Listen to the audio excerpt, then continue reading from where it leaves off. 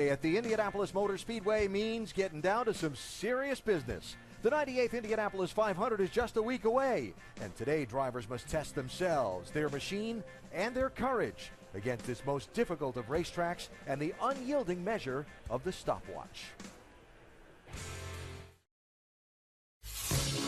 The Indianapolis 500 is a place and a race forever marked by time, measured in both decades and fractions of a second. This is pole weekend, a sweat-soaked 2 days when the calendar and the stopwatch intersect.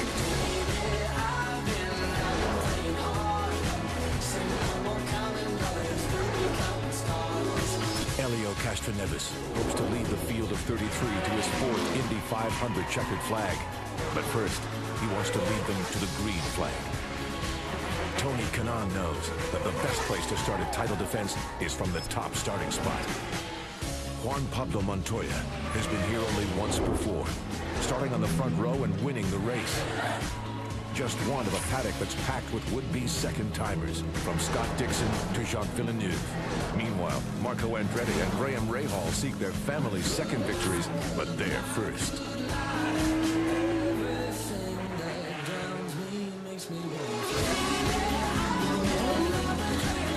Indy 500 glory is about holding off a field of 32 opponents. But today, the race is a lonely one. Against this place and against the clock. Welcome to the moment when time stops. Welcome to Indianapolis 500 Pole Weekend.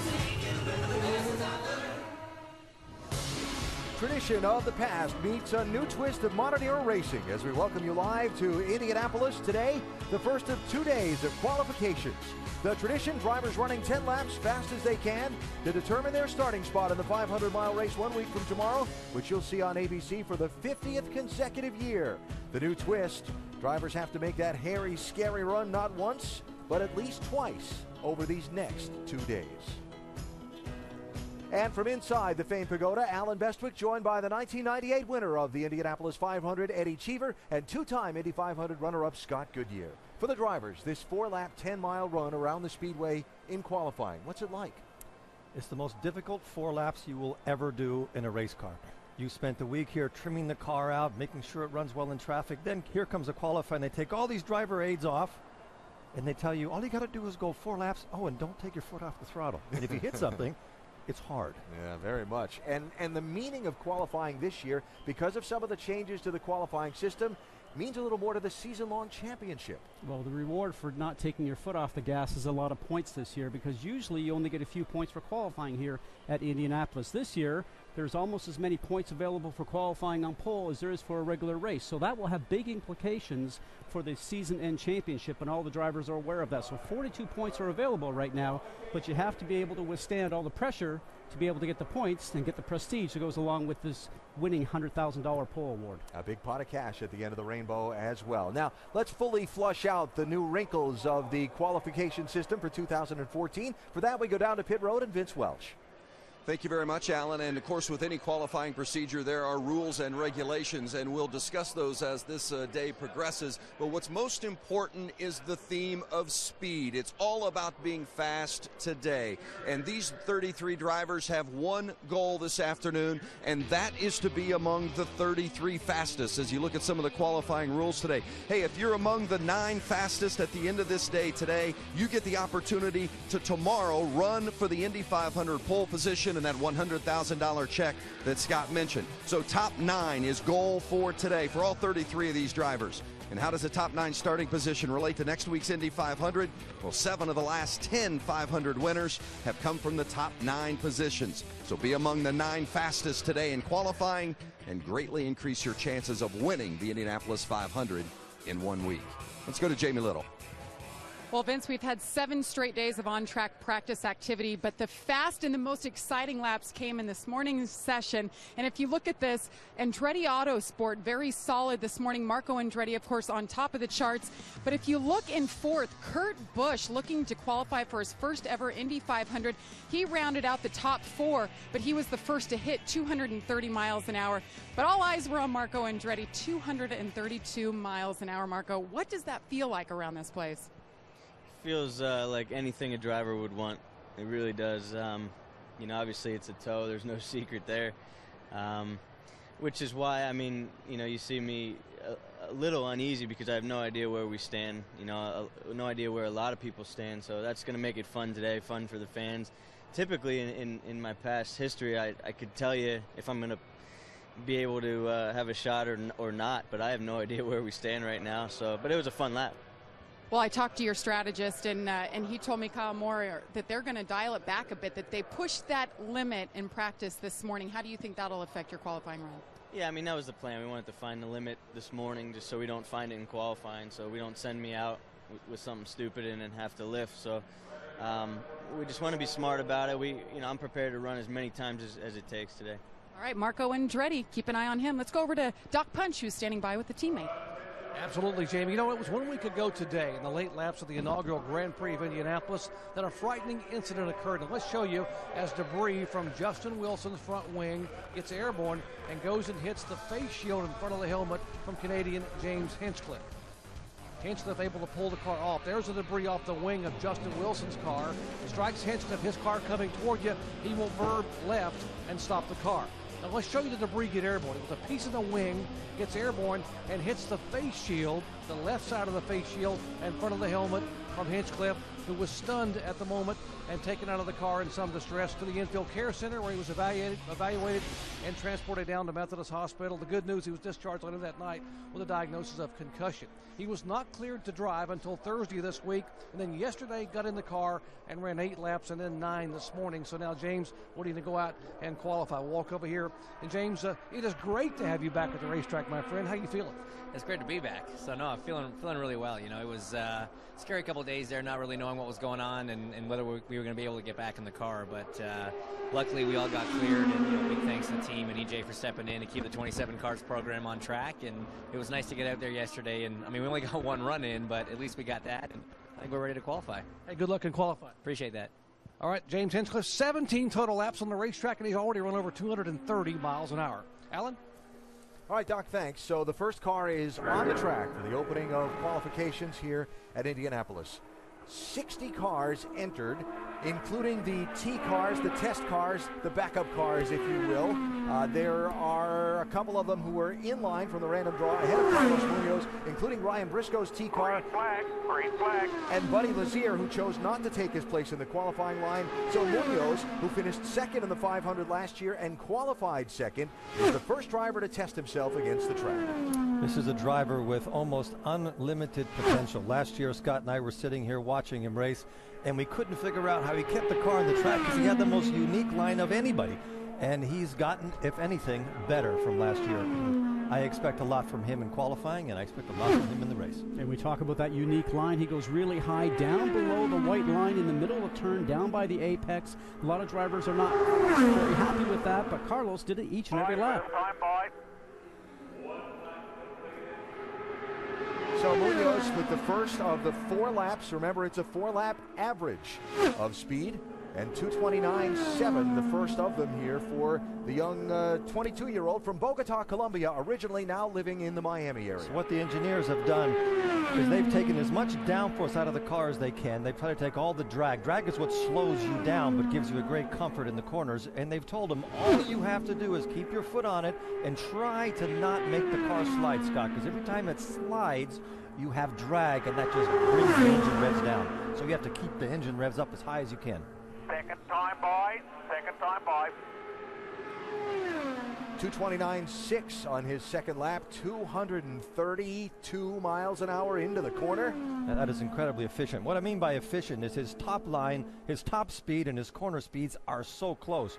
When we were doing laps at 236 in 96, our top speeds were 250 and the cornering speeds were a lot lower. But you guys had the big horsepower with the Buick engines back there, and that two of you guys had those, and the rest of us were all sort of had very trying to get in your drivers. draft. We had very talented drivers. Okay, I'll take that. 1 lap to go. time by. One more lap. This is the most difficult lap because maybe this is where the car starts to slide a little bit. This is where you're convincing yourself to keep your foot on the gas, that you can still go through the turns flat without lifting, and you know the speeds that you have in your previous laps because you have that on your dash. You're trying to make the fourth lap just as good or better. And Alan, without a doubt, turns 3 and 4, the ones where your heart's racing and your hands are getting a little sweaty and you're trying to convince yourself, I can do this. You see the car losing that 1/10 of a mile an hour each lap. The tire fall off, the tire degradation as you run on a new set of tires. And so that kicking up the dust there, going all the way down to that inside Checkered line. flag. Good job, buddy. I think that is faster than what we thought we were going to see because they did some 2:32s. Actually, Marco did a 2:32 this morning, and there were lots of laps in the high 2:30s, but we thought it was all with the toe. He's out here by himself. There are no toes. And interesting to note that he was about 12th or 13th on the speed chart this morning, and other people were quicker. So for me, that tells me we are going to see some 2:30 averages, maybe more. Ran into Jack Hawksworth here just a bit ago this morning, and he said he thought he would see averages in 2:30s without a problem. So there you go with the draw for qualifying that was held here last night. J.R. Hildebrand, one of the fastest in practice here yesterday, scheduled to be next out on the racetrack, followed by two of the favorites, Juan Pablo Montoya and Scott Dixon. Let's check with Rick DeBrule. Yeah, just walking up the qualifying line right now with Jack Hawksworth, who's about to get into his car, and he's had the one moment this month in the qualifying or the practice for the Indy 500, and it happened on Wednesday, happened in turn 3, just a combination of factors, the wind, everything together came to put him into that outside wall. I talked with team owner Brian Herta this morning, talking about how much damage was done, and he said basically everything but the right front corner. Once again, you see a pretty hard hit. The good news, Jack himself was okay, and Jack, first off, let's talk about what happened in that incident. Yeah, honestly, it's a really difficult one. I don't think we're 100% sure what did happen. It was very strange. The car suddenly snapped on me. I don't know. I mean, it was probably a combination of maybe a couple of things, but it bit us. And I can't give you a definite answer because I don't know. Well, they say you're not an IndyCar driver till you've hit the wall, so now you're an IndyCar driver. Let's talk about your rookie experience. What's it like? What have you learned so far? Yeah, I mean, I've enjoyed it. I mean, this week we've not had much running, you know, with the rain and then the accident, but the guys have done unbelievable job to get the car turned around, get it in good shape. We went out this morning, felt pretty good, so, I mean, I'm excited now. The rest of the week, there's a lot of practice, you know, a lot of stuff going on, but, you know, it kind of was, you're here for a long time, and don't get me wrong, it's exciting, but when you come to qualifying, that's when, you know, I realised, you know, how cool this thing is, and yeah, I'm excited today. It's going to be an awesome day. All right, the rookie ready to qualify, has to go get in his car. J.R. Hildebrand on the track, green right now. Isn't it nice to hear that enthusiasm out of one of the rookies in the field, just beginning to soak in what it means to be here? After he's crashed. Yeah, that's what I was going to say. And he had a crash and he still hasn't understood what happened, and he's still enthusiastic. There's nothing worse than crashing and not knowing why you crashed. But he's young enough not to care. I remember crashing here, I was in my 30s, and I wanted to understand it completely, so it didn't happen again. But, yeah. And on track right now is a driver that had the perfect race day and got the last corner wrong and crashed and finished second. Hildebrand. I think he's incredibly talented and very, very good around this place, and he has something that he has to just get out of the system. So I really hope he has a great run. Now, faster on his second lap than the first lap slightly for Hildebrand. That can be the way the engineers have set up the car, Scott. Well, it can be, and plus you have the driver aids inside the car, so after you get through lap 1, you know it might be pushing or maybe not comfortable getting into the turn, so you can use your weight jacker and the roll bars and make some adjustments to change the handling in the car to make the car a little bit more suitable for what you're looking for. But, you know, when I think about JR here, I think about a guy that really has not been in a car for a long time, comes here to Indianapolis, and this is really commendable at the speeds that he's doing right now. How many times do you think that last corner and that 500 has gone through his mind, and that has to give him an extra boost at getting through the inevitable problems that you have in qualifying or during the whole month? You know, for me, I mean, finishing second here twice, I mean, in 92, chasing Little Al, had a lot more experience, but for me, I didn't know what to do, and I think about that lap all the time. What could we have done differently? For him, he was by himself, you know, and just tried to go around a lap car and hit the wall. I mean, that's got to think at you each and every day. This is a really good run. 223, lowest speed, center of the corner. Munoz average was 229.59. Flag, nice run. Hildebrand slightly slower. Down into the 228s on that last lap, and so his average will be 229.453, second to Carlos Munoz. Jamie is standing by with the first driver out. And Carlos Munoz, that lucky draw going out first, what was it like being the first one today? I think this year is not so bad because we have more, we have a couple of more to try go out there. I think it was pretty well. I think Hildebrand is a really good reference. He was really quick yesterday. All these days he's been really quick. So I think the car was really good, was really constant. Let's see how the day goes. No, for sure we have something in the pockets. We know that's something good. So still the beginning of the day, a long day. Grand Prix of Indianapolis, first time last weekend we ran that. You were involved in pretty hard hit early on. Are you feeling okay at this point? Yeah, I was 100% the next day. I had too much energy because, I didn't race. But it's in the past. It's already passed. We are here now in qualifying. Still, hopefully, after the 500 in my championship, we start.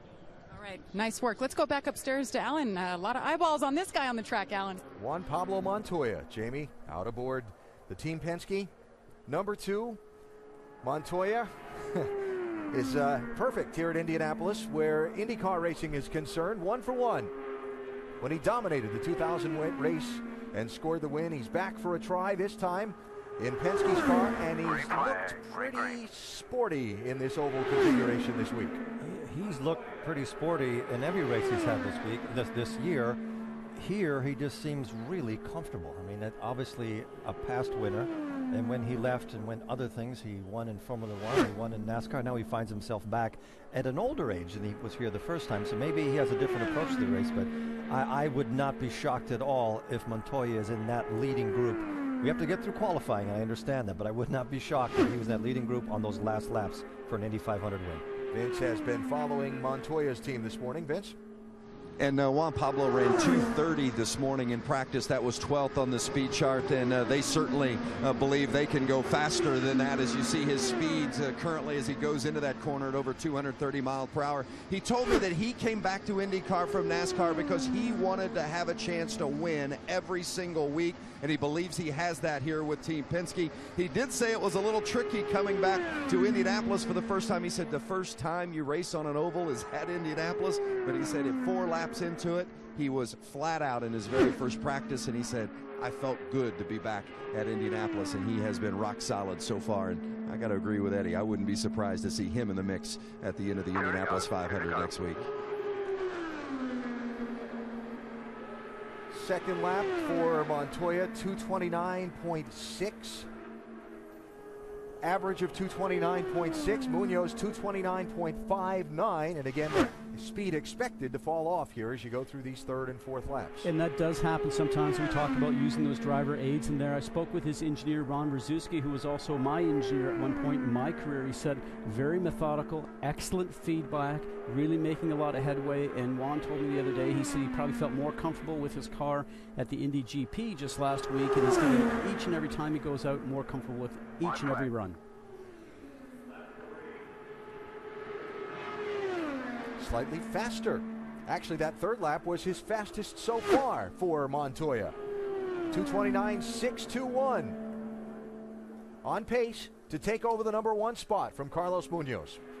These qualifying efforts are a joint team push between the engineers and the drivers to take everything you can off the car to make sure it goes fast in the straightaway, and the driver doesn't have to save it in the corners. And Penske, they're good at this. They're good at anything that involves the Indianapolis 500, and they've had a lot of runs for the pole. Take a flag. He did it. He's quickest. 229.5 the last lap. The average 229.594 over Carlos Munoz's average of 229.590. That is 4 thousandths of a mile an hour. Juan Pablo Montoya just beat Carlos Munoz by over a 10-mile trip around the Indianapolis Motor Speedway. It's Montoya, Munoz, and J.R. Hildebrand who's standing by with Rick. Oh, that's right. J.R. Hildebrand gets out of the car happy, but not as happy as you could be. Explain why. Yeah, we just lost some speed on that last lap. Was hoping for a little bit more out of it and grabbed an upshift, and I think that might have been what cost us a little bit there. So we'll have to go back through the data and kind of see what we've got. But the car's got some speed in it. It's a long day here today, so we'll kind of see where things shake out after one run for everybody.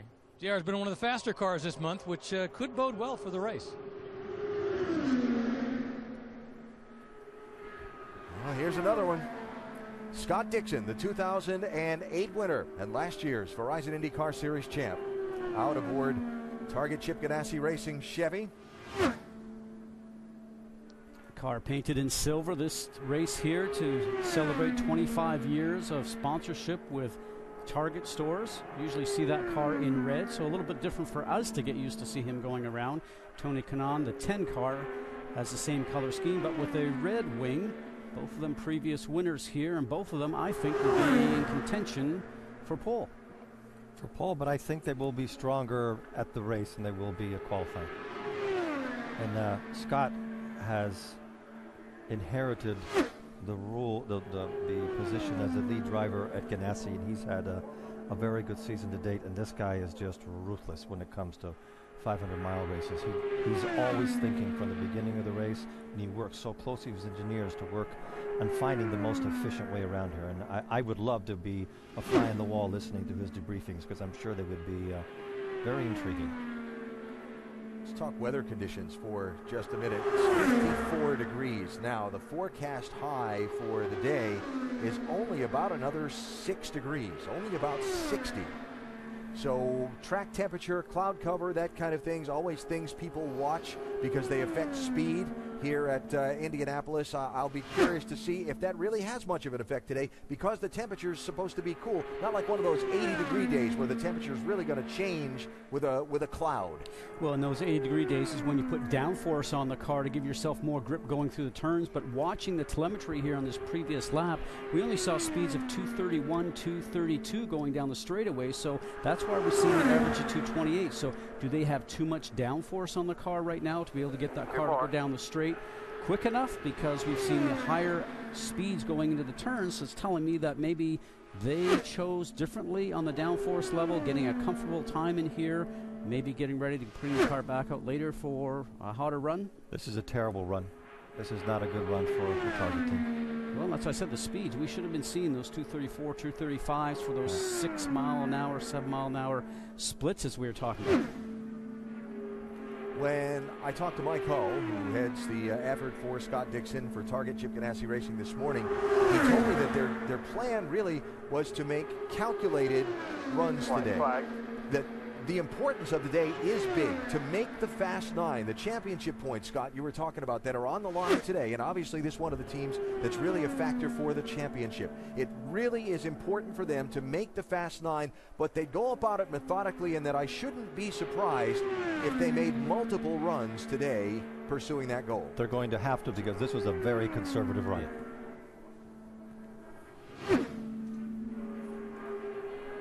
All these laps in the 228s. And checkered flag here for Dixon. One thing you know about this team is don't ever count them out.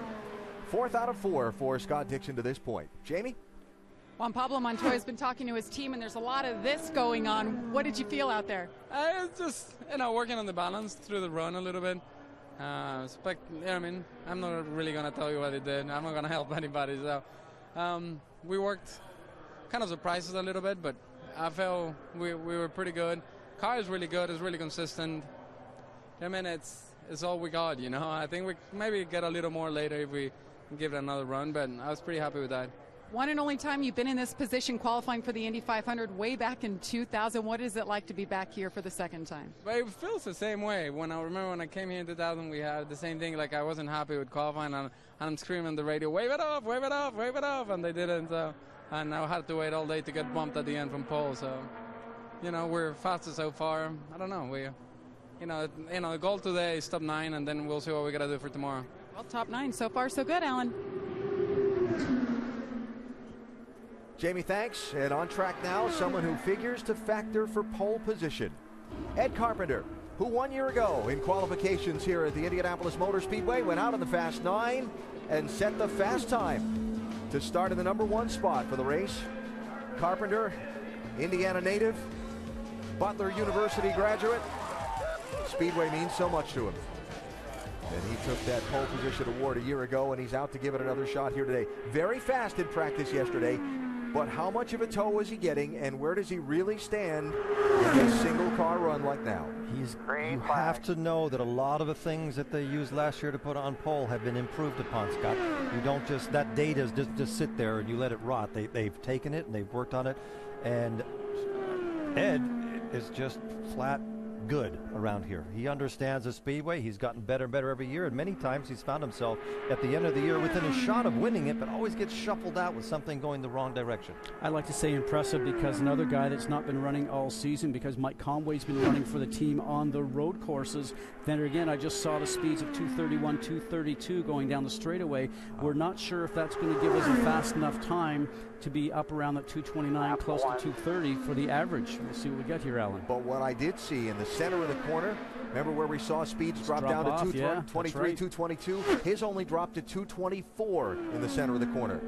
Tells you the car is working very well for him. He's very tracking balanced. to be quickest. Very balanced. See our tracker, bottom of the screen, that gold arrow shows he's tracking to be the first. And if you look on his exits of the corner, and out of 2, he's got at least 3 feet between him and the wall, which shows that he's confident. He's very confident. He doesn't have to use all the track.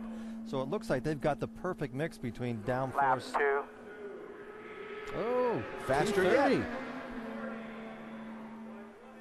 That always feels good. And Eddie, you know what this is like. This is when you're going into the turn. You know the car has the speed. You're trying to turn the steering wheel at precisely the correct time going into the turn, not scrub too much with the front wheels to burn off speed, and trying to get that exit so the car just releases itself. You're not trying to manhandle the car here. You're trying to guide the car. So important to keep the speed up through the turn. He's getting a little bit closer to the walls. He's starting to let I think the tires might be not as performant as they were when they were new, but this is one heck of a run. Still in the 230s for Ed Carpenter. And you know what this is like. Last lap, you know what your first 3 are like. So the heart's racing, and you're going, come on, come on. You're just trying to do everything to exact precision. The whole city of Indy is cheering him on. A local hero. He's making a very good run to be on pole again. It is early. There'll be a lot of things that have to happen between here and pole, but he's on pace for another really good run. Well, the goal's the fast 9, isn't it? That's what you want to accomplish right now. It is 11th, Indianapolis 500. Ed Carpenter goes to the top of the board early in qualifications. 230 mile an hour average lap, first one of the day. And a good early effort for Ed Carpenter and his team. Rick? Standing by with Scott Dixon as Ed Carpenter brings the car in. Scott not happy with his run, and let's talk about what didn't go right. Yeah, a lot less happy, I think. Even after I saw Ed just run, I don't know, it wasn't really a conservative run this morning. Yesterday we thought we were okay, and then this morning we just didn't really seem to have the speed. So, we'll keep pushing. Hopefully we can have a few more attempts today, and maybe with the warmer conditions, we might find some speed with the track. But it is pole day, and right now we're just we're going to struggle, I think, to make the fast 9. So we've definitely got to look at what we're doing and hopefully turn it around and get both the target cars up front. TK looks a little better than what I was this morning, so hopefully we can maybe revert to what they're doing or something. But we have to wait and see, man. It's going to be a long day. TK came up just a moment ago and was asking Scott, so what happened in that run? They want to make sure that it's just right for TK, and obviously Scott's got plenty of time. Thank you very much. And there's rookie Jack Hawksworth out to qualify. And we've already had one qualifying session here in the month of May. And last Saturday, he sat on the front row alongside this man who has already been the pole sitter once here in the month of May, Sebastian Saavedra. And Sebastian, I know last Saturday the qualifying was great, but the start didn't go to your liking. Any way to decipher exactly what happened here? It was a perfect storm of the situation. A little bit of mapping, a little bit of temperature, a little bit of reds that we haven't used, so it was pretty painful, to be honest. Just to watch the replay again. We had an amazing car to start the month even better, but hey, we have a second chance. My cars have done an amazing job putting the car together, so let's go at it and have some good fun. You know, the guys put the car back together. Took 2 days to get it back together. Now, you're back at speed, 228 this morning. What are the expectations today? Well, looking at it up there, you know, very proud of the Team Chevy to have one as quick as that. We just need to see where we are. It's very hard because we have had very little time out there, but we're on the high 228s. I'll be happy. I think we have shown to have a good race car. We haven't really set a qualifying car, so it's going to be interesting to see what's going to happen out there with this temperature. As you're watching Jack Hawksworth qualify, we'll mention you do have a secret weapon here in your garage, and that is two-time Indy 500 winner Al Unser Jr. He was here a moment ago. What did he tell you about what's going to happen when you go out to qualify? Oh, it's been amazing, you know, amazing help. Just the way he just portrays so much calmness and just gives a lot of confidence to the whole team. But mainly it's just maintaining everything below you. You know, keep calm. You know, make every move first in your heads, then on the car. So things like that. I still feel like every time I go out there, I'm learning something new. So it's been great to have him around, for sure. We've already got one pole in the month of May. Good luck in qualifying today and tomorrow. Let's do it. Thank you, guys. Sebastian Saavedra, having come back from that incident at the beginning of the race a week ago, as we're watching Jack Hawksworth now, the rookie, out qualifying here at Indianapolis. Alan?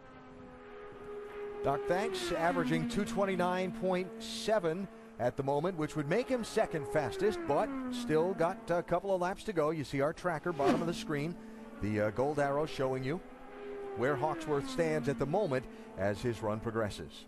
Funny, he said to me this morning, because at 2:30 is the barrier here for a lot of drivers. Lap he goes, 3, white flag, one more lap. One more lap, and white flag's coming, and he said it's pretty cool. He said, I can now say no matter what happens, I did a lap over 230 miles an hour at the Indianapolis Motor Speedway. I'm impressed. I'm very impressed with everything he's done this year. One of 7 rookies here at Indianapolis for the 500. Remember your first times here? How intimidating? What was it like? When I finished the race, the mechanic had to actually peel my hands off the steering wheel. They were cramped. I had been holding on so tightly throughout the whole race that I couldn't get my hands off the steering wheel, and it was grueling. You fall asleep real easy the first night you come and do the 500, like about 7:30. Great job. Let's pit this lap. Second fastest for Jack Hawksworth. Average, you see there, 229.7. And that's a very good effort for a team that had wall contact earlier in the week and had to put the car back together. There you see the list of drivers here for the very first time. Great variety of backgrounds from Russia, NASCAR, England, and the United States. All kinds of drivers looking to make their first go here at Indy. Everybody right now chasing the driver, standing by with Jamie. From right here in Indiana, the local boy, a lot of cheers when he came across the finish line. Ed, it's been 7 months since you've been in a race car, essentially. How did that run feel compared to your pole-winning run last year? A little easier, a little easier. We're faster today, but the conditions are really nice. The car's making a lot of downforce, so, I think we have a little more if we need it. The Hondas are looking like they might be stronger today, but see if that keeps us, see where that keeps us here at the end of everyone's first trip, but hoping to only make one run today. All right, Ed Carpenter, P1. Alan? Jamie, thanks. Very calm, cool, and collected, isn't he? He's not only the driver, he's also the owner of the team, and he's the one that the decisions, at his desk is where the decisions are made. And obviously they made some really good decisions on getting their pole car ready for today. 2012, Ryan Briscoe won pole position for the Indianapolis 500, driving then for Team Penske. And the captain, Briscoe, now back with the group that he started. We'll see Ryan out on the track soon. This is Carlos Huertas driving for Dale Coyne Racing aboard the 18. Huertas won on that list of rookies we showed you there a little bit ago. Carlos, 22-year-old from Colombia, and one of 5 from that nation looking to be in this 500 field, Vince. Well, and here's something that I know Scott and Eddie could talk about. Right before Huertas took off, his team owner, Dale Coyne, a former driver in his own right here at Indianapolis, leaned into him and gave him a reminder. And I asked Dale afterwards, I said, what did you say to him? And he said, smooth hands. That's the key around here, smooth hands. So those were the last words the rookie heard before he pulled off for this qualifying run. What happened to keeping your foot down on the throttle? I think that goes without saying. Well, you just don't. They don't say that anymore. I guess it's just so obvious. I remember the first time I came to Indy, I walked up to Foyt and I thought, I'm going to get to speak to the king of Indy, and I introduced myself very humbly, and I said, AJ, what's the secret around here? And he paused and he said, keep turning left. Yeah, the consequences of making a right-hand turn here, but we've all felt is not fun. Yeah, when you're turning right, it's a really bad day. Carlos right now tracking as the slowest driver in the field. Slow, averaging 227 miles an hour. Yeah, I know. Yeah, we need to take you for a ride, Alan, is what we need to do. I think but what we've seen this morning, you're going to see a lot of people taking 2 and 3 runs. Don't you think, Scott? Because everybody seems to be very conservative on their setups. Well, I think we're going to find a lot of things. We're going to find people that this might be the max speed that they have. They might go out and try and find some more speed. Dixon, obviously, with a powerhouse team like Ganassi.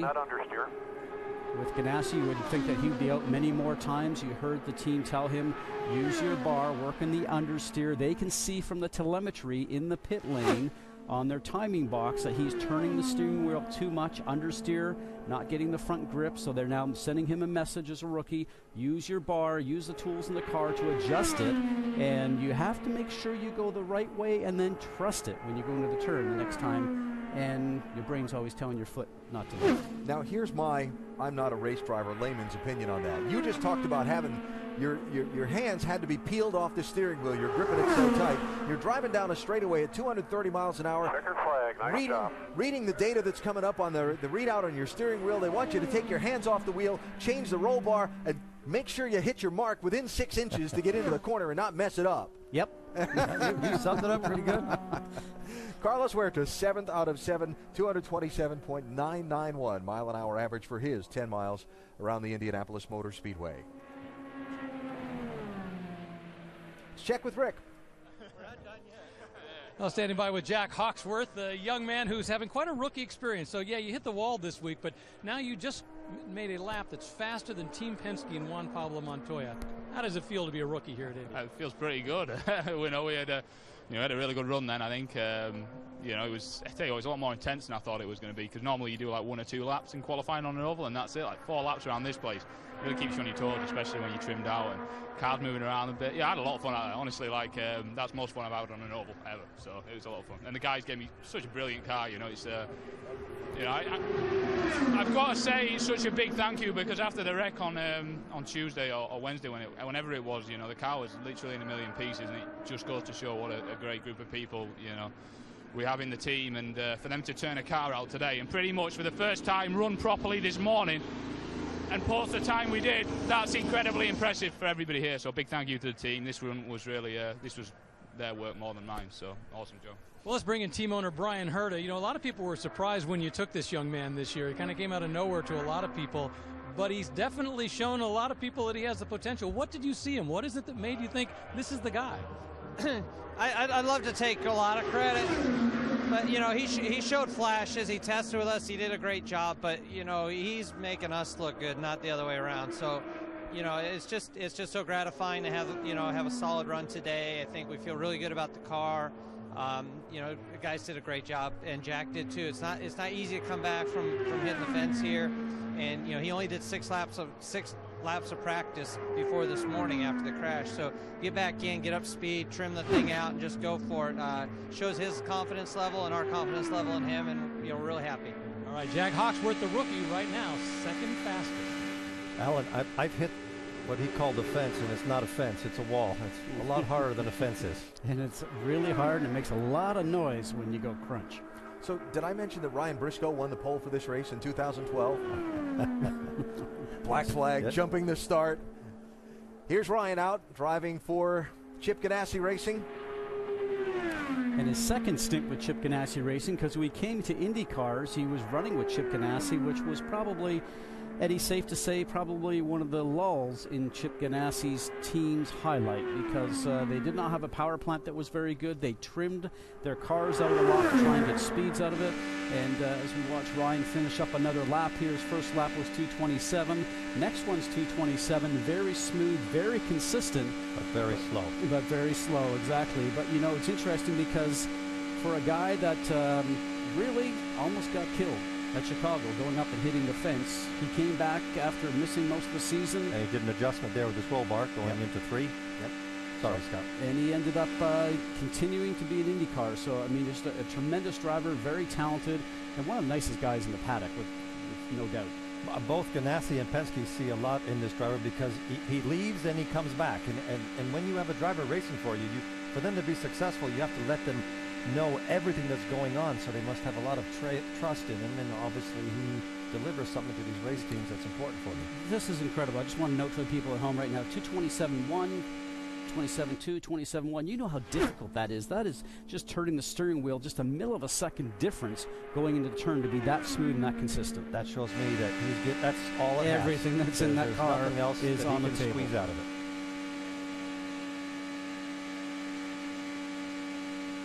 This looks really easy watching the screen. Yeah, I was thinking the same thing. But it is not. It is so difficult to find the right balance for a car in qualifying. And unfortunately, that screen does nothing to show you the G-forces, how much you have to hold the wheel when you're turning into the corner, that kind of thing.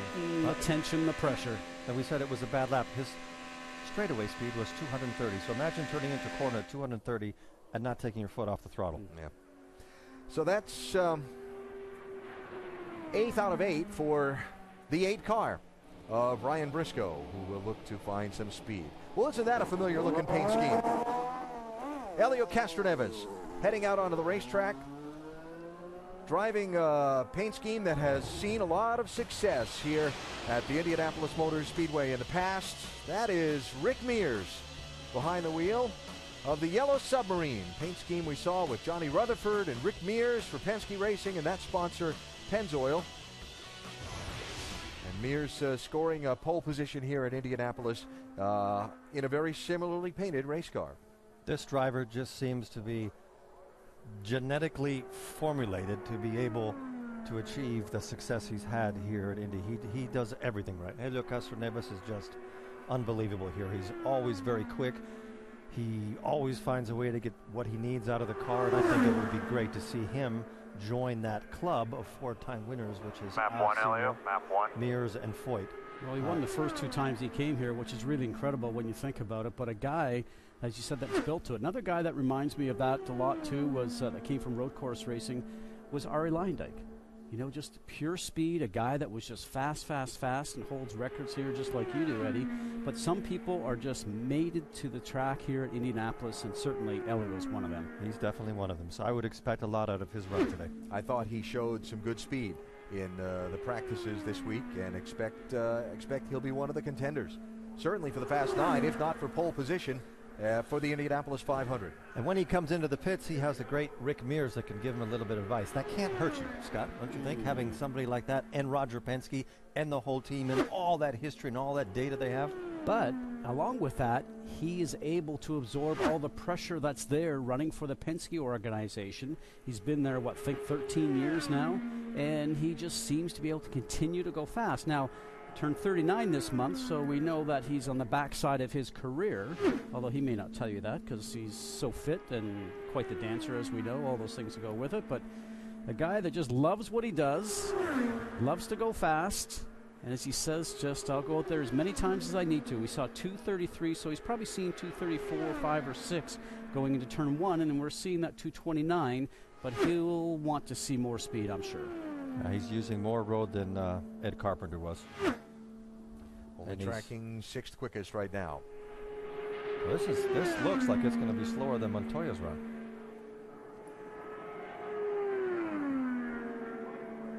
It is cool here right now. Cool temperatures in the 50s. You get to take the downforce off the car.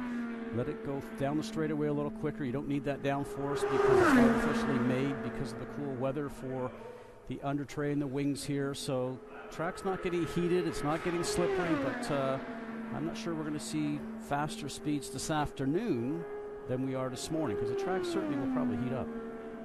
Interesting numbers. You know how difficult it can be to finish these 500-mile races here at Indianapolis, and how difficult it is to lead the Indianapolis 500.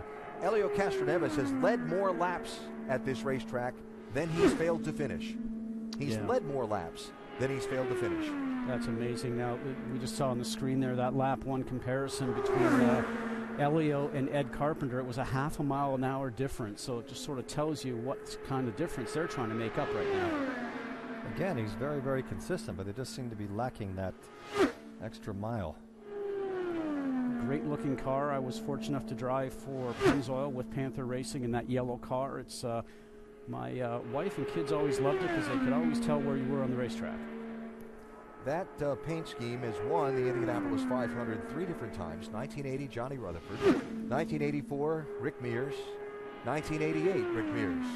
And Helio Castroneves would like to make it a fourth in 2013. Good job, Helio. Good job. Castroneves will slot in the 5th position. He lost quite a lot on his last lap. 229.380. So the average speed, 229.456. It again puts him in the middle of row 2 at the moment. Kurt Busch beginning to climb in. Doc? Yeah, Helio Castroneves can take a deep breath, but now Kurt Busch feeling the pressure, the former NASCAR champion. This is all brand new to him. First time at Indianapolis, first time at an IndyCar, and the first time ever attempt to qualify for the Indianapolis 500. The last 5 minutes, Kurt Busch has walked by me to the front of the grid to talk to Bo Barfield, come back to his car, walk back to the front of the grid. He said, I'm trying to wrap my mind around what is about to happen. I'm going to go back and get in the car. I visualize what happens when I roll up there and what I've got to do for 4 laps. A moment ago, Marco Andretti, his teammate, came by and spoke to Kurt and absolutely explained to him what's going to happen in qualifying. This NASCAR champion trying to become the 4th driver to do the Memorial Day double this weekend, or next weekend, getting ready to qualify. Let's check in with Jamie Little. Well, Ryan Briscoe got out of his car and he didn't look too happy. Ryan, is there anything left that you guys can try later to go a little bit quicker?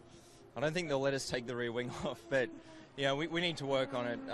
We are fully trimmed out, but you know, obviously we're lacking a bit of speed, so we'll try to tweak on it, try to get the mechanical balance, maybe free up the car a little bit more, try to get some more speed out of it. But a little bit disappointed with the speed at the moment, but we'll work away. We'll have a couple more attempts today and see what we can do. All right, 227.2 is the average for Ryan Briscoe. Meanwhile, Justin Wilson makes his way down the front stretch, Alan.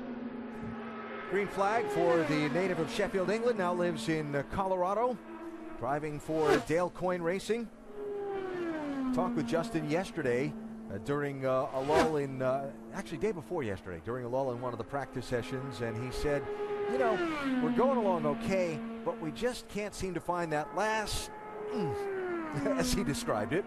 And you understand what he means. They're close, but they just can't find whatever that little bit of speed is to nudge it over the top. And what happens there is on a road course, that is, you know, that last little speed that you need sometimes on a road course, a driver can do that last little bit and get the speed out of it. Here, as a driver, if you try that, usually you end up pushing the car past the limit, and the consequences are you end up hitting the wall. I think most of the speed in these cars has to be worked out on a computer. They have to take all of the data that they have, they have to run the numbers again and again and again, and they have to come up with a bunch of compromises that allows the car to be fast in the straightaway. And if you cannot do a 234 or 235 in the straightaway today, you're not going to be doing 230 lap average like Carpenter did. So it all depends on finding that balance. And then once they give the car to the driver, his job is to not make a mistake. Do not take your foot off the throttle. But getting back to what you said, you got what you got. When you're out there, you can try as hard as you want. You can duck your head in the straightaway. Yeah. It's not going to make any difference. And he needs to duck his head. He's 6'3.5", so I mean he's sitting up a little higher in the car than most. He is one tough dude. He is a very strong, very athletic driver. And when you put him on a road course, he makes a difference. Here, there's nothing you can do. Castroneves could not have done anything to make his car do what Carpenter's car did. Well, we will see that towards the end of the day when people start taking off even more downforce and we see pieces being taken off the car because they have too much drag. But right now it looks like everybody is pretty conservative except for that front row.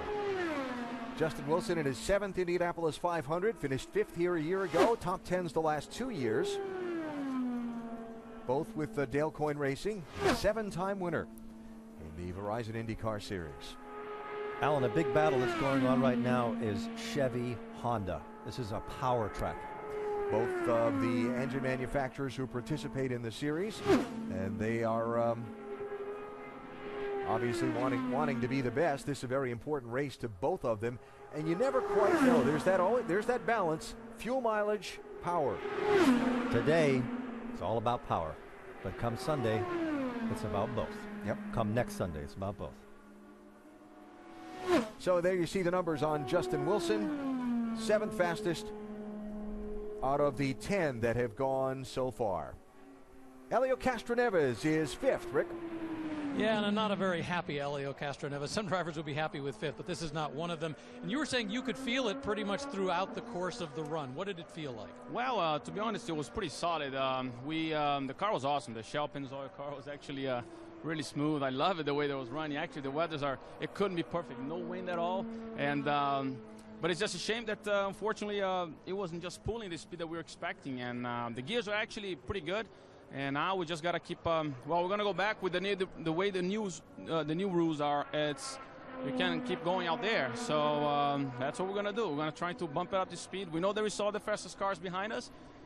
We want to get. The important thing is right now, yes, is get a good lap, but also be in the top 9. Do you have an idea what you need to do to make it faster?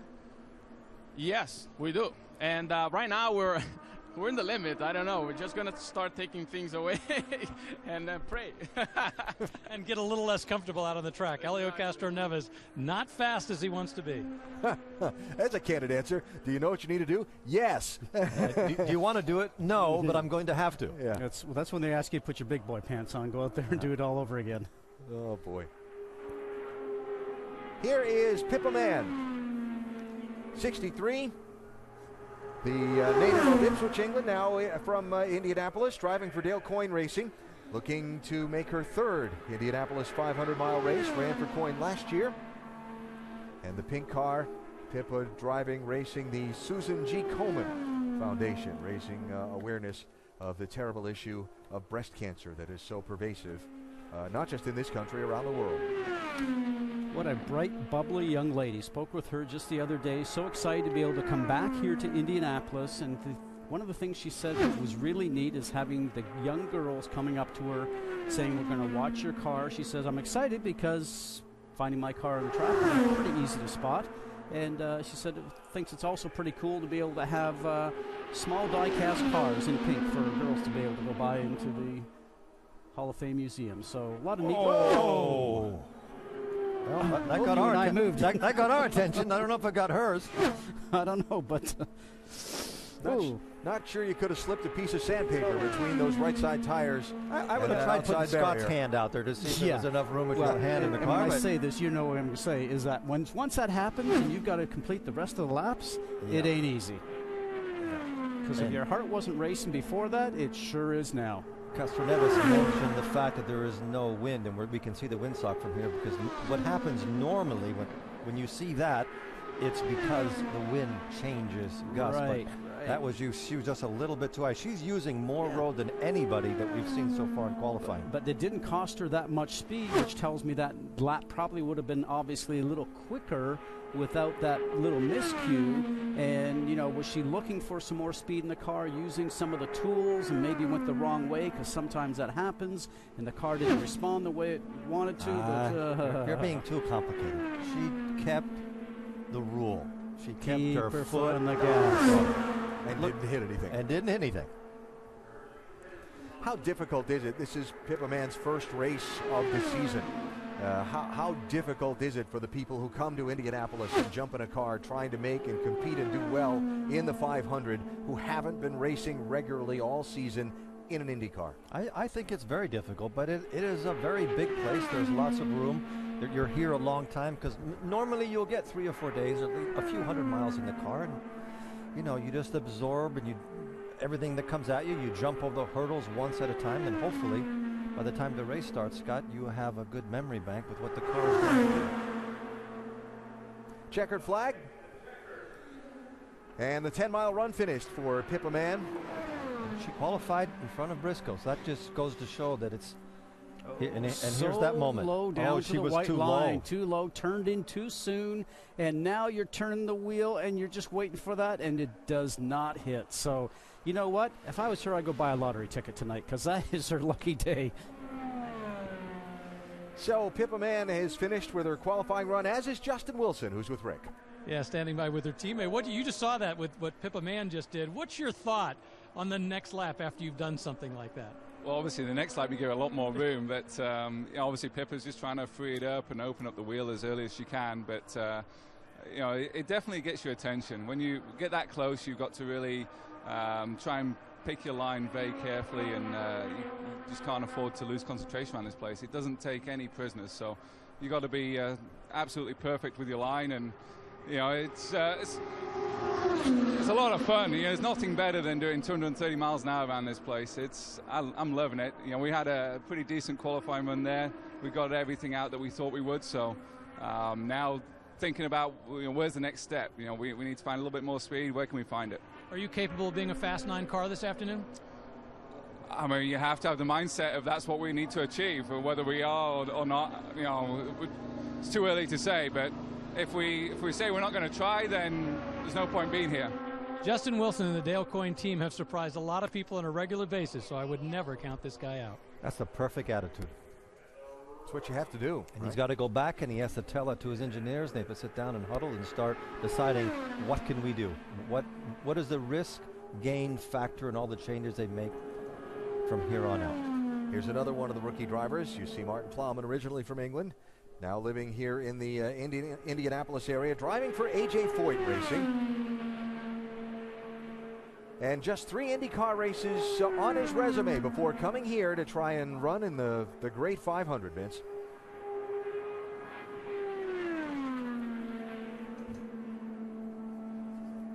All 3.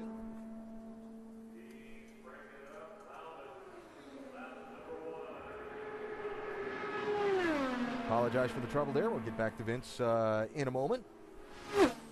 Plowman was telling me, I asked him how this all came about. He said he'd been in contact with Larry Foyt regularly over a couple of years. He said to the point that I think Larry just got irritated with me. And then all of a sudden he called me back one day and said, hey, I think we might have something.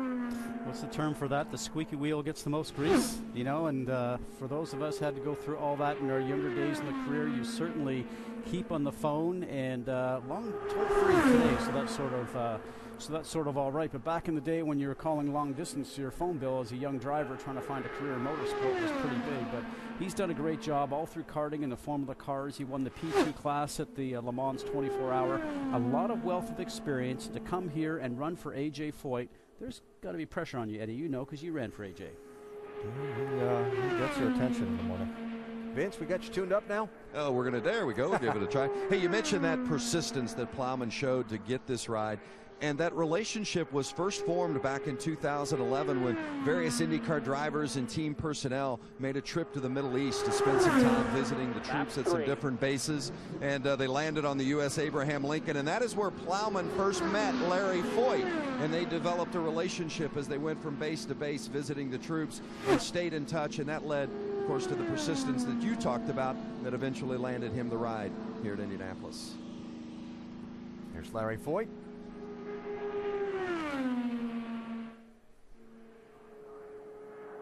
It's a team that's really coming on strong. Last year they had a spurt of about 5 or 6 races where they were the team you had to beat. They haven't quite got their footing this year, but they definitely have the capacity to pull a win out of the hat from here. Check a flag. Good job. Big drop off. Plowman will be 10th out of 12 that have gone, but has made his 10-mile trip safely around the Indianapolis Motor Speedway. Marco Andretti tearing out of the inspection area and out onto the racetrack, to be followed by Kurt Busch, who will be next onto the speedway. We saw him buckling into that car a long time ago to start visualizing. You need to do that. You need to make sure you shut off everything around you and you just focus on what he's been talking about, on what is going to come my way and how am I going to deal with this. As Marco gets up to speed in his warm-up lap, Jamie? Pippa Mann, 11th right now, had the oh no moment of the day so far. How did you keep it together and keep your foot in it? You know, it's just one of those things. It happens in racing, and I was working really hard to try and get heat in the tires, but I guess I didn't quite get enough. So, not my favorite qualifying run, but I've yet to have a good first qualifying run here in the 3 years I've been here. So we'll go back, take a little look at it, and come back out and be much stronger on the next one. All right, Pippa Mann, we'll come back out later. Let's go back up to Alan. But Jamie, when you talked to Marco Andretti a little while ago, he said he really didn't know where he stacked up and what to expect. So now he gets his first measuring stick to find out with this 4-lap trip around the Speedway. You know, when I think about Marco, I think about him as second-generation driver. Obviously, you want to call that obviously his father. Really third-generation when you think about his uncle Mario. So the pressure that's on a driver to come here and perform and come here the first time and finish so close, finishing second, getting beat at the line by Sam Hornish Jr. And look at the speed, 234. That's a good speed, opening speed. So we'll see what the average is going to be here. But a lot of pressure on a driver with the last name Andretti.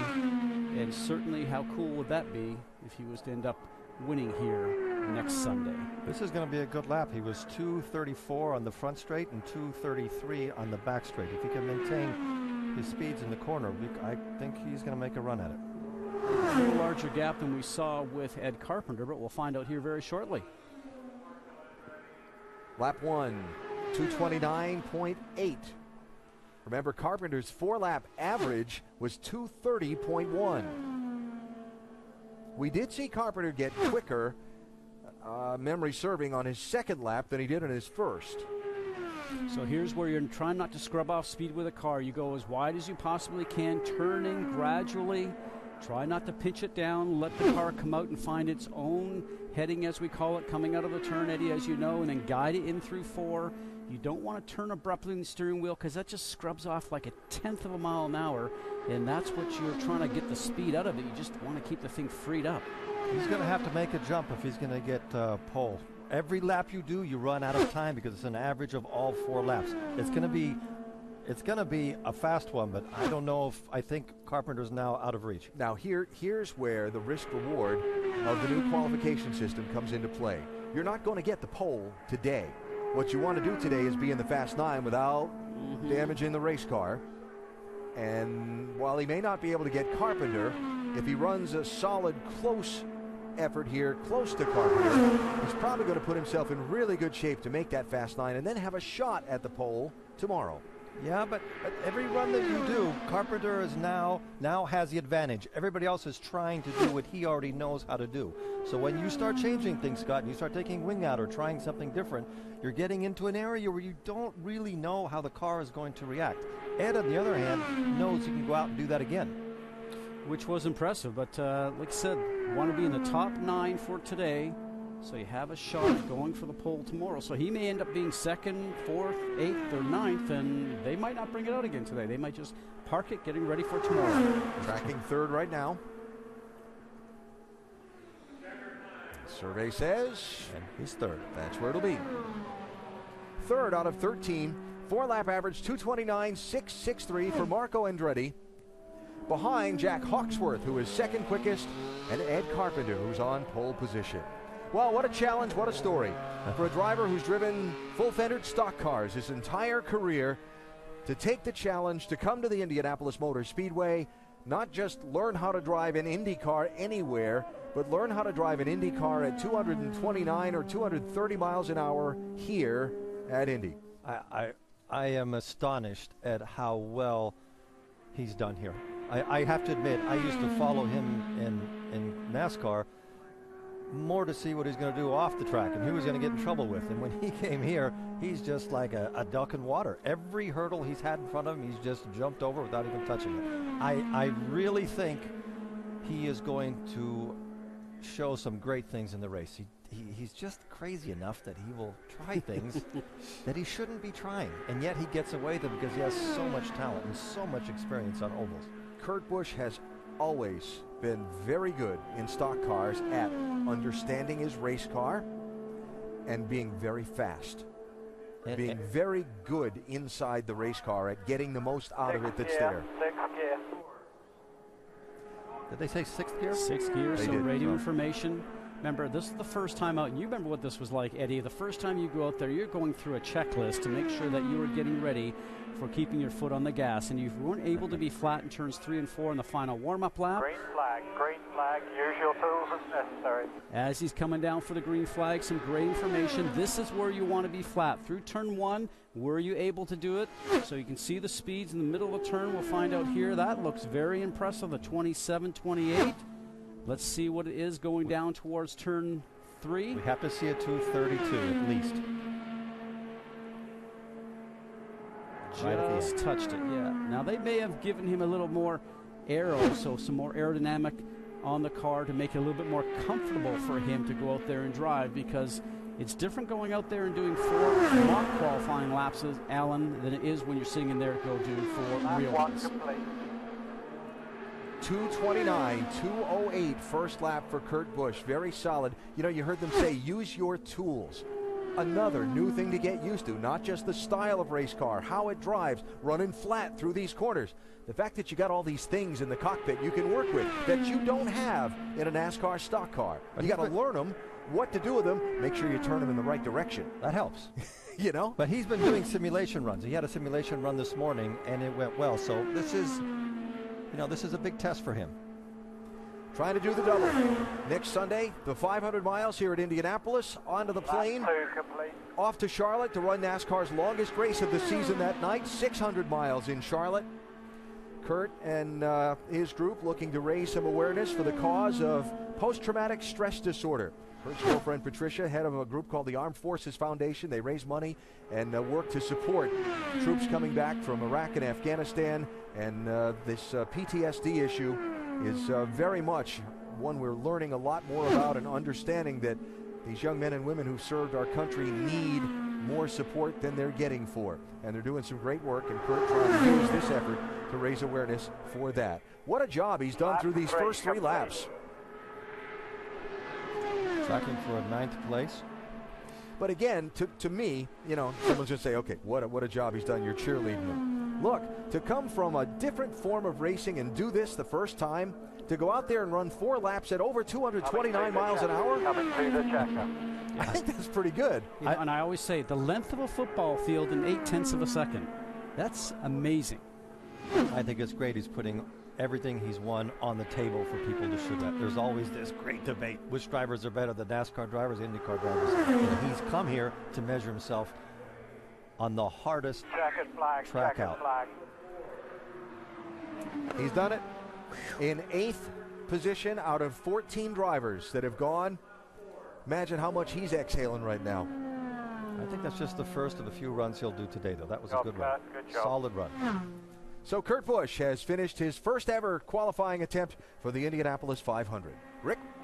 Standing by with Marco Andretti. He wasn't out of the car very long at all. He was talking to the teammate, trying to figure out what changes he was going to make for his next run. What didn't you like about that run?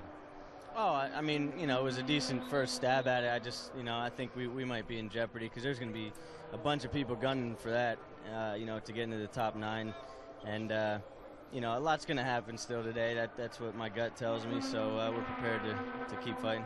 Speed-wise, what do you think it's going to take to make that top 9, the fast 9? Probably a high 229, higher than what I did. Think you've still got it back in the car, though? I didn't hear you, pal. Do you think you have it in the car and you're to make it today? Yeah, I mean, we were pretty conservative on the trim. We just got to make sure the balance is right to take the next trim. All right, Marco Andretti planning to go out and go just a little bit faster.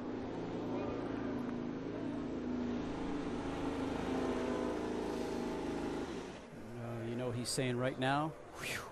Here's what I want to see. I want to see the look on his face when the helmet comes off. I think he's saying he's angry that he's not fast enough. Talking there, giving feedback to the team.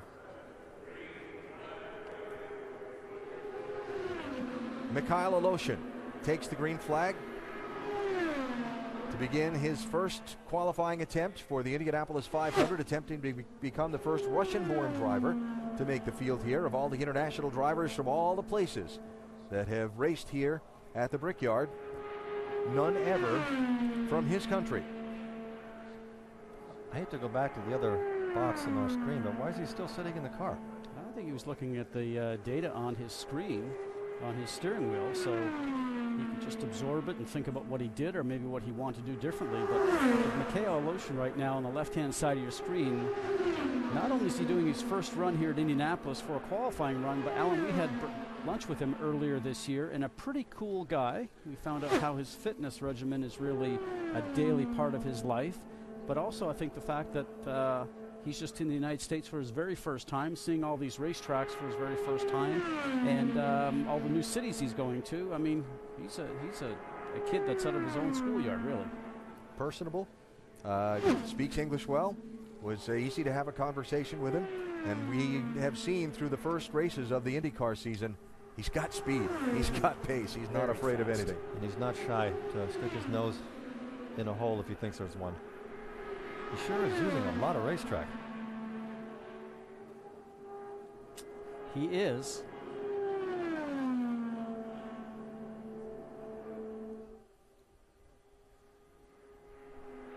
So 2 laps in the 2:28s, and you see that Aleshin right now is tracking back 11th out of 14. Was involved in that huge crash at the start of the Grand Prix of Indianapolis, the road course race here last year. Had problems and was starting in the back row of the race, and when he got to up where the pole sitter hadn't gone, the pole sitter had been hit already, and he had a quick decision to make, guessed one way, and it wasn't the right way. He's got a lot of steering movement in the car on the last 100 feet of every corner.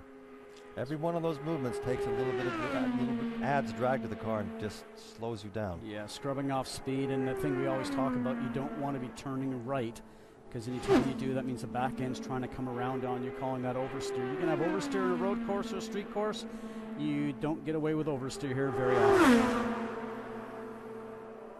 And he's done with his first qualifying run. On the middle of the 4th row. 11th out of 15 for Mikhail Aleshin, while Kurt Busch at the moment would sit 1 spot ahead of him in the middle of row 3. Doc. And he has climbed out of the car and able to take the helmet off. Hey, my friend, take a deep breath. You did it. What was that like? It's unreal. With our NASCAR cars, you put downforce on it to go qualify. These Indy cars, they take downforce off, and then you got to do it for 4 laps, 10 miles. And it's just an overload of information, the excitement, just the sheer speed is something to absorb. And I feel just great having the confidence with Andretti Autosport to help me through all this. And just the emotions of qualifying at the Indy 500. This is it's a big step. It's a big moment. I felt like I left a little out on the track. Each of the 4 corners, each of the 4 laps. And so if you're off a little bit here, you're off a lot. And it just shows you the competitive value of IndyCar in the state of the sport right now. On a new guy can't just come in here and just take over by an arm wrestle. It takes a team, and it takes an effort that you have to be a student and learn. And it's been fun being a student again this week. You have impressed so many people here in Indianapolis and in IndyCar racing with what you have done. For the millions watching, what's the toughest part from going from an accomplished NASCAR champion, a stock car driver, to learn to drive one of these cars at almost 230 miles an hour? The speed is one thing, and then once you get settled with the comfort with the car, it's hard to know where the 4 tires are because of the downforce. The downforce enables you to go 230 miles an hour, and it's something I haven't done in my career. 15 years of stock car doesn't train you well for trusting downforce.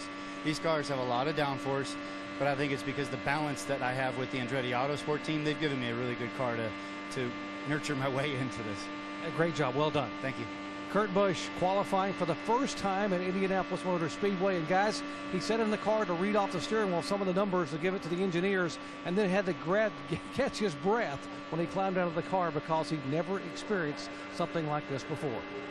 What a lucid description of what a first qualifying attempt is. That is very impressive. I am convinced he's going to get better throughout the day, but that few people realize how different those 2 categories are, and for him to put his heritage on the block like that and say, here, I'm coming to race the Indy 500, I'm just so full of admiration for taking that risk.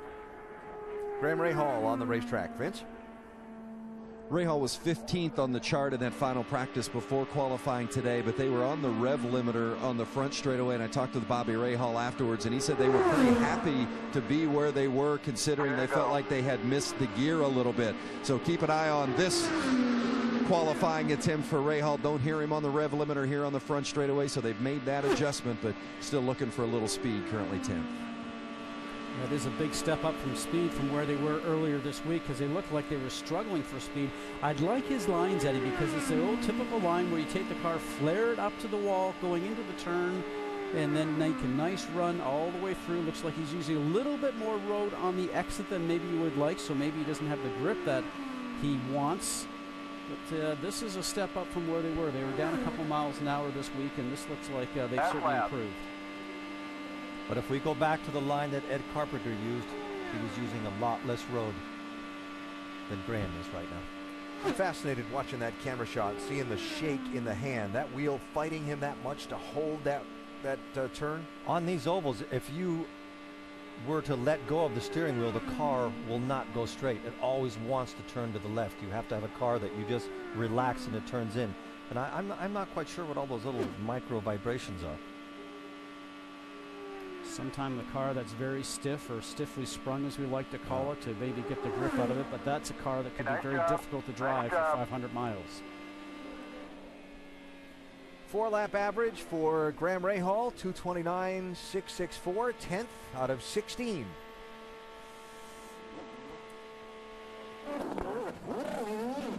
James Hinchcliffe rolling out onto the racetrack. Heard from him earlier. Doc Punch showed you the piece of debris that came up and hit him on the helmet during the Grand Prix of Indianapolis. He was cleared, medically cleared, to get back into the car a couple of days ago, and here he is out onto the track to make his qualifying run. While he gets up to speed, let's check with Rick and Mikhail Aloshin. Another driver who had a rough time during the Grand Prix of Indianapolis. Obviously, you know what happened with Hinch. You were involved in that first incident right at the very start, but let's move beyond that. You just finished qualifying for the Indy 500. What's the experience like, and how did you think it went? I think it went well. It didn't went exactly as I was thinking it will be. Yes, in case of speed. So we still have to work a lot. I didn't have any experience on this setup because it was raining all the days in Indy, and it's so hard to be a rookie in this situation.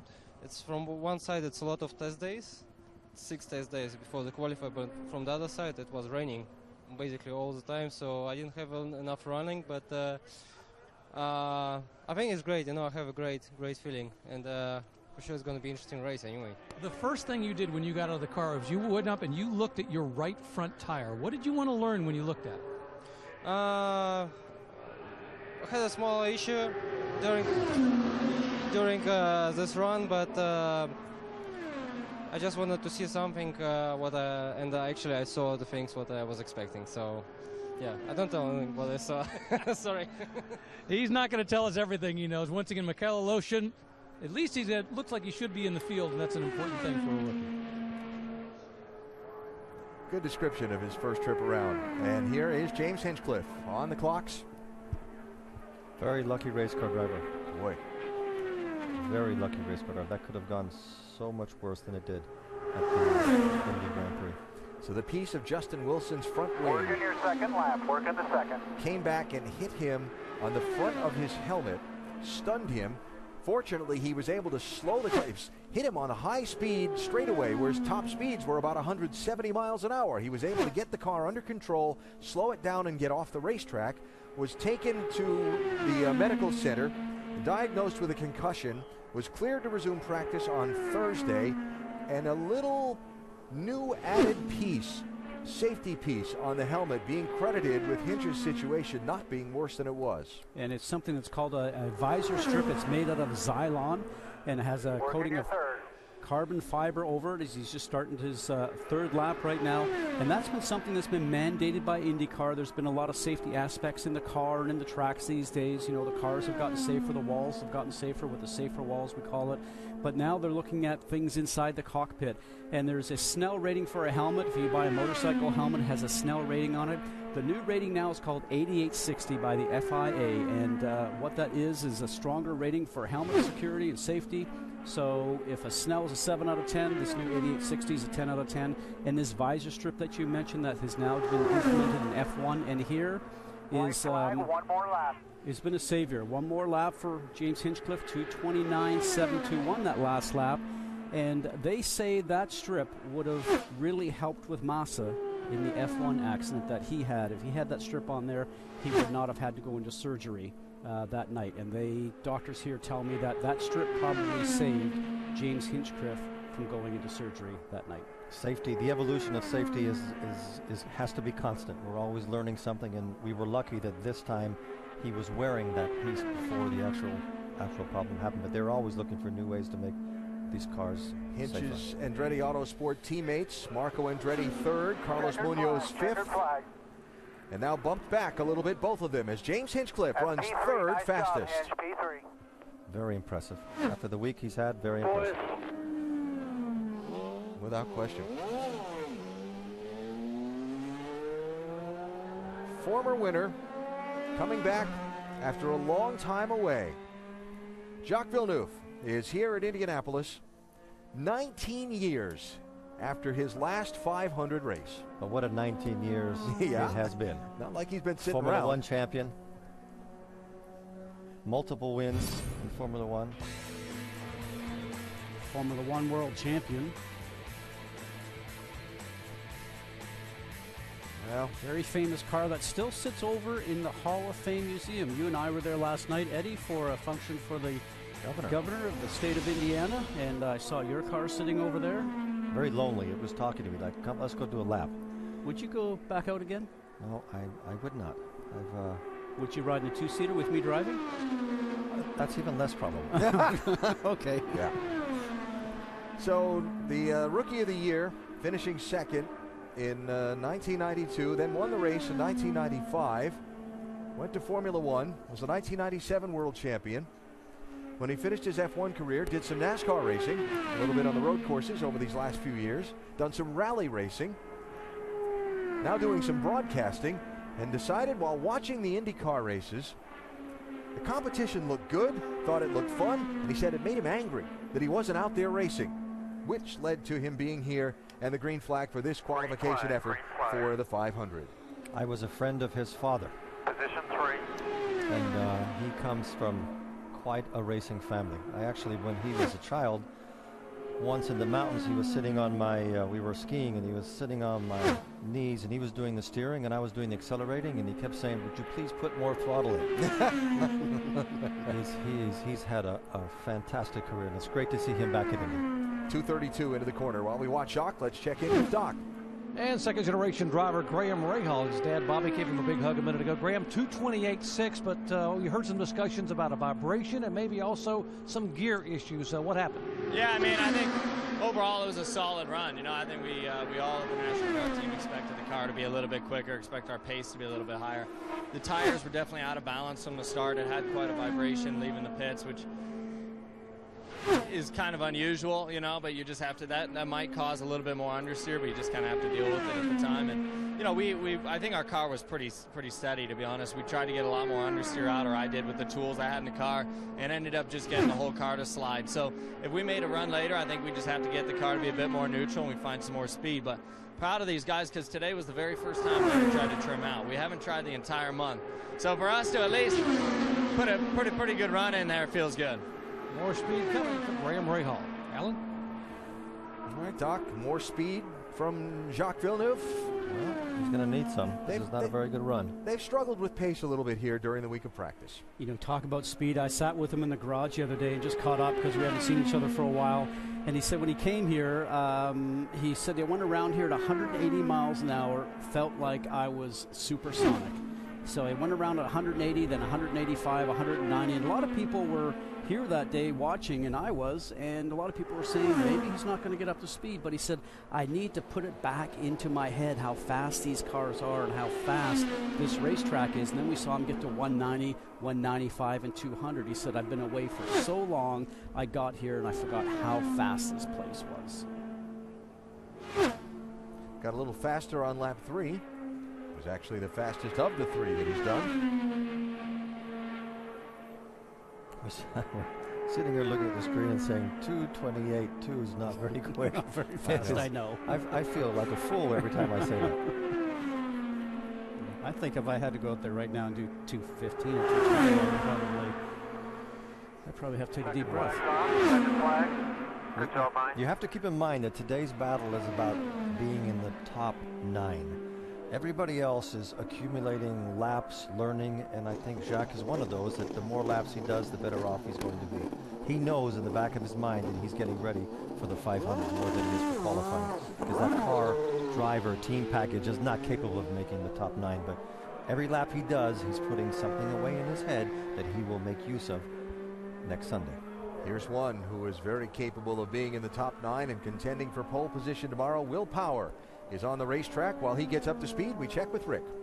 And I'm standing by with James Hinchcliffe. Obviously, everybody wants to have the pole position, the fastest qualifying lap of the day. But considering where you were a week ago, you have to be pretty ecstatic to be as fast and, more importantly, just here. Yeah, I mean, what a difference a week makes, right? A week ago, I was on a stretcher in hospital, so it's great. It's a huge testament to all the help that I got from all the medical staff here at IndyCar, IU Health, safety team, everybody, and then my family taking care of me at home, making sure I was resting up. But it's great to be back. I don't think I only had about 8 or 9 hot laps in the car heading into that run there over the whole month. So it was a big ask, but the car was great. The whole Andretti Autosport team did such a great job. All my teammates, all the help to get the United 500 Data car up where it is right now was solid, but we still got a little bit of work to do.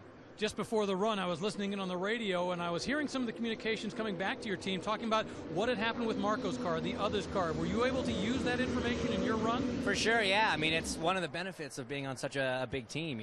With Marco, Carlos, and Kurt all running before us, we could take little bits and pieces from their runs and make small adjustments. I mean, obviously, once you're in the qualifying line, there's only so much you can do, but we made a couple little adjustments based on what they said. So having the teammates is huge, and hopefully we've helped Ryan out a little bit as well. Goal to make the Fast 9, and hopefully he's done that out here. Alan? James Hinchcliffe, third fastest for the moment in Indianapolis 500 qualifications. Here's Will Power. To quote the late great track announcer Tom Carnegie, he's on it.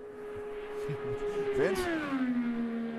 Will Power says he feels like they have come with better cars this year than they did last year at Indianapolis. And of course, we know the great history of Roger Penske with the 15 wins at the Indy 500. So to think that they have come with something even better this year, I guess what you expected. But it has been a place of heartbreak for Will Power. The last 3 finishes here, 19th, 28th, and 14th. It's been a place that has eluded him as far as that great finish is concerned. Only 1 top 5. And as far as qualifying is concerned, his 2 teammates, Juan Pablo Montoya and Helio Castroneves, currently sit 5th and 7th on the chart. So you would anticipate that Will Power would be a top 5 caliber qualifier right here. Got a good one going, Vince. He's up to 2nd.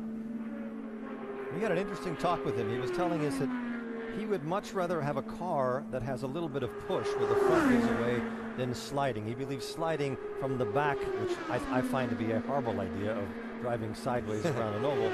But he was quite clear at saying that's what he's looking for. He thinks it's a very tricky place to find the right balance. But when you look at a Penske driver, you're not just looking at that driver. You're looking at an organization that has so many years of experience. Something in the center of turns 1 and 2 on that lap dropped that tracker from 2nd to 9th.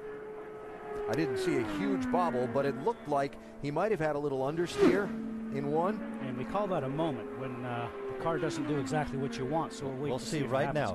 The judge is going to be out. The time. And he does. 2:29.7, 2:29.6. First 2 laps. Third one, 2:29.4. There you go.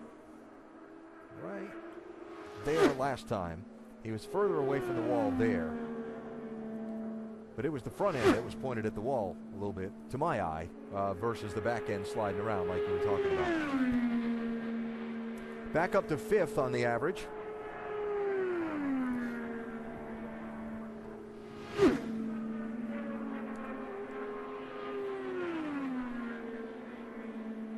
And again, what today is about is being in the top 9.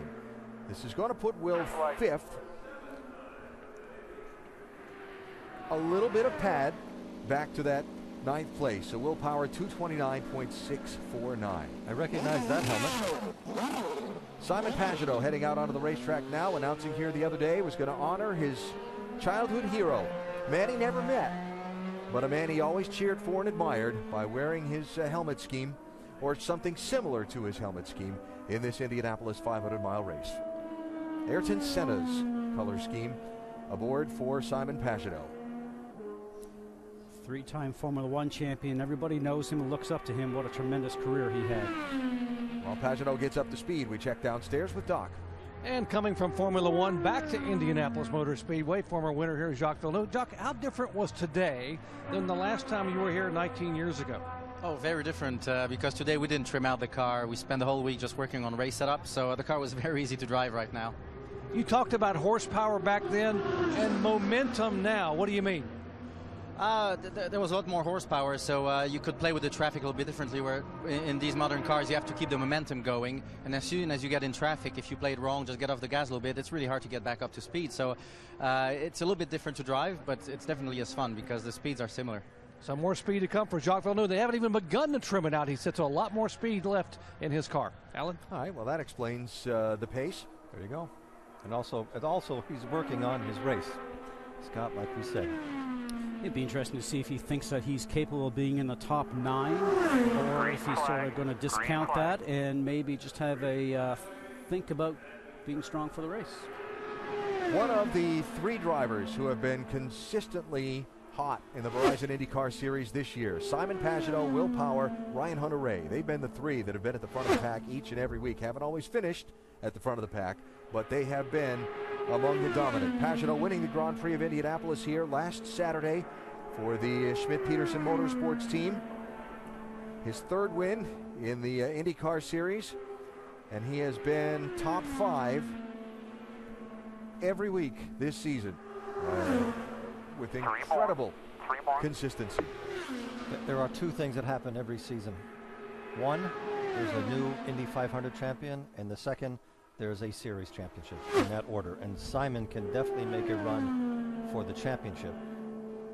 He is still at the beginning stage of his career when it comes to the 500. So every race that he does on the speedway, he's learning something. He's incredibly talented, and he has dragged his team forward to be in the position where they're winning. They're a contender every race. We'll see if they're capable of doing that here at the 500. 2 down, 2 to go. 2 down, 2 to go. Not a run that's going to put him in the first 2 rows. But with the series program that we have going on today with the qualifying, we have that opportunity to go back out today to try to get yourself in the top 9, which we'll see a lot of people doing once all cars have had the opportunity to go through the qualifying line once.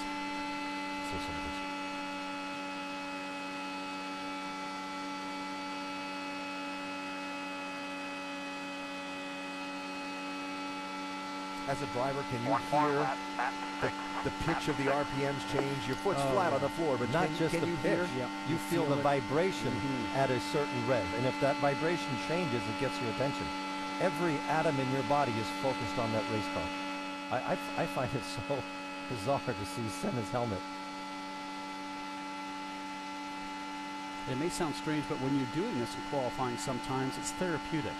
Because when you're flat out like that and you're just guiding the car, if the car is working well, when it's not working well and you saw a little bit of a flicker of the wheel there, that's when it really starts to get your attention. But when the car's working well, boy, it feels well. Sound like a little bit of a lift there in 4. Check a flag, bud. Check a flag. Average 228.749, and for Simon Pagenaud, 12th out of 20 to this point. Rick? Standing by with Will Power, right now has the 5th fastest qualifying time, but you were talking about that 3rd lap in your qualifying run, and you said there really was a moment there. Yeah, in turn 1, I was going up to the wide to lift, so yeah, it's just this new tyre. It's very difficult to get a read of the balance. I mean, 1 minute it feels loose, and then it's got a big push, so you know, probably a little light on downforce, but still a very good run. All right, you have the ability to come back out and make another run. What would you do differently besides lift in that turn? Yeah, exactly. I mean, we just need to be flat the whole time. We'll go back and have a look at the data. Maybe we need a little bit of a different gear. But, you know, to me, it was a good run, good baseline for sure. Right now, he's in the Fast 9, and that's where he needs to be. Alan? All right, so the thoughts of Will Power there, who is inside of row number 2 at the moment.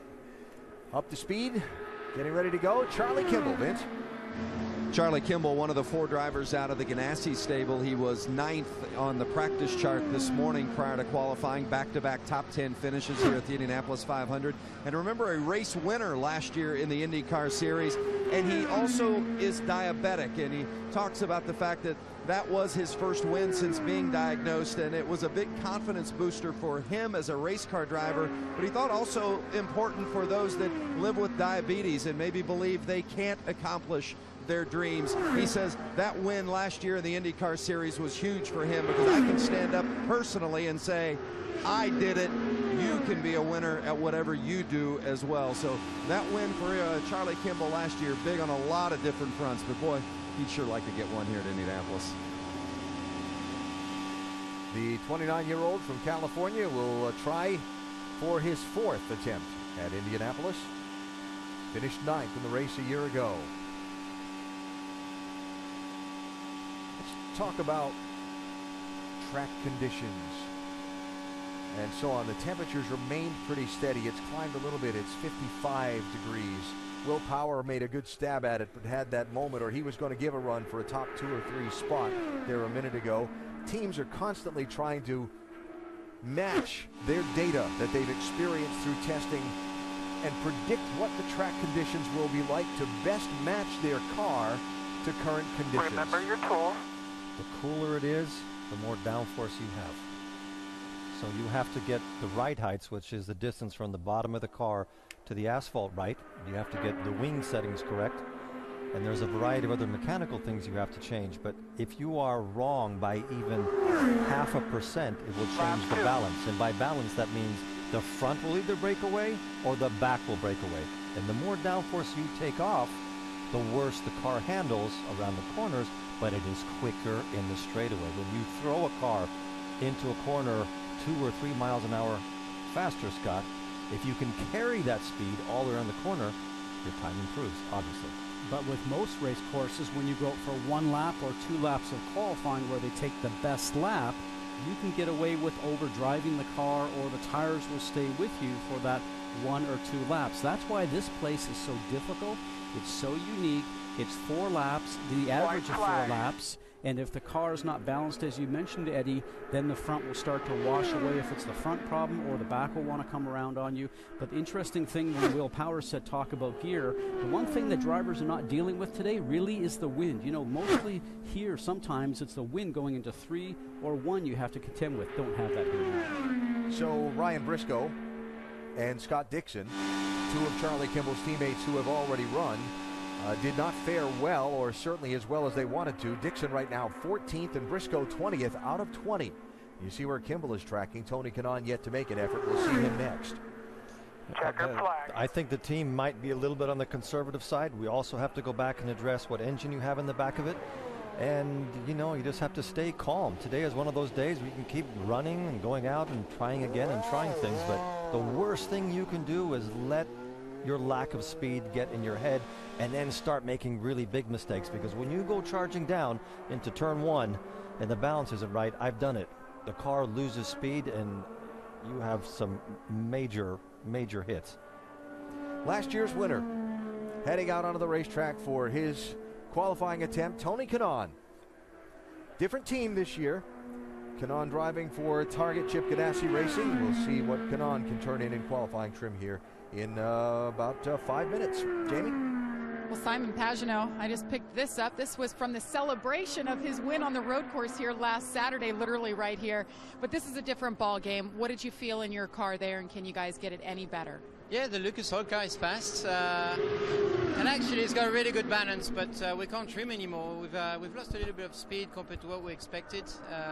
I can't tell you why right now. It's you know, hopefully we'll go back out. I want to go back out. I want to have another attempt and try to get in Fast 9. I think that's what we want to do today. It's all about the Fast 9. So you know, it is what it is at the moment, but we'll get it better. The weather is interesting. The sun is in and out. How much are you guys watching the skies and trying for cloud cover at that perfect moment? I wish I had a cloud, but you know, that's the weather. You can't really do anything about it, and that's what it's all about. That's the Indianapolis 500 qualifying drama. But you know, pretty happy. We just need to find a little bit more speed. All right, Simon Pagenaud, 12th right now. So we watch Tony Kanaan here, chasing Ed Carpenter, who sits in the fastest spot at the moment with an average speed of 230.114 miles an hour. 19 drivers have qualified over 230 miles per hour in Indianapolis before today. 2 of them are seated next to me, Scott Goodyear and Eddie Cheever. 3 have done it twice. Tony Kanaan could become the first one to do it 3 times if he was able to qualify with a 4-lap average of over 230 miles an hour here this year. And I will tell you, that's when the short shoots where Tony's headed to right now. And Eddie, I'm sure you'll agree with that. You come out of turn 1 to get to turn 2, and it's no longer a straight. You just finished making the car finish its turning arc from turn 1, and you're already making the turn for turn 2. We had more horsepower than these cars do now, so our top speeds were a lot quicker. We're crazy fast. 40, it's 252. Well, you guys had those still complaining about illegal the fact that boost you were slower. motors. Yeah, exactly. You just can't take a whooping, can you? 30 years and later, it was you're a still whooping, complaining yeah. about it. You see Kanaan not showing great pace here. I think the Ganassi team are going to go back and reevaluate, as they always do, and they'll come back with a better package for all of their drivers later in the day. And you have to think, with a day like this, unless it rains or something dramatically changes in the weather, it will be faster, and they will be smarter. I will say this. As you're learning, I'm an avid weather watcher during these racing weekends. There are some scattered showers out on the radar to the north and west of the speedway. But to go on something you said before, as his team tells him, one more lap for Tony Kanaan, something you said before, Eddie, it's just the smallest change in the car, and you can find 1.5 miles or 2 miles an hour, and the cars become easier to drive. And so it's the weirdest thing around here. Remember, the speed at which you're going, airplanes take off. So it's, for me, I always found that amazing. It's just the smallest change they can make, whether it's a tire pressure change or a rake change, how the nose of the car sits in the air, or something aerodynamically with the balance, and all of a sudden it's like, that's it. But it's so hard to find. I agree 100% with you, but I think their biggest problem right now is when we look at the telemetry, they're just not quick enough on the straightaway. This is not the sort of performance they were expecting today. There you see, 18th, 228 is the average for Tony Kanaan, and one of his teammates is standing by with Rick. Yeah, Charlie Kimball got out of the car. I asked how were things. He said, well, it was interesting. So is interesting good or is interesting bad? No, interesting's good. It's always interesting around the Indianapolis Motor Speedway. You know, the 83 Novolog FlexPen car was pretty good for as limited track time as we got at this boost level in qualifying prep, both yesterday and this morning with the cold temps. You know, a lot of credit has to go to the Chip Ganassi Racing guys, the whole Novo Nordisk team, to put a flag in the ground, and you know, we're pretty confident with where we are and right around where our teammates are, and I think we may have a little bit, you know, left in the bag. We have to go back, look at the data, and figure out what we can do. So you're right around where your teammates are, but as a team, I'm sure you want to be higher. What's not working right now to get you guys higher? Yeah, I don't know if it's any one thing. I think as a group, we're working really well together. All the drivers are sharing data and sharing information really well. We just have to find that next step and get closer to the top 9 and try and get all 4 of us in the top 9 this afternoon. Right now, Charlie Kimball is the fastest of the Ganassi runners. All right, Rick. And on the racetrack now, another one of the one-off efforts for this season. This is Townsend Bell, who has spent part of this season racing in the Tudor Sports Car Championship and part of this season working on the telecasts of the IndyCar races that our colleagues over at NBC do. Bell here for the 500. Aboard this number 16 machine for KB Racing, his 8th Indianapolis 500. We were asking before, what does it feel like for somebody to come here and just drive Indy every year? Yeah. He makes it look easy. I mean, he jumps in the car, immediately goes quick, And you know, he's one of those drivers that, again, if things fall his way, there's no limits to what he could achieve. The problem this year is that the competition is so tight, as we can see, that you have to get so many things right to have a good race. But when it comes to qualifying, I think he'll be right up there. Pit stops and strategy and all the things that you have to have when you try and put together that one-off race. It's a challenge. Yeah. Townsend ran this race for the KV team back a few years ago, 2009, and got his best finish in the 500 with them. He started 24th that day, and he finished 4th. Perseverance, and he's got the experience, he's got the patience, a smart driver. I also think one of the best-looking cars out there in the Robert Graham colors. So it looks a little different from everything else, which is neat. Thank goodness. You're saying there's too many yellow cars in the field? There's too many blue, white, and red ones. What Eddie's coming to learn is on the TV side, vive la différence. We like those. Je suis d'accord. Yeah, we like those different color schemes, especially at these speeds at Indianapolis. That's what I'm finding out. Yes, he's on a good run. And for the drivers that aren't going to be in the top 9, important today because 10th through 33rd gets to choose. Whoa, a little on the outside of the wall there. Your pit spot, which is important. So if you're not in the top 9, there is some importance to qualifying towards the front as much as possible. Those are 3 enormously consistent laps. Which, as Eddie said before, tells you that that's all I got. She's got. 228.4, 228.5, 228.4. Have you noticed, Alan, how all the drivers are secretive about what they found out? They won't even tell us that the car is push or loose because they're afraid they're going to pass the information over to somebody else. They all have the same car. They all have the same things that they can modify. So somebody, Ed, again, that was very close to the wall. Ed's team has found a way to make that car slipperier, and they're very quick all the way around the track, and the other people haven't quite figured it out yet. Townsend Bell, 15th out of 23, average 228.508, and safely through his 10-mile run here at Indy. Jamie?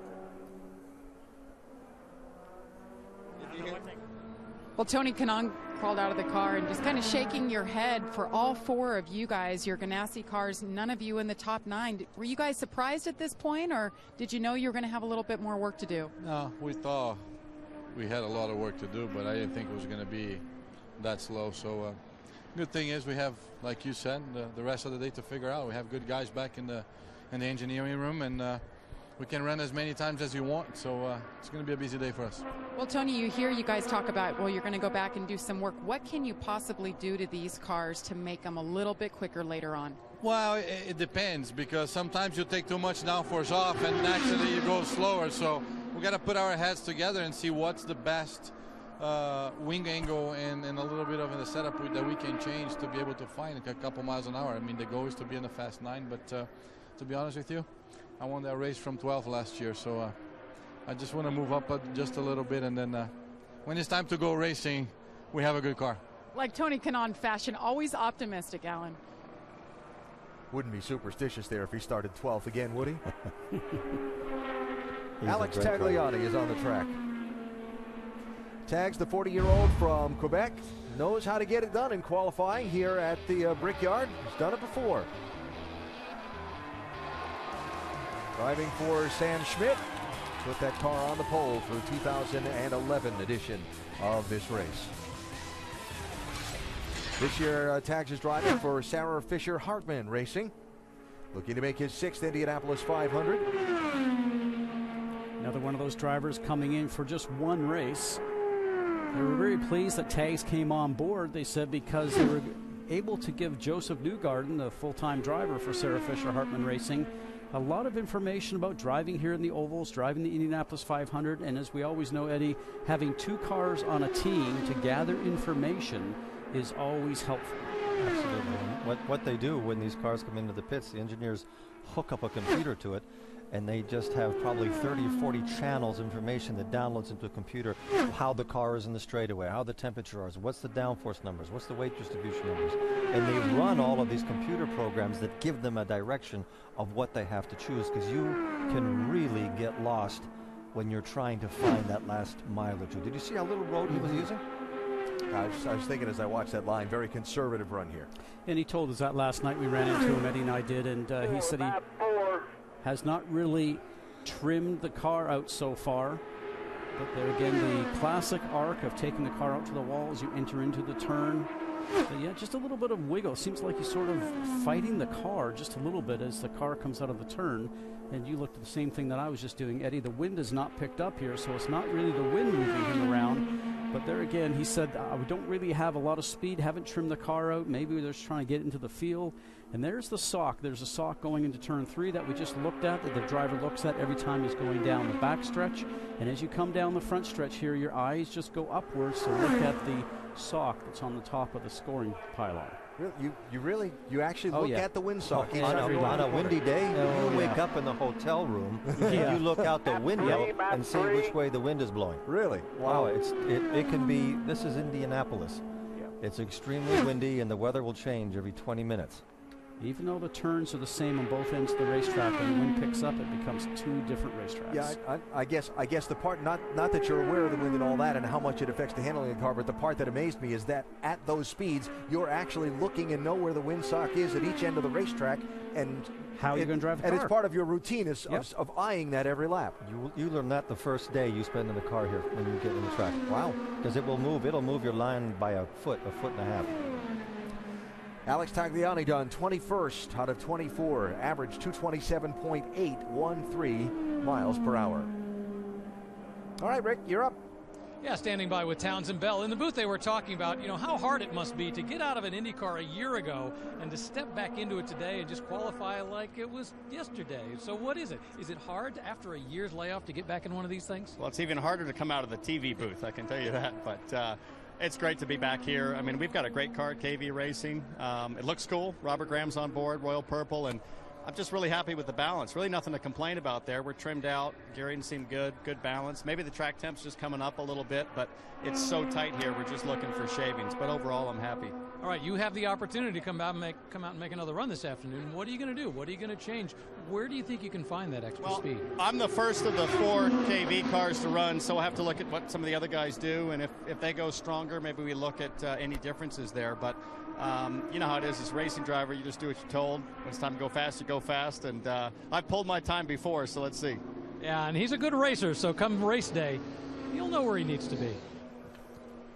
Do as you're told. I must have missed that memo when I was driving. But you're telling me that you didn't do that when you were over with A.J. Foyt? That was different. Yeah, I think so. There's team owners and there's A.J. Foyt. Yeah, and speaking of A.J. Foyt, Masato's on the track right now.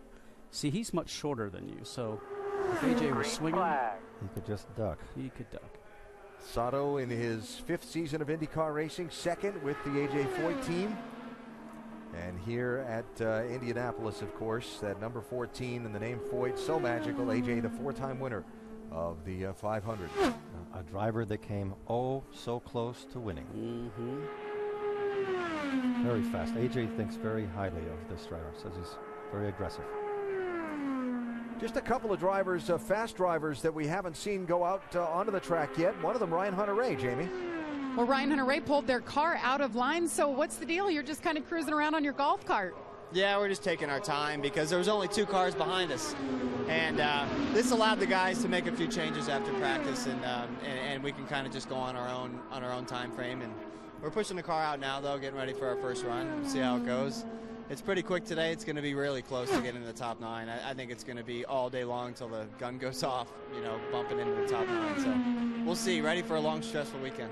All right, that's a good thing about having some teammates. They learned some news, and they're changing that accordingly. So we'll see Ryan Hunter-Reay on track shortly, Alan. Hunter-Reay, Oriol Servia, and Sebastian Bourdais are the only 3 drivers remaining whose turn hasn't come up in the qualifying line to make their first run. Now, a couple of other people pulled their car out of line and have not gone in the originally drawn spot. So here the process begins after these next few run, and we see the game of when's the right time to get in line and what have we learned and when are we ready to go. There's one basic rule. The cooler the track is, the faster you're going to go. So they're all trying to figure out if they can improve on where they are at right now with the temperature as it stands. This is not a run that Foyt was looking for. No, I was watching the speeds, and he was down to that 225, almost 224 in the middle of the turn, which is scrubbing off a lot of speed from your top speed going into the turn, down to the center of the turn by the apex, and then back out. And he saw a little bit more of a turn, getting the car away from the wall as he was exiting turn 1 there. So it tells me that he's not really having a balanced car underneath him, and it's a fight. And again, very consistent laps. 228.9, 228.8, 228.8. Good last year for Paul. But that was last year. Still, the wind is picking up a little bit. The wind is pushing the cars into turn 1. So Sato done 228.786. The 4-lap average would put Sato on the outside of row number 4. That is 12th fastest out of 25 that have gone. Rick? Standing by with Alex Tagliani. A couple years ago, had that great moment here when you got the pole. A little bit different today, and you say you were driving on the edge, and it wasn't a good feeling. Yeah, no, we obviously from yesterday to today, we we lost a little bit of overall grip, and the car seems to be quite difficult to drive. So for the level of understeer that we have in the car, the rear is not stuck. So I think we're losing speed because of that sort of balance that we have in the car, and we missed the gear a little bit. So, but I think we have another shot at it later on. If we can get it the way it felt before, we might have a mile and a half in the car that we left on the table. All right, you've had laps this month. You've been able to, you haven't been running all season, but you've now jumped back in the car. You said you've got some laps that felt better than this one. You think you can have a faster time today? I think so. I mean, the car felt really good pretty much the whole week, and we were quicker also. And for some reason, starting yesterday on the last run, and then this morning, both Joseph and I, on the understeer level that we were carrying, we never felt like all of a sudden the rear was there to support it. So, we tried in qualifying to, to free up the car because we thought we were going to gain speed out of it. But like I said, the rear was not there, and it showed. Alex Tagliani planning to go back and try it again. All right, Rick, Oriol Servia on the racetrack now. 16 car, the 39-year-old from Spain. Rahal Letterman Lanigan Racing. And out here looking for his 6th Indianapolis 500 starting position. Finished 4th a couple of times. Actually once, 2012 with the Panther Dreyer Reinbold team. Driver with a lot of experience in racing. Their top speed turning into turn 3 on the last lap was 231, which is about 2 miles shy of what we've seen with the best. Yeah, and the lower latch speed in the middle of the turn we saw also was verging even on a 222, so means he's scrubbing off a lot of speed as we talk about going into the turn. Car is not as balanced as he probably wants it to be. Team car with Graham Rahal qualified or stands 15th out of the 25 at the moment.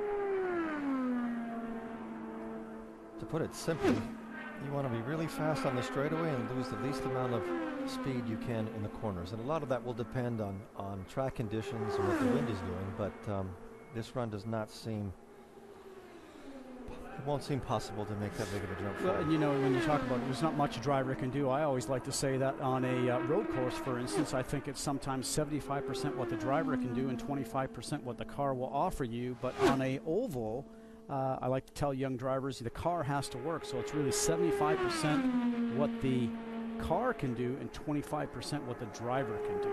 He just barely tickled a 232 there, turning into 3, which was a little bit faster than the lap before, but I agree with you. But when you get the car just right here, it's hard because you're really fast in the straightaway, and you have to keep it balanced all the way around the corner. This is his last lap. Got a little peek at the head end of the qualifying line. Some of those who skipped their turn in the line earlier, like Sebastian Saavedra, now have rolled their cars into line. Again, very, very consistent laps for Oriol Servia, all in the 228 zeros. Now, there's an award for the most consistent speed, 4-lap speed out there. I don't know what it is, but I'm sure it's not $100,000. Well, I know it's. I was going to say it's not $100,000, and it's not very good when it's not really up in the front row. So. I was just going to ask, like a typical racer, if you knew exactly how much cash it paid. I think it's $10,000. I had it 1 year. I had it 1 year. Yeah. So that puts it into perspective. Yeah. Yeah. So 21st for Oriol Servia out of 26. And there you see the average 228.034. Let's check with Doc. And Super Tex, A.J. Foyt down here with his driver Takuma Sato. Let's grab Takuma in here initially. Takuma, 230 and change this morning, 228 in qualifying. Where did you leave some on the table? Well, that's interesting. Obviously, very fast day, but we lost a little bit of speed compared to the practice in the morning, but naturally because it's a warmer temperature and obviously no tow situation. The car was good. The last two laps are starting to little bit, struggling on the traction, but we'll see what we can do and if we can improve or not. But it was a good lap. AJ, it's getting warmer and you lose grip here with the heat. What's the game plan now to get some more speed in this 14 car? Well, I don't know. I've talked to him about the other 41 car and that, but I remember years ago I waved off second fast time when I went knowing I could win the pole. Well, that evening I got in the wall. I won the pole, and that was 66. In the first lap I had a big wreck. So I don't know. Just maybe stick it out and just get a good race setup and beat them race day. That's more important than the pole. Do you wait late in the day and put him back out when it gets cooler and things get faster? Do you go ahead and roll the dice, or do you go ahead and run another time before then? Well, that would be his decision. I'd back him 100%, whatever he wants to do. But I think we're going to talk it over and maybe just stick where we are because, like you say, we're 12th. 12th's better than 13th, better than 30th. So, like I say, unless things will be just perfect and we go out and shake the car down and really find something that really makes him satisfied, we might. But I don't know. Everything's so close. I don't know if it's worth the gamble or not. This race is 500 miles. You got to be there at the end. So we got a pretty good starting spot. My first year, I started 4th row outside, so it was a good day. So I don't know. We'll talk about it and just decide. A.J. Foyt knows you can win this race from anywhere in the field. Pretty pleased right now with what his driver has done. All right, Doc, as we watch Sebastian Bourdais on the clock. Well, I would say that decision on whether they're going to go out again has just been made. But he just said before that, he said it's up to him. Yeah. And then he said, well, I think we're pretty happy. The man is a walking Indianapolis library. Yeah. Every time I would ask him a question, there would be a story of something that happened in the past 30 years, and 99.9% of the time, you want to follow his common sense. This looks like a growing run. More on Bourdais from Vince. This is the team that won the Indianapolis 500 a year ago. Of course, the team owned by Jimmy Vasser and Kevin Kalkhoven. And, in fact, the 11 car was the car that Tony Kanaan drove to victory a year ago. And Al Unser Jr. is consulting with this team this year here at Indianapolis. And Jimmy said that the wealth of knowledge and experience that Al Jr. has can help drivers like Sebastian Bourdais, who haven't had much success here at Indianapolis. And as Vasser said, they get sick of listening to me, so it's good to have another voice. Scott Eddy, I know you probably never got sick of listening to the man that was calling the shots for you guys when you were driving, right? Well, depends who it was. Depends who it was. And how big he was. That's right. Yeah, and if you were sitting across the desk for him and they could reach you, and whether you're in the car and driving. But, when you talk about driver coaches and what have you, the wealth of information from anybody with a last name Unser around the Indianapolis 500 is only beneficial. But, Sebastian Bourdais, a 4-time IndyCar champion, wealth of information, running at the 24 Hours of Le Mans. I mean, he has so much experience, but it's just all of that little tweaking and some other suggestions. I mean, Rick Mears still over at Team Penske, and recently retired Dario Franchitti is now a consultant with a Chip Ganassi team. So, you're always looking for that little bit of edge or a little bit of information that just makes you a bit better. It's lots of little stuff. And done for the 4-lap run. Sebastian Bourdais outside of row number 6, 228.388 average. And 27 drivers have made qualifying efforts to this point. Jamie? Oriol Servia down here, 21st on the board, talking to your boss man, Bobby Rahal. What'd you guys think of that run, and are you going to take another? Most probably we will. I would think we have all day to, to try to improve the car. The car felt great. It really did. Maybe too much downforce compared to the other guys, because we're hoping to be a little faster than that. But very happy with the progress we've made the last couple of days. Honestly, the car feels really good. So, you want to start at the front because it's always easier. But regardless of where we start, I think we have a good race car, which that's what counts here. That's all that counts. But they may trim it out more. We may see him back, Alan. All right, Jamie, thanks. Here's Bobby Rahal, the 1986 winner. Getting back to the Unser statement that we had before of that family winning a lot of races, you realize they won 9? One family won 9 Indy 500s, and the Andrettis have won how many, Scott? Since you're the Andretti historian. One. Yeah. 9-1. And how? How did one family win so many races? Well, I know one of them is in front of me. So last Saturday's road course race here in Indianapolis with the standing start, Sebastian Saavedra on the pole. And it was just asking too much when his car stalled on the grid for everyone to miss him. He got hit hard, first by Carlos Munoz, then by Mikhail Aloshin. And you see the terrible, terrible look of that crash. All the drivers climbed out okay, and the team fixed that tub and that chassis, and that is the car Saavedra is on board right now, making his qualifying run here for the Indianapolis 500. You cannot say enough about these new rules and the new Dallara chassis, that they can withstand an accident like that. Take all the suspension off, and here it is trying to qualify for the Indy 500 less than a week ago. Talked with Sebastian earlier. He said, I think it was Doc that was talking to him, said he was just fine. All good to go there. And Sebastian is typical of... Lap 1. Stay with it, buddy. A lot of drivers now who come up to this level of racing whose primary background is in road course racing, from the karting that they've done and so on. And then they come to Indy cars, and they've got to make that transition to the ovals.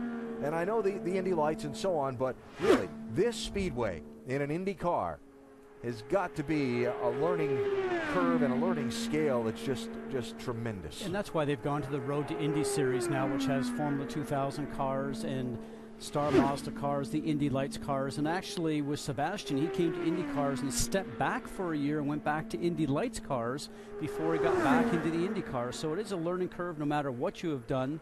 And for young drivers, be patient. And he has done that, and now he's getting himself well cemented as an IndyCar driver in the series. Doc, got more on Saavedra? Absolutely. This morning in the garage area, while I was waiting for Sebastian to come out to qualify, Al Unser Jr. was standing there, who is the driver coach, obviously, and you guys mentioned the two-time Indy 500 winner. And I asked Al Jr., what do you say to Sebastian? He said, I give him the same advice I give everyone on this team. When you come to Indianapolis Motor Speedway, don't get in a hurry. Now, ironically, this is a place where you're running 235 mile-per-hour laps on the straightaways, and when someone says don't get in a hurry, he's not talking about the speed. There's Al Jr. He's talking about your approach to speed at Indianapolis, especially a young driver like Saavedra. And for Scott and Eddie, when a driver says, when someone like Al Jr. says don't get in a hurry, that's great advice for someone like Saavedra to take. That's advice that will give you a long career. Well, I've got something to contend with that. He was certainly in a hurry in 1992 when I couldn't get past him going down the yard of bricks. You just don't let old stuff go, do you? How do you get over that? Nice to see Al Jr. back here at the Speedway. Nice to see his family. Coming through the checkers. Good run, man. I'm a great admirer of Al Unser Sr. Sebastian Saavedra's fourth Indianapolis 500. Qualifying is done for today, for now. 228.294 the average.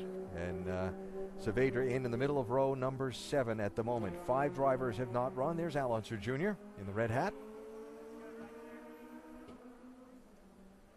Don't get in a hurry. Was that the quote Doc just gave us, right? Well, you're doing that at 200 and nearly 30 miles an hour. That might be the secret that they shared at the dinner table when they were all figuring out how they're going to win 9 Indy 500s. 9 Indy 500s, one family. Sebastian Bourdais has just come from his qualifying effort a few minutes ago, Doc. And the 4-time IndyCar champion steps out of the car. Sebastian, I heard you say on the radio as you're slowing down, that's all I've got. That's all I've had.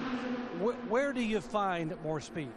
I don't know. I mean, it's what the cars got. It was, nice run, flat out. Maybe a bit of a scrub in turn 2 with the tailwind, but that's about it, really. So stayed on top of the balance pretty good. The hydroxycut Mystic machine was strong, but just not strong enough today. So we'll see. The race trim is a whole different game. Some guys spend a lot of time and energy on qualifying trims, and we didn't. So we got what we got. Olivia, your engineer and good friend, said to you when you got out of the car, "We've got more." Now, do you want to get more and go out and do this again, or are you comfortable with where you are in terms of making this run? No, I think he said we need more. I mean, the car is just not quite quick enough, but it's a tricky game, and I was very free in turn 1 a couple of times. So yeah, you can go out and try and grab a couple of spots, but truth is, I don't think we can make it to the Fast 9, so there's no real point in doing it, and we'll just have to pull the best we got tomorrow once we got to redo this all over again. All right, Sebastian Bourdais climbing out of the car, not the speed, but maybe comfortable enough to stay where they are. And Bourdais somewhat lamenting there the fact that with the new qualifying system for the 500, stay with your tools. 3 to go.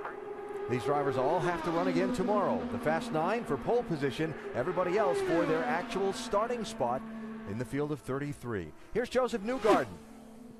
Driving for Sarah Fisher Hartman Racing. Newgarden, the 23-year-old out of the Nashville area. Former champ of Indy Lights back in 2011, and looking to make his 3rd Indianapolis 500 field. And Alan, you just brought up something that's so important. With this new format that we have here, as a driver, you generally would lose a night's sleep on Friday night coming here for Saturday because it was pole day. There you go, bud. There you go. Stay with those tools. 2 to go. 2 to go. And getting yourself into the field. Now we qualify today, and you've got to come back and do it again tomorrow on Sunday. So a lot of drivers are telling me that it's 2 nights, so you're not going to sleep very well. Newgarden making a good effort at cracking that Fast 9 here. He might just find his way into the second row. Tracking 10th fastest for the moment. One of IndyCar's American most promising prospects. Young driver that got his start in go-kart racing out at a track just east of Indianapolis here. Past Great fellow job, buddy. racing. Great job. Coming to the white. One Obviously more. Sarah. Sarah Fisher, Great team owner, has done a great job with this team, doing a lot. Nine-time Indianapolis 500 competitor as a driver, sorry.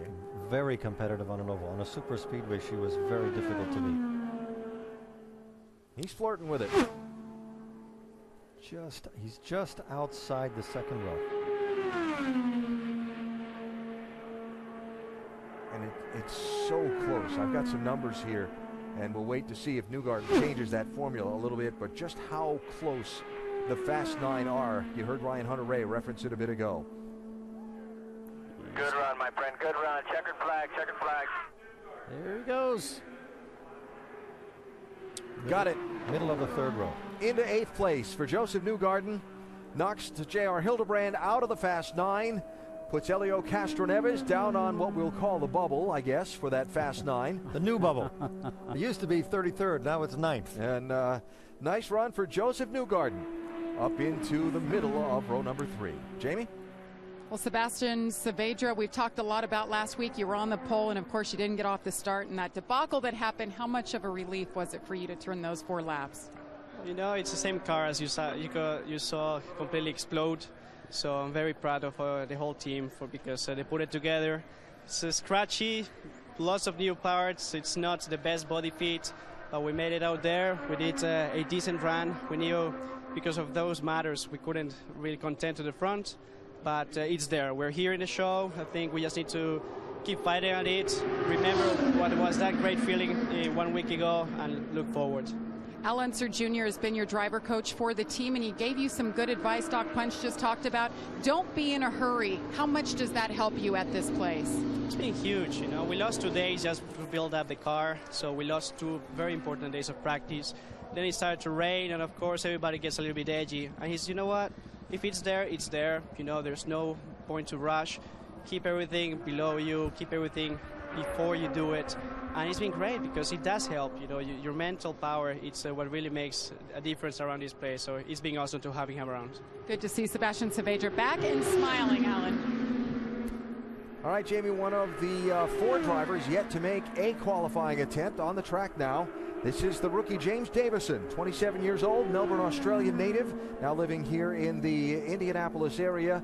This is an entry from the KV Racing team that was one of those late coming together entries, and so their plan has been kind of conservative. Sebastian Bourdais was the one that took this car out and shook it down the other day. The rookie orientation program, the refresher program, if you will, wasn't completed by Davison until Thursday of this week.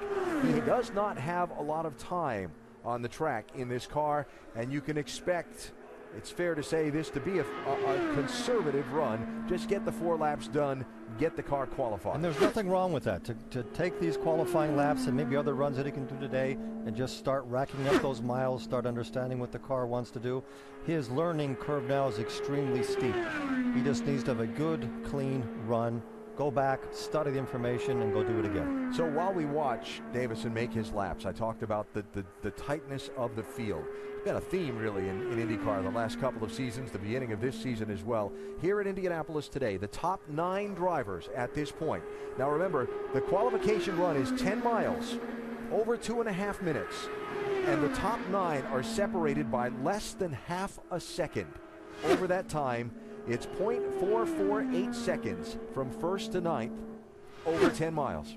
But that less than half a second, there are some very brilliant, smart engineers sitting in garages, looking at their computer screens, really looking for answers, unable to find them, to be able to make that small amount of difference up. And as you can see, the cars here wiggling a lot for James Davison. A little bit scary on my eyes, Eddie, because it seems like every time he goes to turn in, it's almost like he's about to turn in and then changes his mind and takes a second point to turn it. And he's very low in the middle of these corners, almost underneath the white line. But he's been consistent. He was underneath the white line with the left side tires there. You don't want to spend that much time underneath the white line. You'll see a lot in the race, people doing that, trying to stay low, but it's not something, again, way under the white line. That's a habit you do not want to get into. You trying to compensate for an understeering car there, or you're just maybe he's just thinks I'm farther away from the wall if I'm under the white line. Or lack of experience. Hasn't run any laps here. But safely through his 4 trips around the Indianapolis Motor Speedway, and he is 30th of 30 for the moment for James Davison. Well, we heard from Ryan Hunter-Reay earlier, who has a fast race car. Certainly Andretti Autosport has shown strength. They've got 2 of the top 4 right now, and 3 of their 4 cars that have run, all 3 that have run are in the top 9. So here's Ryan Hunter-Reay. They took the car out of line, went back, made some changes on it, back through tech, now on the racetrack to make his first attempt at qualifying. Hunter-Reay is a driver that can win in every race he participates in, but he really needs a good finish here at Indy. Last year, he got shuffled out of that lead exchange, and Kanaan won the race, but he is somebody that every weekend where he turns up, he expects to win. We'll get the green flag on Hunter-Reay in another lap. First, let's check in with Doc. Joseph Newgarden watching Hunter-Reay, because right now you're in the Fast 9. Now, those 4 laps you just ran are the fastest laps you have run the entire month of May here. Where'd the speed come from? Well, I knew we had speed from yesterday, to be honest, but I was a little surprised what we did this afternoon right now, because we had a tough morning. I mean, we really had a tough morning trying to warm up, and just had some issues. And these guys at Sarah Hartman Racing are just incredible. I mean, we threw a lot at it, to be honest, before qualifying, and it really improved the car. The car was incredible. You get a lot of credit around here, I think, as a driver when you do well, but it's all about the car. It's all about what the crew puts together, and we had a good package. So if it holds up, I think it'll be great for us to be in the top 9. We're going to have to look at it. If we get bounced out, I think we might want to even go again and try and get in it, because it's a lot of points for the guys that are running the full championship in IndyCar. All right, he says there's more speed in it, but right now Newgarden is 8th, and Hunter-Reay is flying, guys. Saw 234 for a moment on the straightaway speed. Down to turn 1 just for a moment. 28 on the exit of 2. Yeah, that's good. This is going to be good, guys. Let's see how far down it goes. 29, 28, 27. Dash 1, first time by. This is going to be a good run. First lap, 2:29.865 for Ryan Hunter-Reay. Tracking 3rd at the moment, but still 3 more trips around. So he'll be looking to free the car up so he doesn't have to turn the steering wheel too much to get a little bit more neutralness out of the car going through the turns. Be using those driver aids inside there, the roll bars and the weight jacker. He's got good top speed.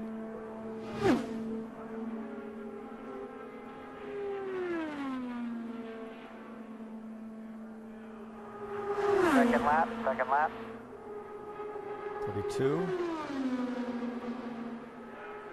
230. 230.083 miles an hour. Now Hunter-Reay tracking second. And he's getting quicker every lap. If he can keep that momentum up, he'll stand a chance at knocking it off. Yeah, and sometimes the pressure's more on the spouse, and we see Becky Hunter-Reay sitting on the golf cart there, but a lot of pressure on both the driver and the spouse. Vince? I just spoke with Becky just a few moments ago, and she said, boy, it never gets easier, does it? It's always hard no matter what day it is at Indianapolis. When you're qualifying, it never gets easier. Talking with the crew of Ryan Hunter-Reay, the rear wing angle is where it was when practice ended this morning, as you see him click off another 230-mile-per-hour lap. So the rear wing angle where it was when the practice ended this morning when he was third quickest overall, and they said they've got a couple of more bullets in the gun that they're expecting to have to pull out later this afternoon. But so far, this is a real strong run, Alan. He's getting faster and faster every lap. Tracking first. Now second. Now second. It's that close. Let's see. As he comes to the checkered flag to finish his 4-lap run at Indianapolis. Good job, good job. It's going to be P2. Just missed it. Oh. 230.011 miles an hour. Just the second driver to average 230 today in his 4-lap trip around the Speedway. Ed Carpenter at 230.114. Ryan Hunter-Reay 230.011. But he's in the Fast 9 for the moment, and Hunter-Reay's second quickest, Doc. And a big smile from wife Becky. You know, so close for the pole, but you got to be smiling with those kind of laps. Yeah, definitely. He was a little nervous. Our little guy picked the chip yesterday and was 61st, so he was a little bummed about that. Thought he wanted to go first, but hey, everything happens for a reason, right? When they pulled out of line to make an adjustment, what are you thinking? He said, "Oh no, we're gonna trim it out and go even more. We're gonna go for it." Were you concerned? No, it doesn't matter if he's going for first or last here. It's like the adrenaline and excitement is just the same every time. All right, Becky, that's smiling, excited the fact that Hunter-Reay came that close with that kind of speed to putting it on the pole. The difference between Ryan Hunter-Reay and Ed Carpenter in 4 laps around the Speedway was 0.06 of a second. I don't even know how you can measure that. I wonder how much distance is that, about 10 feet? Not much. Oh, I don't know. Over a 10-mile run? Here's a former champion buckling in to go. Buddy Lazier, the 1996 winner, looking to make his 18th start in the 500-mile race. Long time ago, May 26th, 1996. Just 8 weeks after suffering back fractures in an accident down at Phoenix, came back and finished first in the 500. Quite an amazing feat when you think about it, because I've had that situation twice with a broken back. So to be able to have the guts to be able to get back in the car, and especially a place here like Indianapolis where you're going so fast, you know that if you hit the wall again, it can be very difficult. But for Buddy, a competitor, his brother Jacques has run here a couple of times, also an IndyCar driver. This is a family team, guys. This is his dad, Bob, who ran here once. Decided a couple years ago they were going to return to Indianapolis, and returned last year with a family team, and they're back for a second try. 2 years after his win, when I was lucky enough to win, he was the guy that I had in my mirrors, and it was like having a Rottweiler chasing you down. Yes. He's a tough cookie. He's very fit, very focused when he does something. It's very hard, though, for a team like this. It doesn't run. It only runs at Indy, and he's only racing. This is an effort that's driven by passion, by a passion that their family has had for a very long time. And it goes from the dad to the brothers to the mom to his wives to everybody. They live for this. And I've asked him, why do you do this? And he looks at me like, are you crazy? Why would I not do it? So while Buddy Lazier gets up to speed and gets ready for the green flag, Ryan Hunter-Reay has just taken the checkered flag, Jamie. He said, man, it was that close. Well, Ryan, we talked to you when you guys had pulled out of line. The benefit of having 4 teammates, how much did that information of them going out first help there? It definitely did help. I mean, it also helped the guys just take their time after morning practice and everything. But, you know, the way this team works together, it's awesome. You know, it's a machine, and we definitely use it to our full advantage. So that was a good run, but we're going to have to do it many more times this weekend. That makes this run to the next a bit easier for us because we're in the top 9, but points are paid out today. So we need to get going, and we'll probably need to go quicker than that. Do you have anything left? I hope we do, yeah. I mean, the balance wasn't exactly to my liking, but it was definitely on edge, let's say that. So we'll go back, look at the data, and go for another run. But qualifying at this place is a lot of fun, especially when you have a quick car under you. So hopefully we got something for the Fast 9 at least. And the weather gods were on your side. Cloud cover, wind picked up, no sunshine. It all worked out for Ryan. And he's going to try again, Alan. Yep. They don't say it publicly, but that is the team leader of Andretti Racing, isn't he? He's always the one that's out in front. He's always the one that delivers. Ryan Hunter-Reay, currently second. You see it's been a very solid day for Andretti Autosport with the 4 regularly competing in the IndyCar Series cars, all in the top 9, and Kurt Busch with a very strong effort as well in 12th position at the moment. And now that team has the setup that they know is worth at least a second place in the front row. Well, I'm not so sure that it's really impressive, and I think it's more impressive because I'm not so sure that the speeds or the conditions probably weren't better this morning when Carpenter went out. So I think that they have something that's going to be very good for the shootout when we get to that. So everything we've seen so far is just a warm-up. Yeah, and I would hate it if we were doing it today. So Buddy Lazier out is looking to put 4 laps in the book. You know, not an effort you expect he's going to crack that Fast 9 against the mega teams and the teams that are here doing this every week. But put your 4 laps in the book, get a good solid run in, and then you actually run tomorrow for your actual starting spot in the 500 field.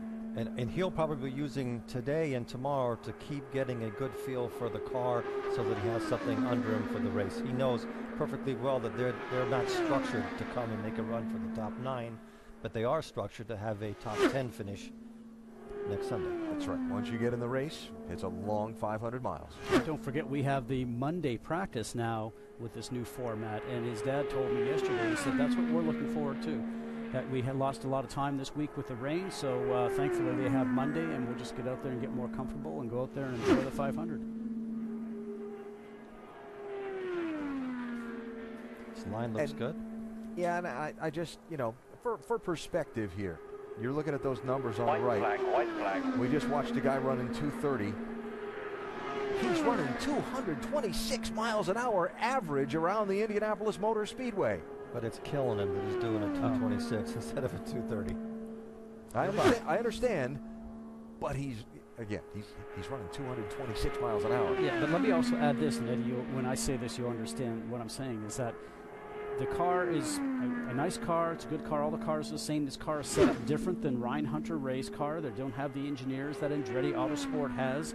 So he could actually be driving this car and making it work harder and making himself work harder to get that 226 that he's going to get than Ryan Hunter-Reay did to get that 230. Absolutely. So the run complete for Buddy Lazier, 226.543. And 32 places in the field of 33 are spoken for at the moment. The only driver who has not run is the 19-year-old from Pennsylvania, Sage Carroll, who we've not seen yet out on the speedway for a qualification attempt. Who's been very impressive this week. Some good speed. And the track is shut. There's a yellow.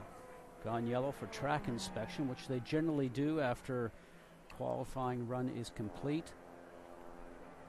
And then they'll open up for more practice possibly.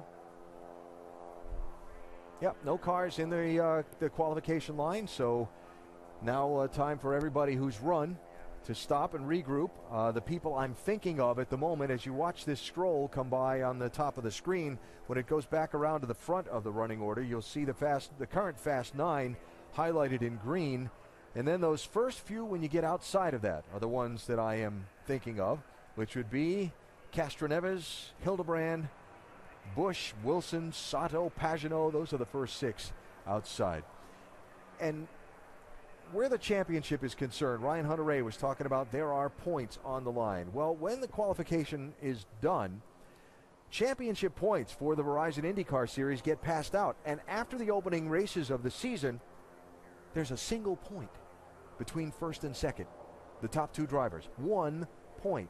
So if you have the potential to earn upwards of 30 points today or tomorrow by being in that Fast 9, it's really important. Winning most races only pays 50 points. Winning the race, it's a big deal, especially as close as the championship has been these last couple of years. You can take that thought a step farther, and you can say whoever's going to win the championship this year is going to have a bunch of points that they carry away from this qualifying day, because it's the first time we have done that. Yep. It's like not participating in a race if you're not in the top 9. Yep. They pay points 33-1 all the way back through the field, and then the bonus points for the Fast 9 on top of that. And so that's why it's important, if you're one of those potential championship contenders like Castroneves, to get out there and be in the Fast 9 and as high up in it as you can be at the end of the day. You were just going through the list of cars that are probably going to have a crack at running out again and trying to go fast.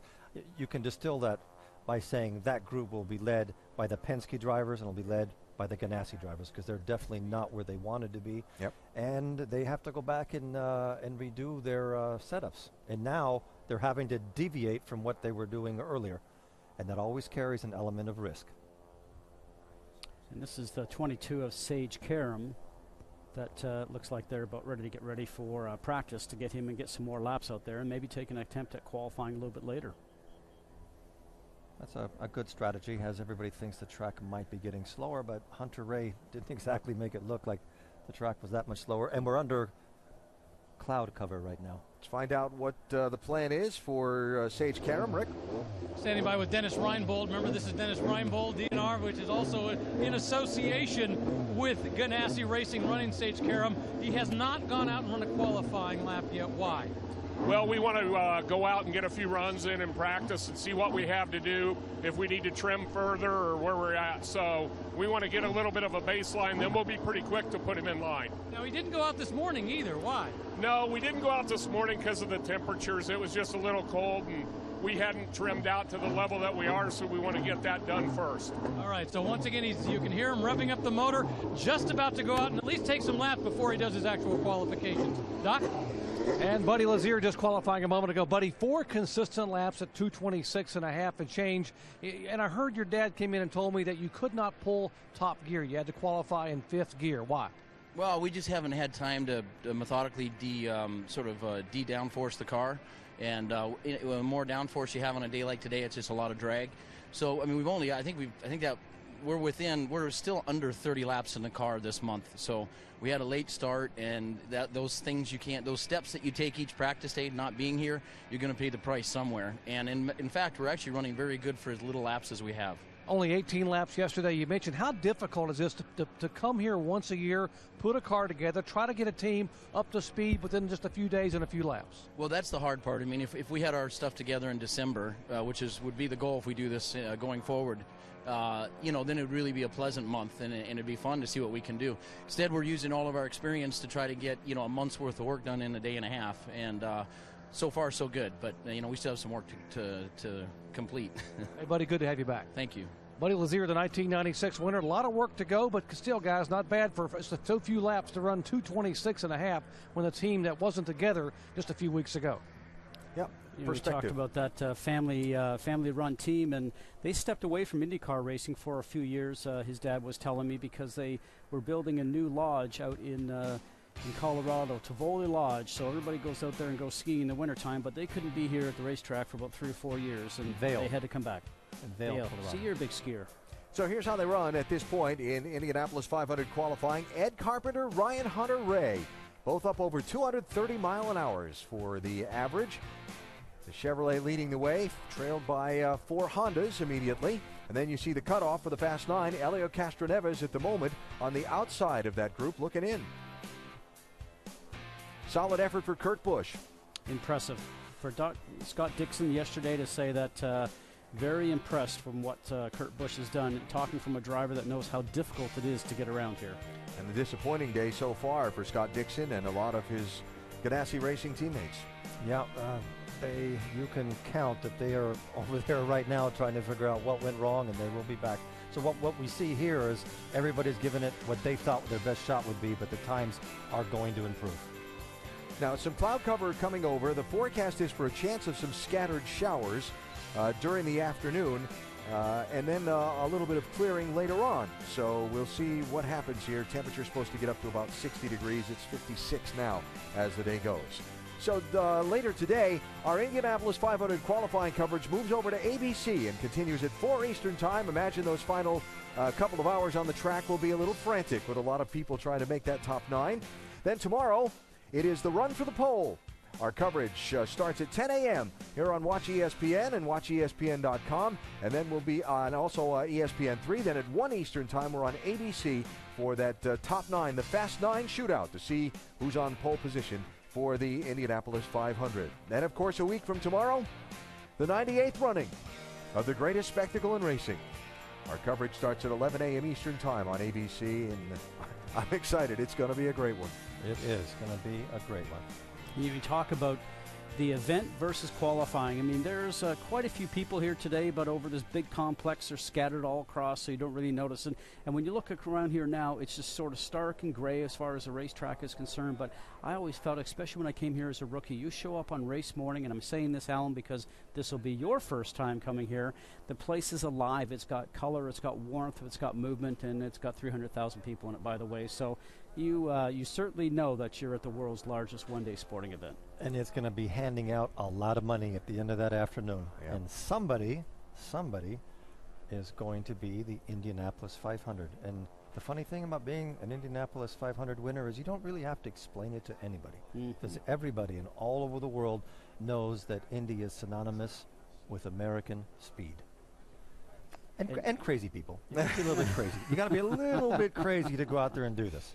Well, it's crazy like a fox, I think, is the old saying. And as you look at the pylon and how they run now, a lot of teams right now back there doing the engineering work and trying to decide what to do and when to do it. Watching that weather forecast as well. And how much to do it. Yeah, that's right. Scratching your head. And that's what you're after right there, the Borg Warner. You were talking about the money. I was thinking about that. I walked by the Borg Warner trophy this morning. It's been out there on display all day, and I just stopped and I just looked. All the faces etched in silver of all of the winners over the decades. And that's what you want. That the Speedway historian Donald Davidson, I was here visiting in February. As you know, we went around and met with some race teams and so on. And I came to visit with Donald, and he gave me a line that stuck with me. And he said, what happens in most races is over by the next week. But what happens at the Speedway in the 500 is forever. And that's one of the things. Your face goes on that trophy. It's forever. I don't care what else you do in your career. You're known as Indianapolis 500 champion. You know that well. That's what you're introduced by every time, right? That's very true. When you sit and you look at that, you realize that that cup will be here a long time after you are gone. I've sat and looked at Ray Haroon's face often on there and just tried to transport myself back to that first race and what they must have been thinking of. And the names that are on there are the ones that built this track, and it's a mythical place. It's very special. All right, so while the photos continue right adjacent to that trophy with track being open for practice and Sage Karam coming out onto the speedway, let's dig into more of that process of digesting and trying to figure out what to do when. Doc? Well, let's talk with Mike Hall, who's the managing director for Target Ganassi Racing. And Mike, a lot of people talking about where was the speed for these guys. We thought that they would be quick and weren't exactly where they wanted to be. You've gone back to the garage. I just see you brought Scott Dixon's car back out. What's the process now? Well, first of all, we wanted to be faster. We just weren't. So we're just trying to change the balance of the car front to rear. So he slid quite a bit this morning in his qualifying run, which really didn't help us move forward, get forward bite. So we're going to work on forward bite this afternoon a little bit more than what we had this morning. Now, how close will the cars be in terms of the team cars for Ganassi? Everyone have the same issue with the car sliding, sort of not getting the grip you wanted this morning?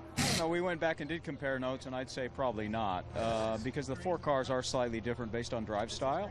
So what we do is we kind of read the racetrack between the 4 cars, and then we work on our cars individually, respectively, to try to get the most out of them today. You've been very good. You've been here a long time of predicting what might happen here on pole day.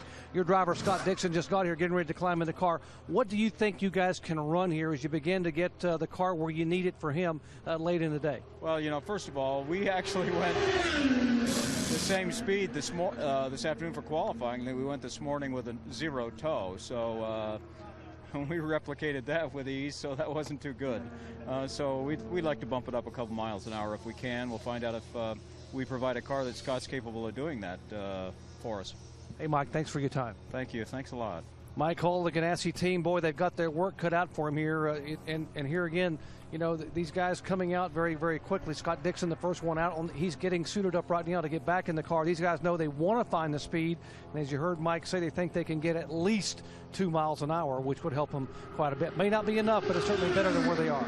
It's great to have a guy like Mike Hull sitting up there, just a wealth of experience and a lover of motorsport, a lover of golf. And Mike first came to the Indianapolis in 1982 with RCO Racing and a driver named Pete Halsmer. And he then transferred over to Patrick Racing. Then when Patrick got bought by Bobby Rahal, then there wasn't a place for Mike to be on the team. So he went back to California, got involved with his family business and did some work at the golf shop, and then had the opportunity to come here with Chip Ganassi, and he's been with them since 1992. And he was telling me one day that he was one of the early employees of Chip Ganassi, and now just in their racing shop here in Indianapolis for the IndyCar program, he has somewhere over 100 employees at that facility. Pretty impressive. Scott Dixon settling in. Ganassi's team is not one to just go and say we're not going to make a run for it. Many people have underestimated that team in the past, and they've lost. They always come back strong from adversity like what they're having today.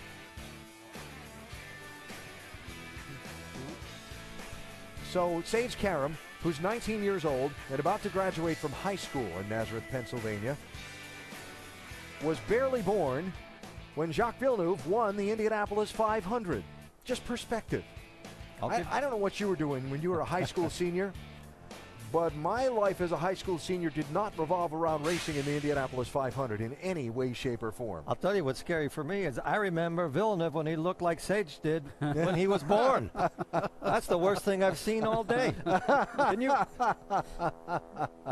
And you notice I'm not saying anything. I'm just going to hang out here and stand over there in your orange box and behave.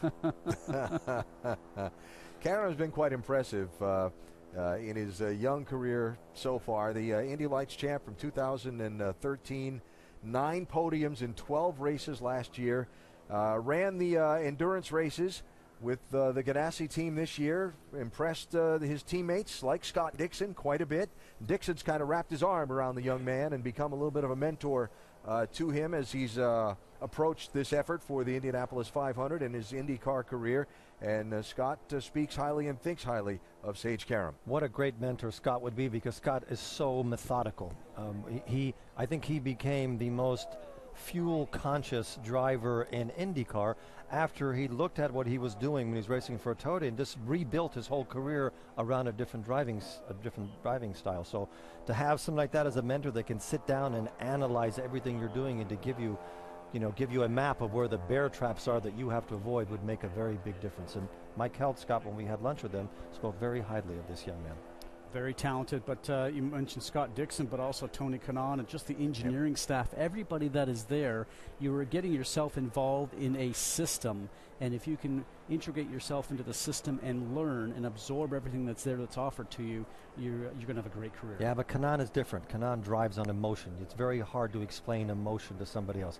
Kanaan is like a hurricane when he's driving. I always have the opinion that Scott is more cold and methodical. Traditions, always part of the process here at Indianapolis. One of them happens on pole day, Rick. Yeah, and it's happening right now. Buddy Lazier having the official qualification picture taken. you can actually buy these photographs. And these are photographs that live into history. You were talking about the things that Donald Davidson was saying in terms of things that last into perpetuity, and this is one of them. They do a full picture dance, and what they'll do is they'll get all the crew, gather them around them. They've got the driver, the driver's wife, the driver's girlfriend, any of the family members who are going to be associated with it. Then they'll go through a series of photographs, like they do in so many other victory circles. Well, they'll change hats and do that type of thing. And then they'll also allow them the opportunity. Ryan Hunter-Reay was here just a moment ago, had a picture taken with just his son on the car. Now, that's the actual picture you'll see with them. Now, look, as we pan off to the right, we can see the photographers who are up there. Now, you see them where they gather around the car. They've got the official Indy 500 photographers. Now, you've all got the other photographers as well. So, once again, this is a very traditional thing they have always done after you qualify here at Indy, bringing the car up, first taking the picture with the team, then they'll take the team away. It'll be just the driver and whoever the driver wants with him, then finally just pictures with the driver. But as I said, there is a shop here at the Speedway you can go into, and you can buy old photographs of drivers who have qualified year after year after year. And these are things that truly make Indianapolis as significant as it is. All these drivers, once they've qualified, they know how significant it is, and this picture is very important to them. How very true. The hat dance. Every car that's made a qualification run today has been parked here in front of the pagoda, right by the yard of bricks, and gone through this whole thing. And for some of them, it's been interesting because when you're Roger Penske or Chip Ganassi or Michael Andretti, you've got 4 and 5 cars in the race, and you've been through 4 and 5 of these photo sessions after your cars have run. The photo that we're working for this weekend, though, is the front row photo, which will happen on Monday morning for all the drivers that are qualified in the front row. So we got to get to that top 9, and then get to the front row. And then the most important one after that's the one that you have done once, Eddie, and that's winning and having your photo taken at the Yard of Bricks. Yep. It's Bob Lazier, Buddy's father, coming into the picture. There's the Lazier power trio right there. Very nice. Kurt Busch's car. Jamie? Well, I just walked back in the garage, and Kurt Busch and his entire team standing around his car, and I looked at him. I said, well, what's the call? And he said, I'm 12th right now. We just trimmed the car out more. We're going to go out for one more shot. You know why? Because we're racers, and we want to be in the top 9. So Kurt Busch pushing the car to the line, give it one more shot, and then he has to jump on a helicopter, Alan, and continue his efforts over in Charlotte in his Cup car. That's what I was going to just ask you about next, Jamie, is the deadline approaches soon for when Kurt has to leave, and he's probably only got this just one more shot to make the Fast 9 before he has to head back to North Carolina for the NASCAR All-Star race tonight. It's 1:50 right now. Kurt just told me 2:45 is when he would like to be on his way to get on the helicopter right here that's just about a minute from his garage to get to Charlotte. He said 3 o'clock would be pushing it. So they're going to give it one more chance. They're going to withdraw that time, and they're going to give it another effort to see if they can make it in that Fast 9. Well, with the system for qualification this year, if there were a line of cars lined up down at the front of the line, you could choose to withdraw your time and go in what we'll call the priority lane, the express lane, to get to the head of the line to go out and make another effort. But being as there's nobody in the qualifying line right now, you don't have to withdraw that time to go out and make another run. You can, but you don't have to. And since there's nobody in line, if they're going to go out there right now, I would suspect they'll just push it out and go and leave the number standing. And if your time becomes better, you go on that time, you accept that time. And if you don't match the time that you previously did, you get to keep that one in the bank. So a little bit of a different system here this year, which all the drivers are going to play on. And we talked about it earlier, Eddie. It's going to be, does the driver want to do it? Does the team manager want to do it? Who has the vote in doing it? And that's going to be the interesting thing when it comes down to who's going to be in the top 9 at the end of the day or not. We have to remember that they're taking downforce out of these cars. They're getting more and more difficult to drive. And if you wad one of these things up, you're probably wadded up. Yeah, you're not going to have a car to drive. Well, and, and anything can happen. So there's the gain and the risk is there's only one person that's going to be on pole, and he collects $100,000. There's a bunch of points. I understand that. That's the trick. But you have to have a car that's running and not crashed to be able to participate in the 500. So there's a lot of risk at this point, and decisions have to be weighed very carefully. Scott Dixon out practicing while Ed Carpenter sits atop the pylon with that number 20, Doc. And Ed Carpenter back here in his garage with his team, engineers in there talking. Now, what do you guys do? Everyone's out there. You see the Ganassi guys are out. We just saw the Penske's rolling back out. Elio's back out there. You know, they're all taking a shot at you. Now, what is your game plan? I mean, how close do they have to be before you guys roll back out and get ready to maybe go again, or would you? Yeah, I mean, we've been looking at the data between myself and JR, and one, looking at some things to do to get him up into the top 9. We think we can do that, but, you know, the conditions are going to play a lot into it, like it always does here at Indy in May. So we have a plan for what we would do next if we do go back out, to try to go a little faster. So we'll just see if we need to do that or not.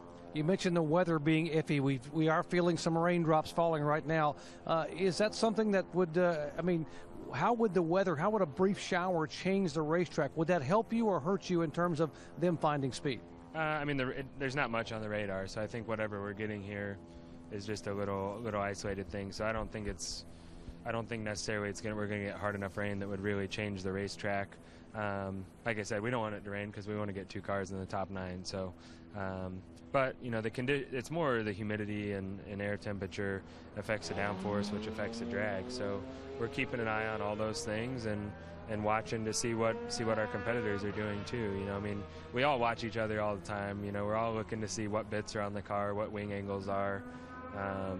You know, so just keeping an eye on everybody, and we think we know what we can do, and we don't know what they can do. So you just sit back and wait and see. Okay, we'll let you go back inside and watch because Pagano out to try to better his time. We'll see what he can do. Ed Carpenter currently the provisional fastest qualifier here in the Session 1 at Indianapolis. So how it works, Scott Dixon had gone out there for practice, but when somebody presents at the qualification line, that's it. The practice is done for now. And Pagano went in that right lane, which means they've not withdrawn their first time. He is on the outside of row 5 after his first run, 15th fastest, and he will make a second attempt here. And you see that drop on the lens, that there are some scattered showers in the area. And we'll see if that affects things also. He's taking it really easy on his first lap. But when we saw the throttle, he was at half throttle.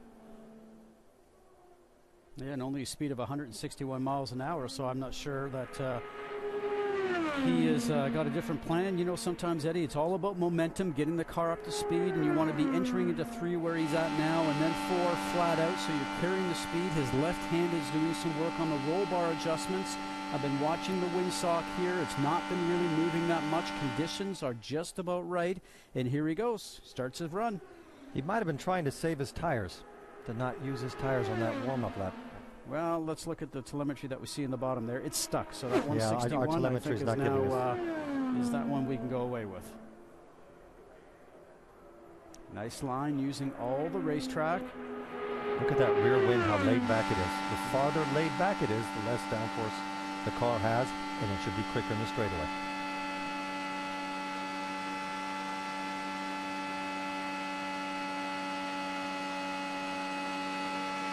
Nice smooth movements of the wheel. You hear that Honda engine just singing along. And I saw a few drops of rain on that camera. 2:29.336 the first lap for Pagano. Last time his average was 2:28.749, the 4-lap average. And yeah, it is right. There is rain in the lake. So if there's rain on the lake, there's rain on the track.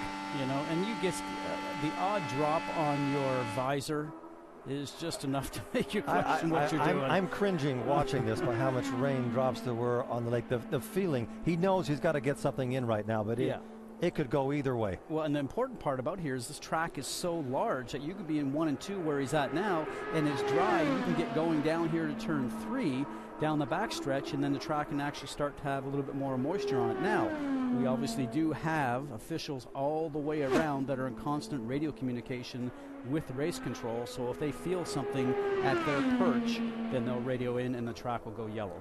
You see tracking 13th, trying to make the Fast 9 is Pagano.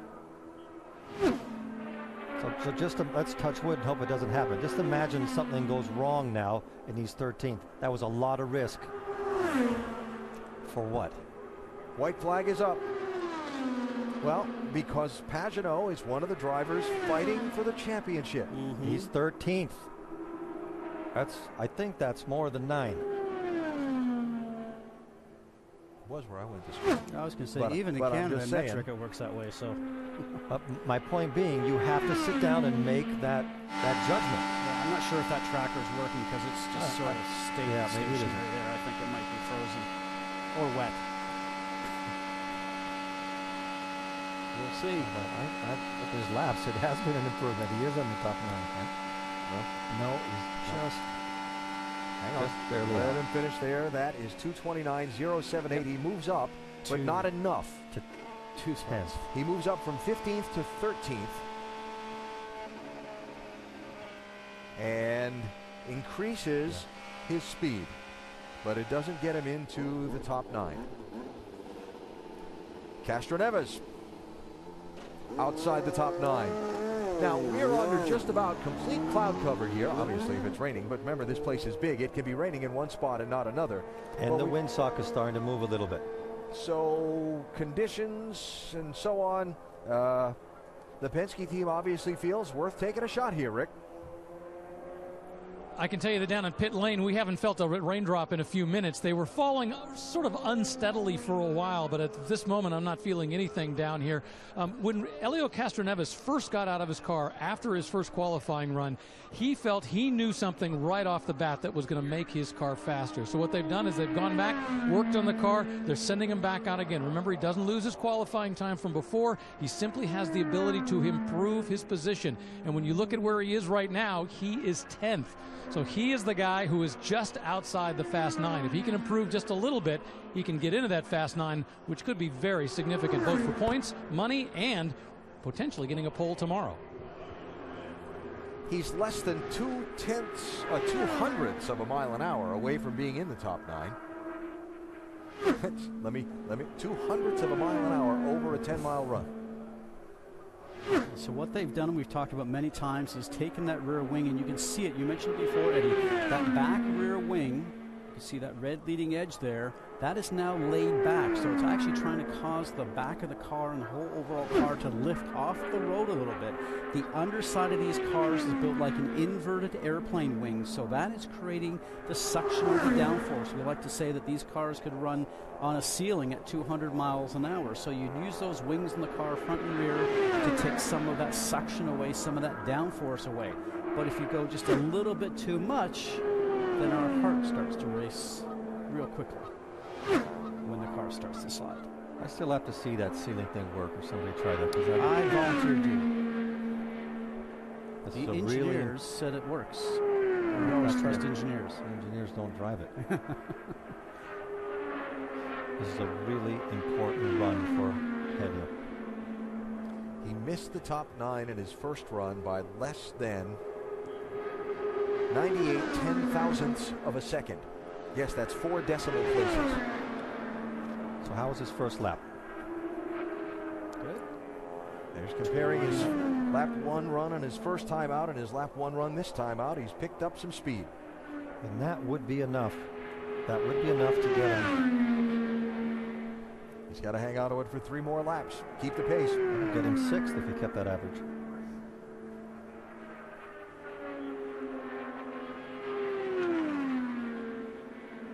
And that would obviously move Newgarden out of the top 9.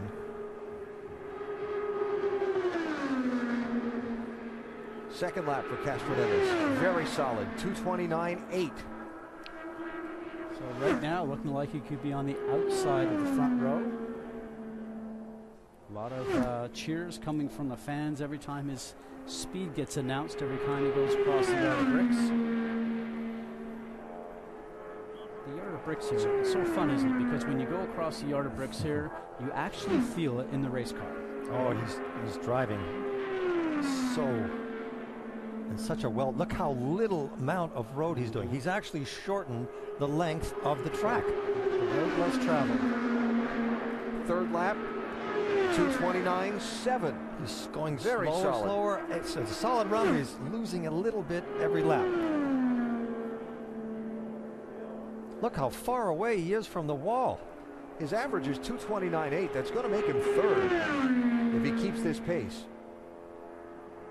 2:29.6 is fourth. Keep it up.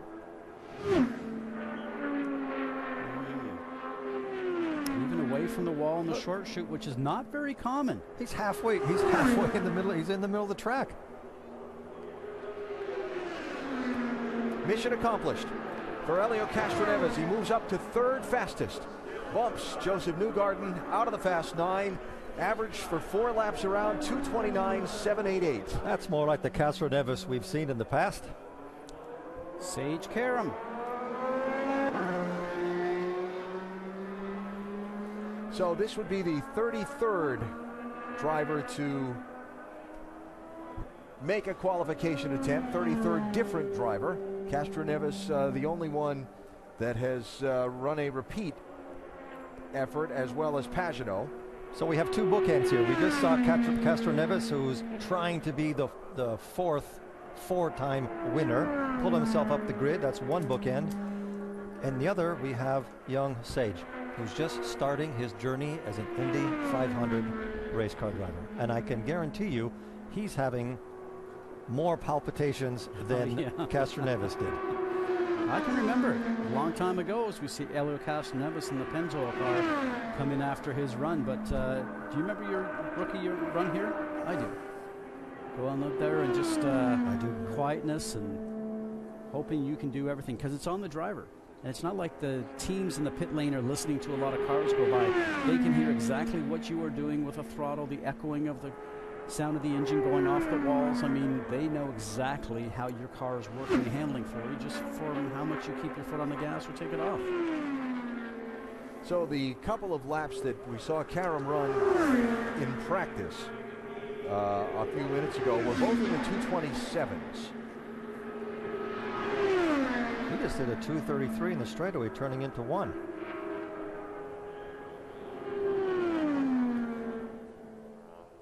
Roger Penske, team president Tim Cindric there with Helio Castroneves. Right side of the screen, while 19-year-old Sage Karam looks to make his first start in the Indianapolis 500. Very low in turn 1. I like his lines. Let's see what the numbers are. First lap, 2:28.738. Nicely impressive run. Looked a little high coming off backside of the turn there. Don't want to do that very often. Yes, I get a feeling that this young man will be doing a lot of Indy 500s. He's taking everything in his stride. Look at that, tracking 18th. It really is low in 3 though. In 3 and in 1, he's underneath the white line.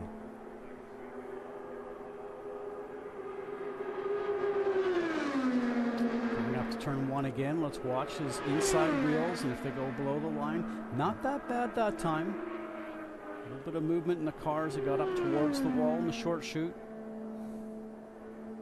You can see how much of the road he uses on the exit of 2. He's getting close to trimming the grass in 2. And that was because he turned in too early on 2, so it means you're making the turn longer, scrubbing off speed. You know, the whole goal is he does the same thing there again in 3. Now remember, this is the first time he's done a qualification run. It's really pressure packed. I was going to say, not pictured in the booth. And Eddie's eyebrows flaring up, and his eyes half popping out of his head and going, whoa. Consistent run, that's nice. Yes, very impressive. And again, now tracking 17th. Very, very impressive. What's the thing in golf about shooting your age? He's 19th. Yes, and right now he's tracking 16th.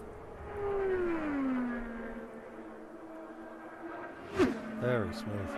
I got to think that once this is done, if the grid does not change all that often, they'll be happy with that and just get him ready for the race. 19-year-old Sage Karam from Nazareth, Pennsylvania, has qualified for the first time for the Indianapolis 500-mile race, and he's done well on the outside of row number 6. Here he goes. Kurt Busch. For some reason, I'm totally fascinated by seeing how such a prominent NASCAR driver does a run here. And I really do respect the fact that he would take all of the prestige that he has built up with all of his wins and put it on the table at Indy in front of the whole world. That's the risk, isn't it? It's a very big risk. So while Kurt Busch gets up to speed, to Jamie. Well, Alan, I just spoke to the team in detail, and they told me they thought about pulling his time just to have priority because they are on a time constraint here with Kurt, but they just decided, let's keep the time, put you in the right lane. Now, they told me when Kurt got out of his car after his first run, he was so caught up in the moment and being at Indy that he felt he personally left some time on the track, and that is why he wanted to hurry up and get back out here and give it another run. He feels like he has more. Rick? Standing by with Elio Castroneves, I just told him his 4-lap average of 2:29.7. He went, shoot! He wants more, and more importantly, you're going to go back out again. Why? I mean, you're solidly in the top 9. You're losing a couple of points, but not a lot. Why go out again? We're not solid. You think we're solid? I mean, there is more guys going back out there, and well, we know that we want to take the limit. I mean, this actually works for tomorrow as well. It's not only for today. But I don't trust. I mean, we're so close to each other right now from 3rd to 10th. It's actually really, really close. So I don't want to have that chance to all of a sudden in the end and the rain comes out or something like that. So we gotta be prepared for any circumstances. And right now, that's why we're going to go up back there. So Elio will be out on the track qualifying yet again today. Interesting. He just oozes confidence around here, doesn't he? And desire. No one ever said he was lacking that. And if he ever had a day where he was, he just had to talk to Mr. Penske. That desire will rekindle. So the second and what will be final attempt today at qualification for Kurt Busch here at Indianapolis.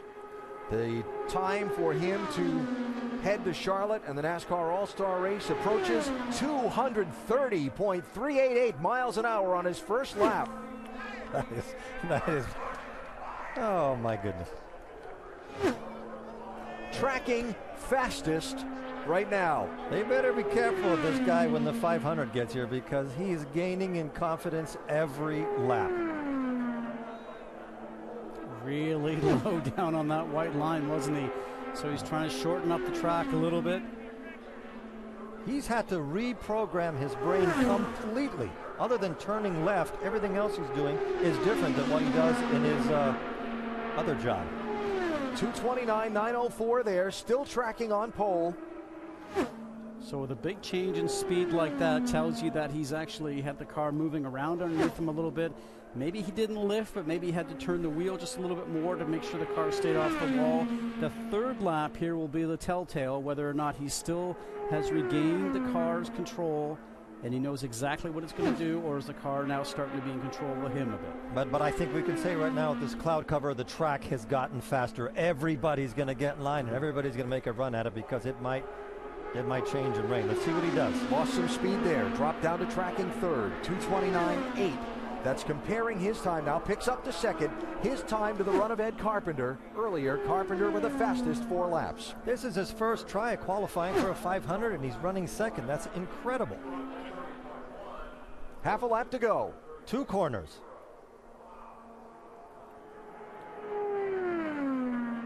Back up to third. So his goal is the top 9, because even though he won't be able to continue being here this afternoon to run, he wants to be in the top 9 by the end of the day, so he'll play tomorrow. Checkered flag. Kurt Busch, final numbers, 229.960. Up to the outside of row number 1. And it bumps Carlos Munoz out of the fast 9. So with everybody else getting out there right now, will that be enough to keep him in the top 9 by the end of the day? That's going to be the fun part to watch, of what he's going to have to watch from Charlotte. And you're right, but any way you look at it, that is an amazing accomplishment. Yeah. I think that is tremendous. Very successful day. The only reason I raced IROC when I was doing Indy cars was to see what the NASCAR drivers were like, but you were going on their turf when you did that. He is coming to IndyCar's turf, right? And he's just saying, let me through. We talked about cars being different. Remember climbing the IROC car for the first time? Remember they're going to do the test for Daytona? and you climbed in this car and looked around, and it was like a completely foreign land. It's like, I say, it was like somebody blindfolded you and then took you off an airplane, dropped you in a different country. It was like completely foreign to you. But just tell them to turn left. Yeah. Juan Pablo Montoya. Now we'll see how much faster the track is because he's trying to improve his time also. And I think from this point out, you're going to see cars going quicker and quicker. And maybe Helio Castroneves was right. Maybe his time, which is now 4th quickest, will not be enough to keep him in the top 9. Right. This is getting more and more competitive as the day goes on. And it's going to be pretty hectic on that last hour. Montoya now back on the bubble, so out for another run as Kurt Busch climbs out. First time around, Montoya ran 2:29.594.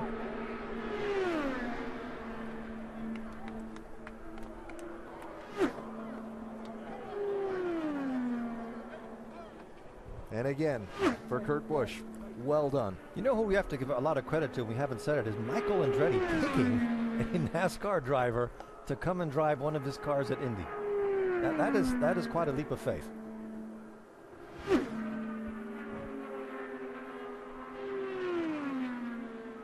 So watching Montoya here to see what his first lap is compared to last time and whether he's on the plus side or the minus side. 2:29.617. His 4-lap average last time was 2:29.594. Tracking 6th. He sits 9th. All this effort and all this tension and the risk of going out there for the top 9. This is I like the format. I'm glad that we're up here and not down there, but I like the format. This is different, and I hope it doesn't happen today, but nobody has crashed. But the car that crashes, all of a sudden, the whole dynamic of the rest of your month changes.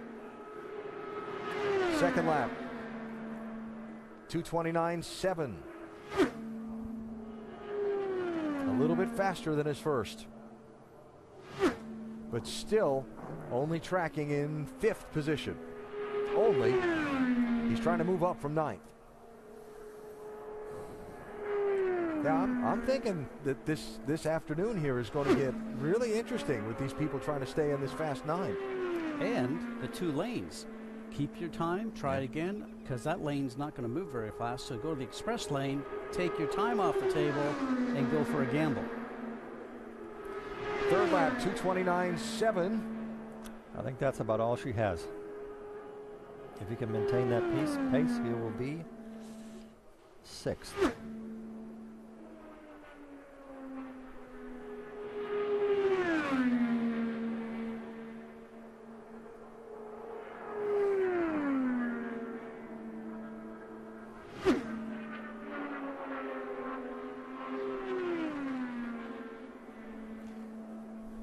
Juan Pablo Montoya to the checkered flag.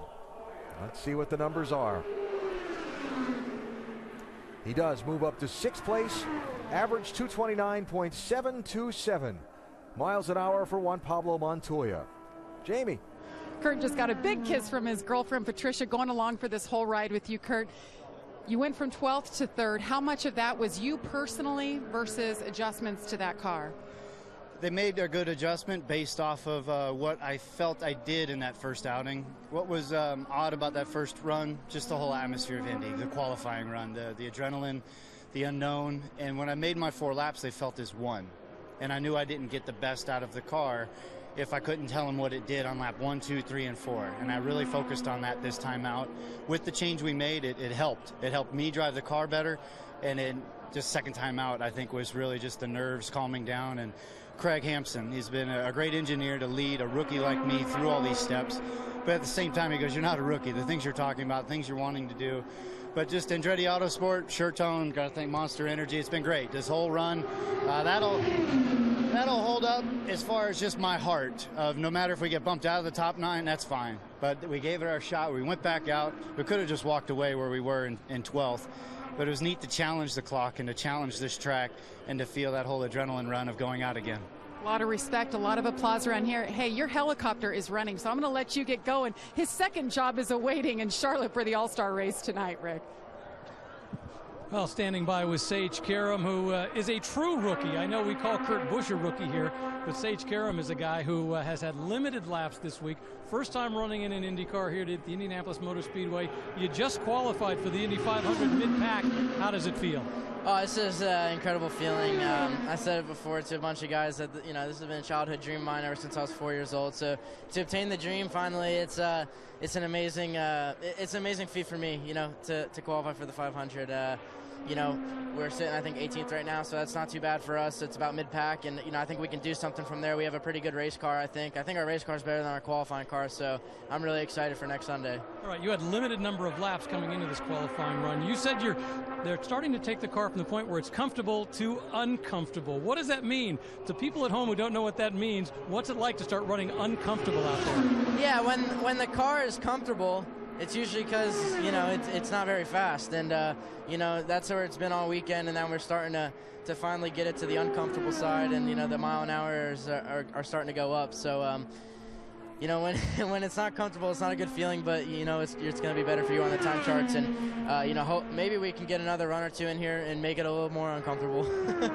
Sage Karam, interestingly enough, a rookie just waiting it for it to be uncomfortable enough that he can go faster. Doc? And left side of your screen, you see that rookie, Mikhail Aleshin, who is not improving his speed thus far on what he has run before. So we will talk to Joseph Newgarden, who just got bumped out of the Fast 9. And you and I were talking a moment ago. The speed we're seeing here, the escalating speeds, break it down for us. How much of that is driver and line versus a chassis and trim? A lot of it's the car. You come to Indianapolis, and I think when you do a really good job and you put it on pole, the driver almost gets too much credit sometimes. You're hanging it out there, and a lot of the guys are working really hard when it's trimmed out, but man, it's about the teams and how much work that they put into these cars. And you honestly hope that you show up with a fast car, because generally you got a fast car, it's fast, and it's hard to make a slower car faster during this month. But there are ways to do it. A lot of guys are trimming out right now, trying to get as much out of it as possible. We still have a little left to go, I think, on the 67 car, and I'm hoping the rain holds off, because we really want to get back out there and have another shot at it. And I think that's why you're seeing a bunch of people out there going again, because there's just those next steps of trim levels that you can always try. And you don't want to slide the car, but if you can get a little bit more drag out each time, you're always going to find a little bit of speed. For people who may not know, explain why it's so important for you and Sarah Fisher Racing to put this car in the Fast 9. But people don't understand how important that is for this team. Yeah, this team is first off an incredible group. Sarah Fisher Racing, they made me an IndyCar driver, which is, first off, I wouldn't be here without them. But they're a great group. It's a family group and very tight knit, very, very good at what they do. With the budget and resources that we work with, I think we do more than anyone else, and we work really hard at this team, and we've worked hard this month. We've been fast here before. I think we're faster this year. We just got to get back out there and have another crack at it, and I think we could get a little closer to the top. The team just told me you got to go, so you need to get back to pit road. Absolutely, yeah. I got to get rolling so that I can try and do another shot at it. Hey, good luck. Thank you. Joseph Newgarden, and by the way, Aleshin did not get into the Fast 9, and Newgarden just said a moment ago that they thought they had enough speed the first time if he hadn't backed off a little bit to be in the middle of row 1. We're going to see what he's got as he's headed back to pit road, and looks like Kurt Busch is trying to head out of here and get to Charlotte. Mikhail Aleshin picked up from 22nd in the qualifying order to 14th with his run. A nice pickup, but not enough to get into the Fast 9. Man's going to get a lot of attention off his efforts here today, and if he's in the Fast 9 again tomorrow, and he's just getting started with it. He's going to get on a plane and fly to Charlotte, and all the reporters there are going to want to talk to him about it too. I think all the drivers there are going to want to talk to him about it. You betcha. He'll be a popular man around that driver's introduction stage tonight. And what would you want to ask him? What's it like? Tell me. What does it feel like to go 234 miles an hour and not take your foot off the throttle? Yeah.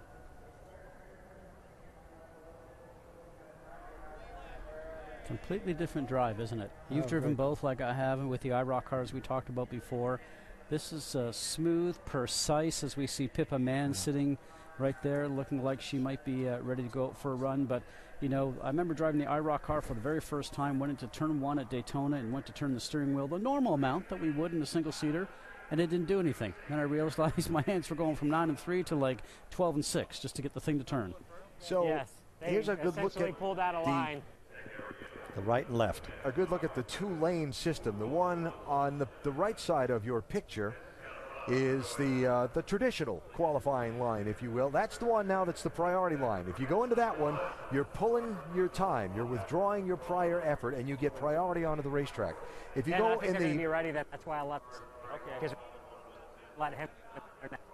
That's a microphone we have on race director Bo Barfield down at the head end of the line. The gentleman with his hand in the air saying fire it up to Tony Kanaan. The line that's up against the wall separating the racetrack from the pit lane, that's the other qualifying line where you're not withdrawing your time, but you're going to make another effort. Being told that the 63 team offered the 10 team the option to go on the racetrack ahead of them from that we're not withdrawing our time line. So that's why Tony Kanaan has rolled to the head of the field and is firing up and ready to go. Maybe Pippa just has better manners.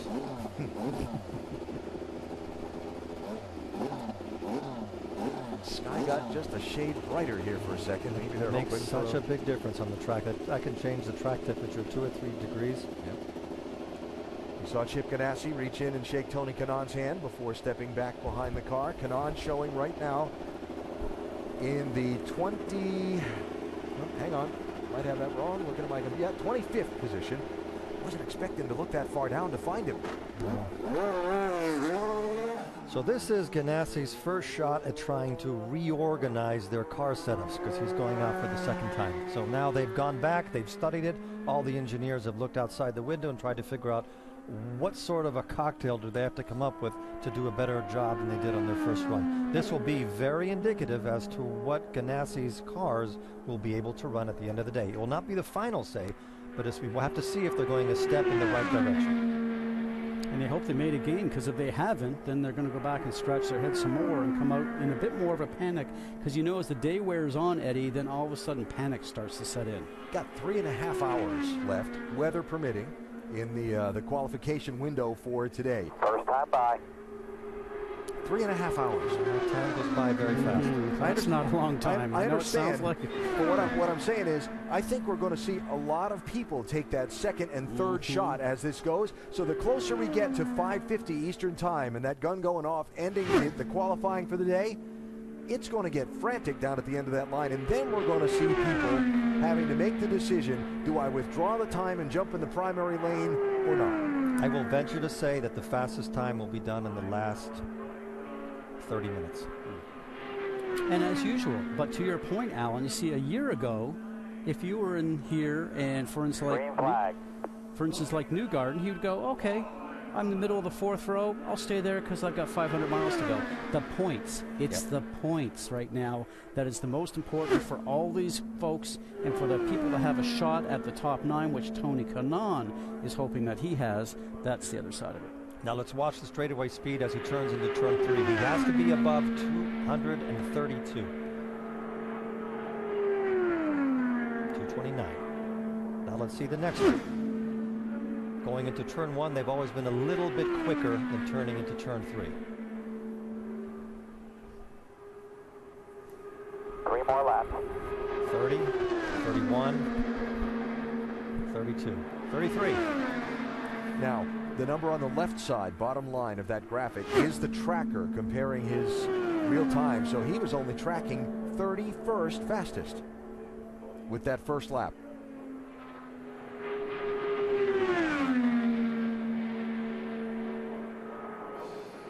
Wow. So whatever they did, didn't work. Yeah, I think that might want to be a... we'll get rid of that setup. Yeah.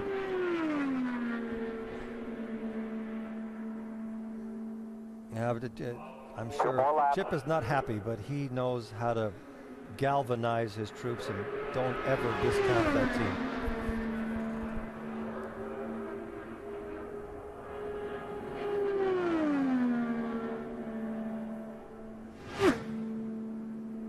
Hit this lap, pit. That's a wise decision. There you go. And the word from the team, so race officials putting the caution lights on to tell Tony Kanaan that run is waved off. They weren't gaining anything. And that also illuminates the caution light on the dash of Tony's steering wheel and lets him know that if he missed the radio transmission, this one's This one's not happening. If you see any smoke coming out of the cockpit, it's not the engine, it's Kanan. Yeah.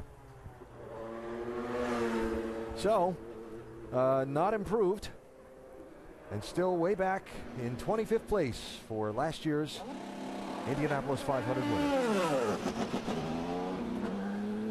winner. Second attempt for Pippa Mann.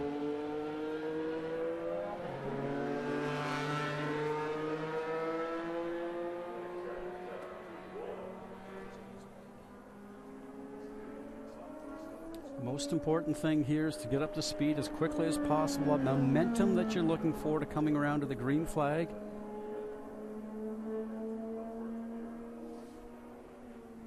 So, I'm sorry, Scott, go ahead. Yeah, just taking the car up to 12,000 RPMs and shifting away and then making a decision whether you're going to be in 5th gear or 6th gear, depending on how the car is working, how the speed's happening through the turns. We talked about the lower latch speed in the middle of the turn, and what you're hoping for is that you can keep the car in 1 gear all the way around, but now with the paddle shifters... remember your weight jacker.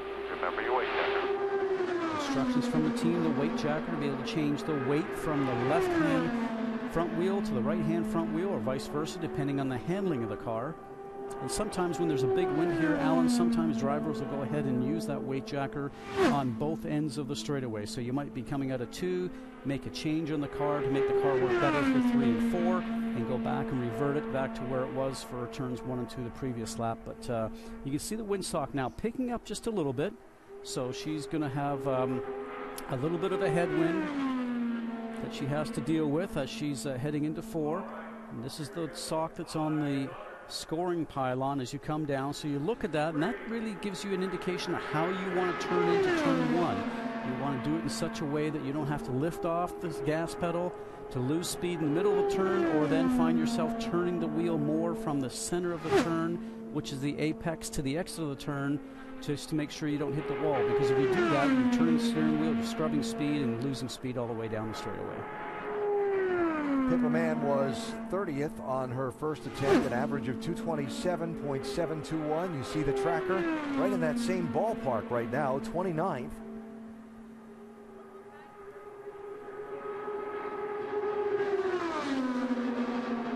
Pip has been doing some radio commentary in the first part of this season on the Verizon IndyCar circuit. But now back aboard here at Indianapolis. See, that tracker's just kind of right there. Not really much of an improvement from where she was before. Sort of unfortunate. Really the same spot where she went out with. So, you know, it's making the changes and seeing if you're going to get anywhere. But then sooner or later, a team's going to have to make a decision whether or not it's worth going out again. I'm trying to think back, the interview that we did with her after her first qualifying run. They were talking about a little moment that she had, and that it wasn't ideal, and that wasn't going to be her favorite qualifying attempt here in Indianapolis. And this one is almost looking identical. Averaging 227.6. First one was 227.7. Very smooth run. She's just gaining information right now. She knows that she cannot be in the top 9. Every lap she does, she's getting a little more confidence, a better understanding of the car, more information to talk to the engineers about what they have to do to get the car comfortable for her in the race. I think from the 15th place down, everybody's just thinking of, what do I need to have a calm, easy race car? Now, one small wrinkle with the new qualification system. If somehow late today a new entry materializes, as sometimes happens here at Indianapolis, we don't think it's likely from everything we hear because of engine supplies and things like that, but if it does happen, you don't want to be 31st, 32nd, or 33rd at the end of today's qualifying, because then that puts you into a second group that will have to run with that new entry tomorrow for the final row positions in the 500 field. You might get left out. So you want to be 30th or better. Remember that Mann did not withdraw the last time from the first run, did not improve on this one, so still is in 30th position. But if you get bumped back into that last row and the unlikely happens that a new entry materializes, it could make tomorrow a little more interesting than you want it to be. But that's putting salt in the wound. But first off, you're on the very last row, and then now you have to go out there to fight again to be on the last row to stay in the race. So, you know, we've both been on the, I've been on the front row and the back row and many rows in between. The back row party, although it's fun, I don't want to go to it. No, I actually have a jacket that they gave me that I burned when I went home. I've got the same jacket, actually, yes. I'm not sure. I've never worn it. It's in the closet, you're right. So Carlos Munoz is first out of the Fast 9, and here he is back out again, Vince. You know, I was just visiting with Kyle Moyer, who oversees these Andretti teams for Andretti Autosport, and he was about half joking when he talked about Jack Hawksworth, who currently sits in the 5th spot, having kind of really thrown the wrinkle into all of this mix, because if it weren't for Hawksworth, you'd have all 5 Andretti cars in, and you'd have the 3 Penske cars in, and then you wouldn't have the Andrettis and the Penskes knocking one another out for that number 9 spot. And Moyer also brought up the fact that he does not want to get into a position, and we're not there yet, but we could potentially be there, where Andretti cars are knocking Andretti cars out of the top 9. But when you've got 5 of them, that's always a possibility, but that's something maybe to keep an eye on as the day progresses as well. Yeah, that's interesting, Vince, very much. That's the first time I've actually thought of Hawksworth since he qualified. That is really quite an accomplishment, seeing him in 5th place, and it's sticking. Now, a couple of things. As Will Power is on the bubble in 9th place and buckled into his car and ready to go out next. A couple of things to think about. I mentioned how much time there is left in the session, which would be 3 hours and 20 minutes right now. But there are still some of those scattered showers out there and about on the radar. If one hits at the wrong time late in the day, it could shorten that window up considerably, and your plans for finding a way to be in that top 9 at the end of the afternoon. This is a good lap. 3:32 in the back, and he came out of 4 First time lap. at 2:28. 2:29.762 for Munoz on that lap. Whoa. Okay. Yep, back end's wiggling just a little bit. That usually means you have some steering locked in there, and the back end just sort of catches itself and comes around when the front grips. Yeah, we saw. Don't try this at home. It's a bad habit to get into. I think he radioed in and told him what was going on, and somebody yelled back and said, "Yeah, we saw it." Yeah. Yeah, you saw it. I felt it. Yeah. That's usually what I used to always say. Not quite what he wanted. No, tracking 12th right now. Second lap, 2:29.0. That's 0.7 of a mile an hour. Let's see what his exit looks like if he does it again. Another little wiggle. Yeah. Now that's a wiggle at 225 miles an hour. And I've had that before coming off of turn 4. Thought that I had caught it. The steering wheel was straight, and the back end kept on moving, and then it just picked itself up, and then I was into the wall. So that's telling you the balance right now is not necessarily there, and it's got such light downforce on it that the car's probably on the verge of coming out from underneath them. We're getting closer and closer and closer to the limit of adhesion. One more good lap. But look at him. He's picking it up. 2:30.249. Now that has him on pace for 7th fastest. Now where did that one come from? Nobody's done that yet. You know, his heart rate just went up about another 30 beats a minute. He's what, 15 years old? He doesn't have a heart rate. He's actually 22. Finish it off. That is look, lost all kind of time off of turn 2. And it's see the wiggle there again. That thing's on the edge, boys. But look at the 2:30. I know it. Yeah, but this lap is going to be terrible. Yeah. He's lost all kind of speed this lap. Shows you how much on the edge it is right there. Checkered flag, checkered flag. 2:26. So he lost it all in that last lap, somewhere between turn 2 and the checkered flag. I think his brain just finally overrode his right foot and said, look, we got to get out of this or we're going to knock a wall down. Yeah, and you feel that with your backside. I mean, you know instinctively what's going on when you turn your car into the turn with the steering wheel. And it's just, you know, you're gauging to make sure that it's not going to come around on you. I mean, the thing is so light right now, you can't even turn the wheel very much because it wants to come around. Maybe he just held his breath for so long and he had to breathe at a certain point. So Will Power's fired up. He's in 9th position, which is the bubble, and he's going to go. He went from that right-hand lane, so the time not withdrawn. Just looking to improve and get himself off that number 9 position. But in the back of your mind, you have to keep remembering that you need to have this car intact when the 500 starts. You don't want to be knocking walls down. So it's a very fine line as to how far is it worthwhile to push. Okay, Charlotte people, Kurt's headed your way. And he's a changed man. He'll probably be more aggressive even than he was before. He might not turn the steering wheel enough when he goes into turn 1 the very first time, because he's been turning it so little over here. You might think like I did when I first drove the IROC car, the steering box was broke. Well, he has a lot to be proud of from today. There's a fan on the left-hand side trying to run to keep up with him to get something signed, and he's going to run out of power shortly. So Will Power is on the racetrack, trying to get off that number 9 position for the Fast 9, while Kurt Busch heads to Charlotte, sitting 3rd. And the fan finally gave up. The fan was in pretty good shape, though. It's a long run. Longer than I would have done. Green flag. It's a very important run for Bill. Very wide entry. Remember, in his first run, if you were with us earlier, had one lap where he had a big understeer, big push in turn 1. Excuse me, and had to check just a second, and that caused him to keep from getting everything he could have gotten out of that trip around the racetrack.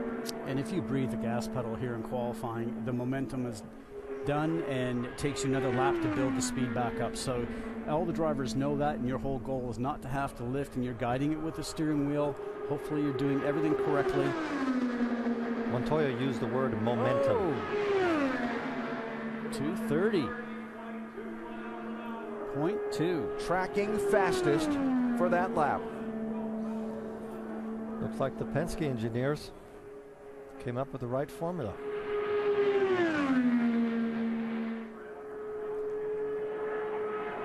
Classic lines.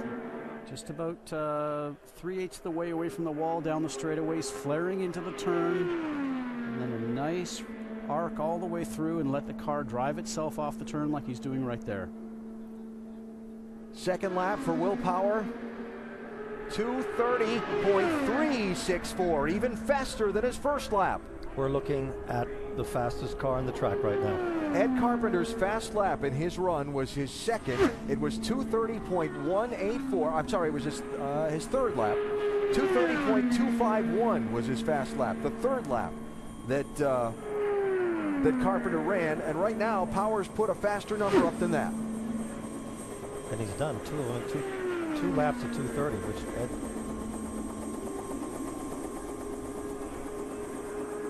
What's this one going to be? Let's see. 2:30.431, even faster. Oh boy. I think the Fuzzies machine's going to end up coming out of the garage then. He's using a lot of track. He's using every bit of track he can, and he's not lifting.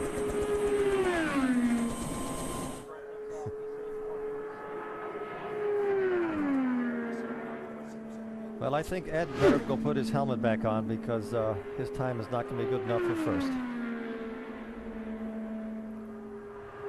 And of the Penske camp, would you expected this out of Will Power or Elio Castroneves? All this makes me think is that Castroneves will have the same setup, and he'll go out again. New leader, Will Power, 230.323 miles an hour for 4 laps around the Indianapolis Motor Speedway. Wow. And he's hoping he doesn't have to go out and do it one more time. Jamie? Drama on the track and drama off the track just behind the straight. Kurt Busch has now climbed inside the helicopter. What's up next for him? He'll fly to Charlotte. He has a driver's meeting there. He'll qualify his Cup car and then race in the All-Star race tonight. Following that race, he'll get back in a helicopter, back on another plane, and he will be back here in Indy tonight. And hopefully for his account, he wants to be in that Fast 9 where he is right now and play with the guys again tomorrow and have another run at the pole tomorrow afternoon on ABC. It's been a lot of fun over here watching Kurt, and from his vantage point, he's had a great time here, Alan. I would hope so. Yeah, that was a good day for the Busch family. Well, how about that? All 4 laps in the 230-mile-an-hour range. First driver to do that today. Ed Carpenter's first lap was 229.9, but Will Power with all 4 of them over 230 miles an hour. That's the new benchmark. Now, whatever they learned on Power's car, they're obviously going to share with the other Penske drivers, so I think you'll see them come back out and have a run at this. Maybe not right now. They might wait to the end of the afternoon, but they have definitely figured out something. And you would expect the same to come out of the Ganassi camp, but they went exactly the wrong way. Kanaan did a 2:26, which is way off the mark. So those are the 2 power teams, and it seems that right now it's advantage Penske. So on the bubble is Marco Andretti in 9th position. And again, it's all about making the Fast 9 today, the championship points for the Verizon IndyCar Series, and then the opportunity to run for pole position tomorrow in that Fast 9 shootout. That's what basically today is about. And for Will Power, he's just gone from being in 9th on the bubble to being the fastest driver here, with Marco Andretti now slipping down to that number 9 spot. And he won Fontana last year, didn't he? Yes, the last 500-mile oval track race. So he won Fontana last year, which is super speedway. He comes here, he puts the car at least on the provisional pole in the first day. You'd have to say he's looking as a more important player in next Sunday's 500 that he had been in the past.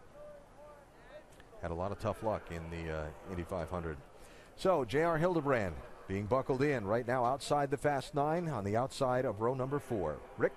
Well, let's talk to the guy who's right now on the inside of row number 1, the fastest qualifier of the day, Will Power. And the first thing he said to me was, I didn't lift this time. So let's talk about that qualifying run. What made it faster? Yeah, well, for one, not lifting, but kind of was anticipating what bad balance I had before. So made a couple of adjustments, similar downforce level. And yeah, it was just right, I think. The gear was right, the amount of downforce. I don't think I could have had any less. It's getting pretty close to the wall, so it was a good run. All right, we've seen a lot of people go out and do faster runs. Is this it for the day, or are you going to go back out, look at it, and possibly do another run today? I don't think we'll, I mean, you know, I think we're good for the Fast 9 now, so we won't take any more risks. We'll just have a good think about what we got to do for tomorrow. Yeah, but what about the points that are possible for today for going fast today? Oh, is there a point? I didn't even know. Wow. That's another thing we got to think about then. You know, it's important to point out that last year Will Power said after, you know, so many times being in the running for the points that he was going to stop thinking about the point, and that's an example of it. Yeah, I know. Exactly. I hadn't been studying that we actually had points for today, so we'll think about it.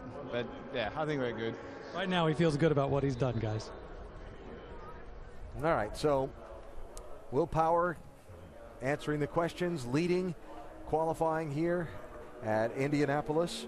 And again, the way that the points are awarded will be when qualifying is all done tomorrow. There are points awarded 33 through 1 for the way you run today, and then the bonus points for the drivers that make the Fast 9. Pole position could potentially pay you almost as much as winning a race.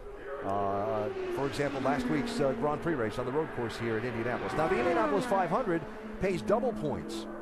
So if 50 is a normal win in an IndyCar race, there's 100 if you win the Indy 500. The way they've changed the point system, I don't think you can win the championship now without having a really good Indy 500 month.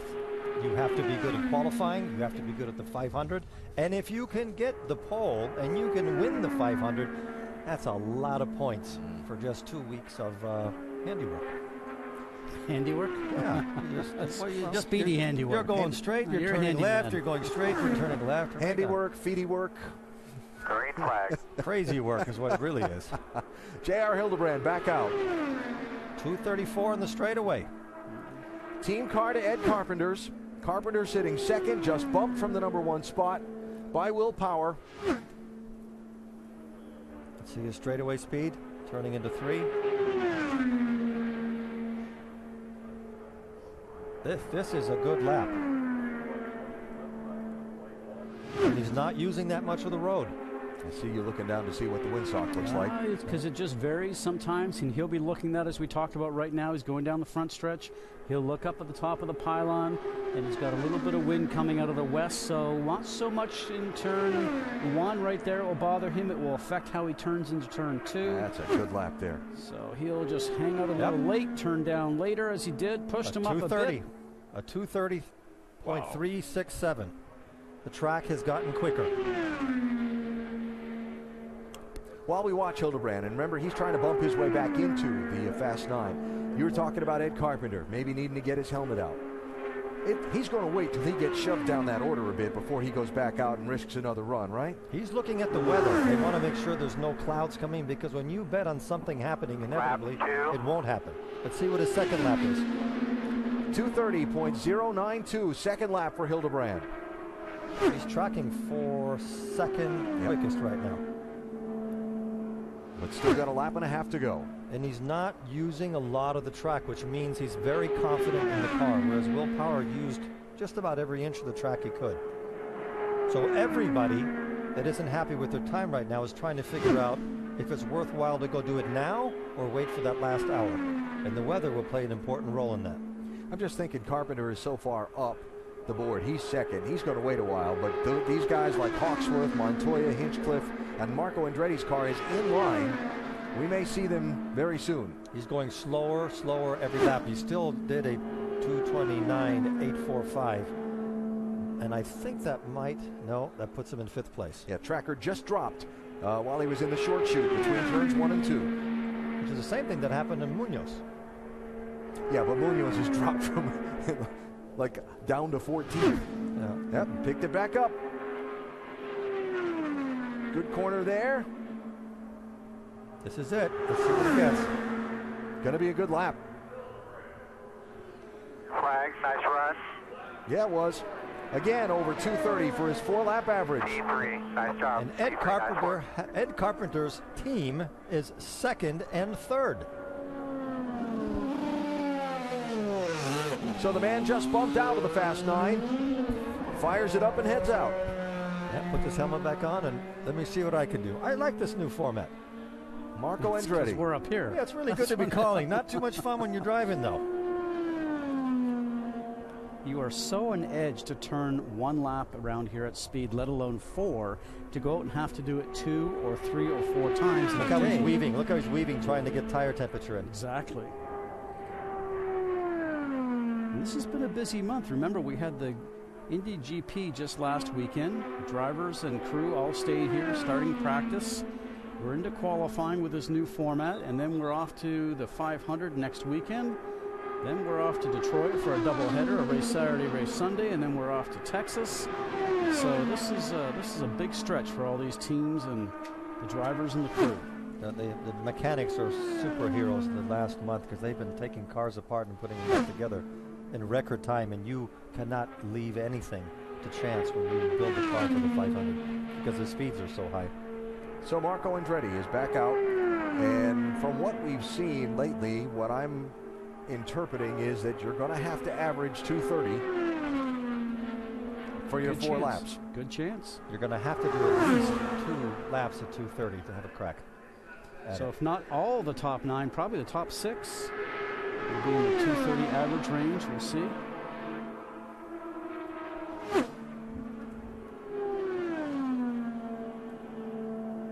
Put me inside the helmet for a minute. You know you got to go fast, but you don't want to step over the limit and damage the car, hit the wall, crash it. So that's got to be a lot of mental wrestling as you're going around here. Well, it's just leaving the pit lane. I mean, it's what did the engineer give you is what you're trying to find out. You're out but there you have to pushing. believe. Exactly. You have to believe that what he gave you is the right thing. You can't leave the pits thinking, well, I'll come in the pits and modify. Let me take you to Brazil in 1996. Made a rear wing change with my engineer, which was incorrect. Told me what I was supposed to feel. Went into turn 2 at 196 miles an hour, and it wasn't what it was supposed to be. Crashed and hit the wall. Broke my back. So the confidence, yes, you have to have. Remember the conversation about you don't want to get into teammates, bumping teammates? Mm-hmm. That's what we got now. That's what we got now. James Hinchcliffe on the bubble, Marco Andretti. You see tracking 4th. This 230 club is kind of what you got to do right now to be on the first 2 rows. It's been a while since we've seen that. We talked about us having 230 laps to be qualified in the front row before. It's been a while since we've seen that. And in past, if you returned 229, 230, you were guaranteed a front row spot. Now slowed down a bit on that second lap. And you see lost a couple of positions on the tracker from 4th down to 6th. And that's so small of a change, Alan. Sometimes it can be maybe turning your turn-in point going into the turn by a foot. And all of a sudden now you've missed your turn-in point, which affects the whole speed through the turn and the exit coming off the straight going down all the way to the next turn. By a foot side to side or a foot up or down the straightaway? Up or down, and just a foot. It doesn't take a whole lot. And you are trying to, your depth perception is excellent, and you're trying to hit that mark each and every time. At a football field a second, you're talking about judging by a foot. Yeah, but you realize you are very aware of space. Oh, yeah. Because you've been driving that track for so long. And it's almost in slow motion. It sounds crazy, but, I noticed when I was getting later in my career that things are starting to go faster, and that's when you go, I think this will be my last time here. Here it is. Marco Andretti done outside row 2, but not quite averaging 230. 229.836. James Hinchcliffe bumped out of the Fast 9. Juan Pablo Montoya put down into the number 9 spot, and Graham Rahal peeling out onto the racetrack to try and get better. Rick? Standing by with J.R. Hildebrand, think about this. Ed Carpenter Racing right now has positions 2 and 3 in the qualifying line. That's impressive. Now, we were talking about the fact that you really used a different strategy to get that speed and get you third on the grid so far. What is that in this run? We changed our gearing strategy a little bit here. Through practice, when you're running around at the lower boost levels, it's a little bit different. So we've had more headwind, and I was trying to really, as they might say in dirt bike country, try to keep the thing on the pipe, like really trying to keep the RPMs up in my first run. I think it just ended up meaning that I was shifting too much. So here the balance was a little worse in this last run, but I think the conditions are a little bit better. Was shifting a little bit less on the lap, so that's where the speed ended up eventually coming from.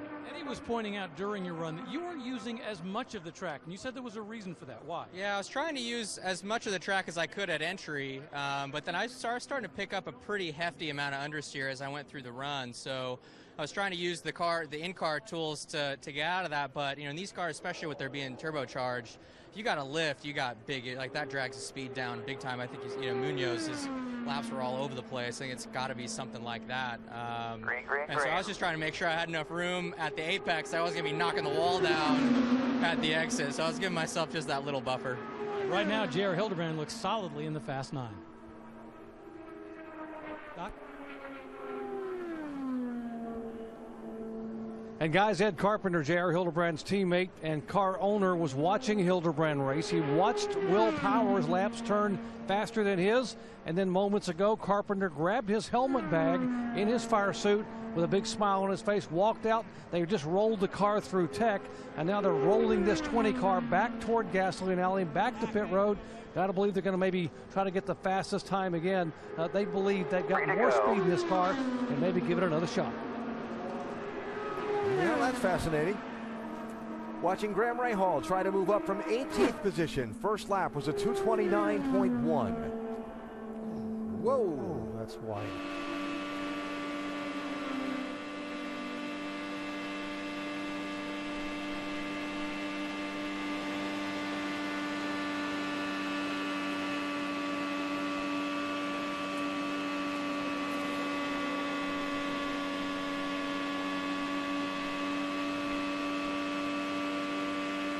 Two to go.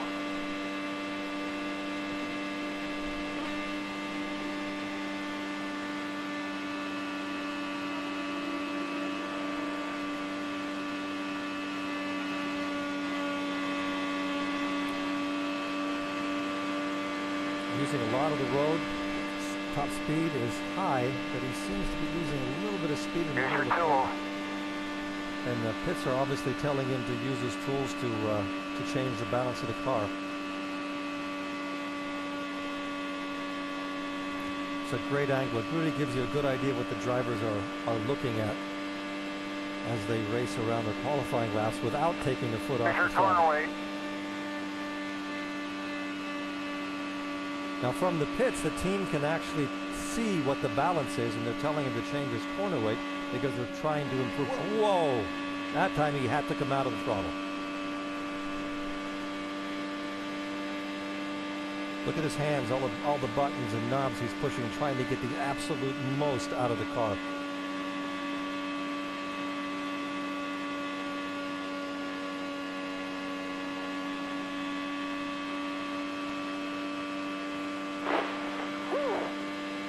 That was a sigh of relief. I'm done. Dad, I don't want to do this anymore this lap. Did not improve. More corner weight in it? No, because it's the rear is bad and the front. The rear is bad and the front. That sounded like it's not good overall. What other bit is left? Oh my goodness, look at that. Came out of there. He was sideways before the corner was even finished.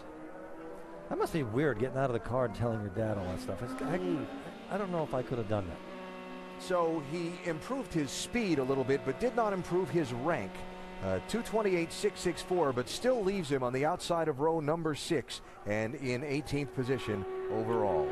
So the thing we're battling for today, not only the top 9, Alan, but also points. Everybody gets some points today, and you also get to grab your pit box selection for race day, which is very important.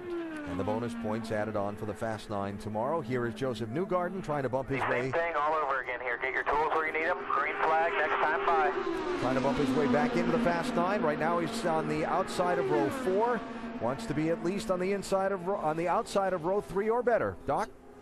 Hey guys, a minute ago, Will Power came walking back in the gasoline alley with his smile from ear to ear, excited and happy about what he just ran. He turned the corner and he just stopped dead in his tracks when he looked up and saw the 20 car of Ed Carpenter rolling back by him. Power's smile turned to a frown. He shook his head and stood very still as the 20 car rolled right by him in the gasoline alley and back out the pit road. Will Power shook his head left to right and then put his head down and walked toward his garages, indicating that how quickly emotions can change here in Indianapolis. Well, we'll see if Carpenter goes out, makes a run. If Power goes out, makes another run. Newgarden is on the clock now. And a reminder that our coverage of qualifications moves to ABC. We're about to wrap up our window here on Watch ESPN at the top of the hour. Then on ABC, live from 4 to 6 Eastern Time from the Speedway, we find out how this day plays out. It's been very intriguing and interesting so far, and I can only think the last couple of hours are really going to pique the imagination. What we've had so far is just an Good appetizer. lap, buddy. Good that lap. last 3 hour more, is going to be though. everything. 3 more.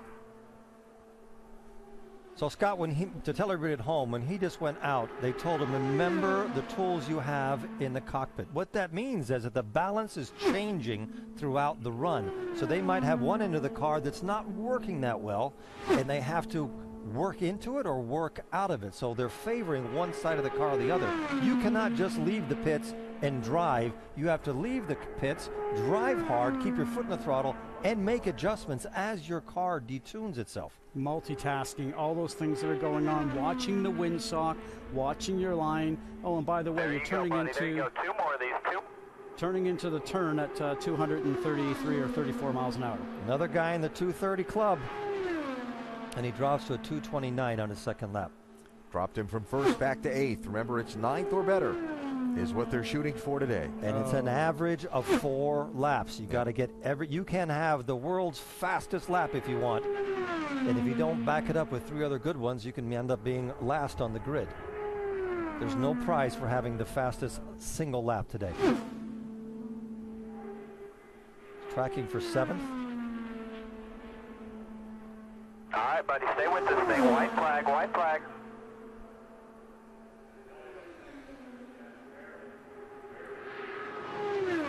Times are dropping. That's going to be tough to try to find a whole lot of speed here in the last lap, isn't it? So even if he gets into the top 9, he's not going to be in there by much. And Newgarden facing the prospect of making another run sometime later today if his team can find a little more speed. But that first 230 is going to help his average a lot.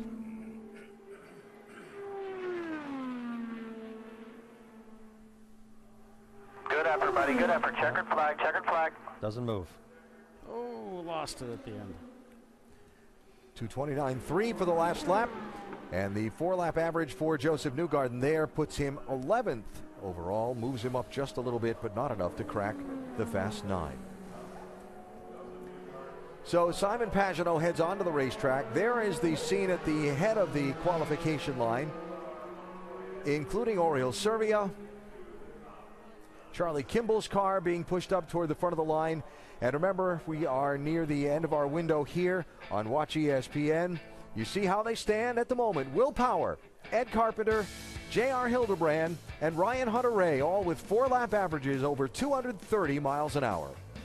Very impressive speeds. Very, very impressive speeds. And we've just started. The last hour here is going to be crazy. I just hope the weather, Scott, holds off. But being Indiana and being Indianapolis, the weather can change here every 20 minutes. Yeah, radar doesn't look bad, and I think all the teams are sitting back there looking at that. You know, I've also heard in the previous years we've had Roger Penske having helicopters up circling around, sort of seeing what the weather's doing, and I'm not sure if that's going on here this weekend, but without a doubt, there's a lot of guys like Tony Kanaan in 25th right now that don't think they should be there. They'll be out again.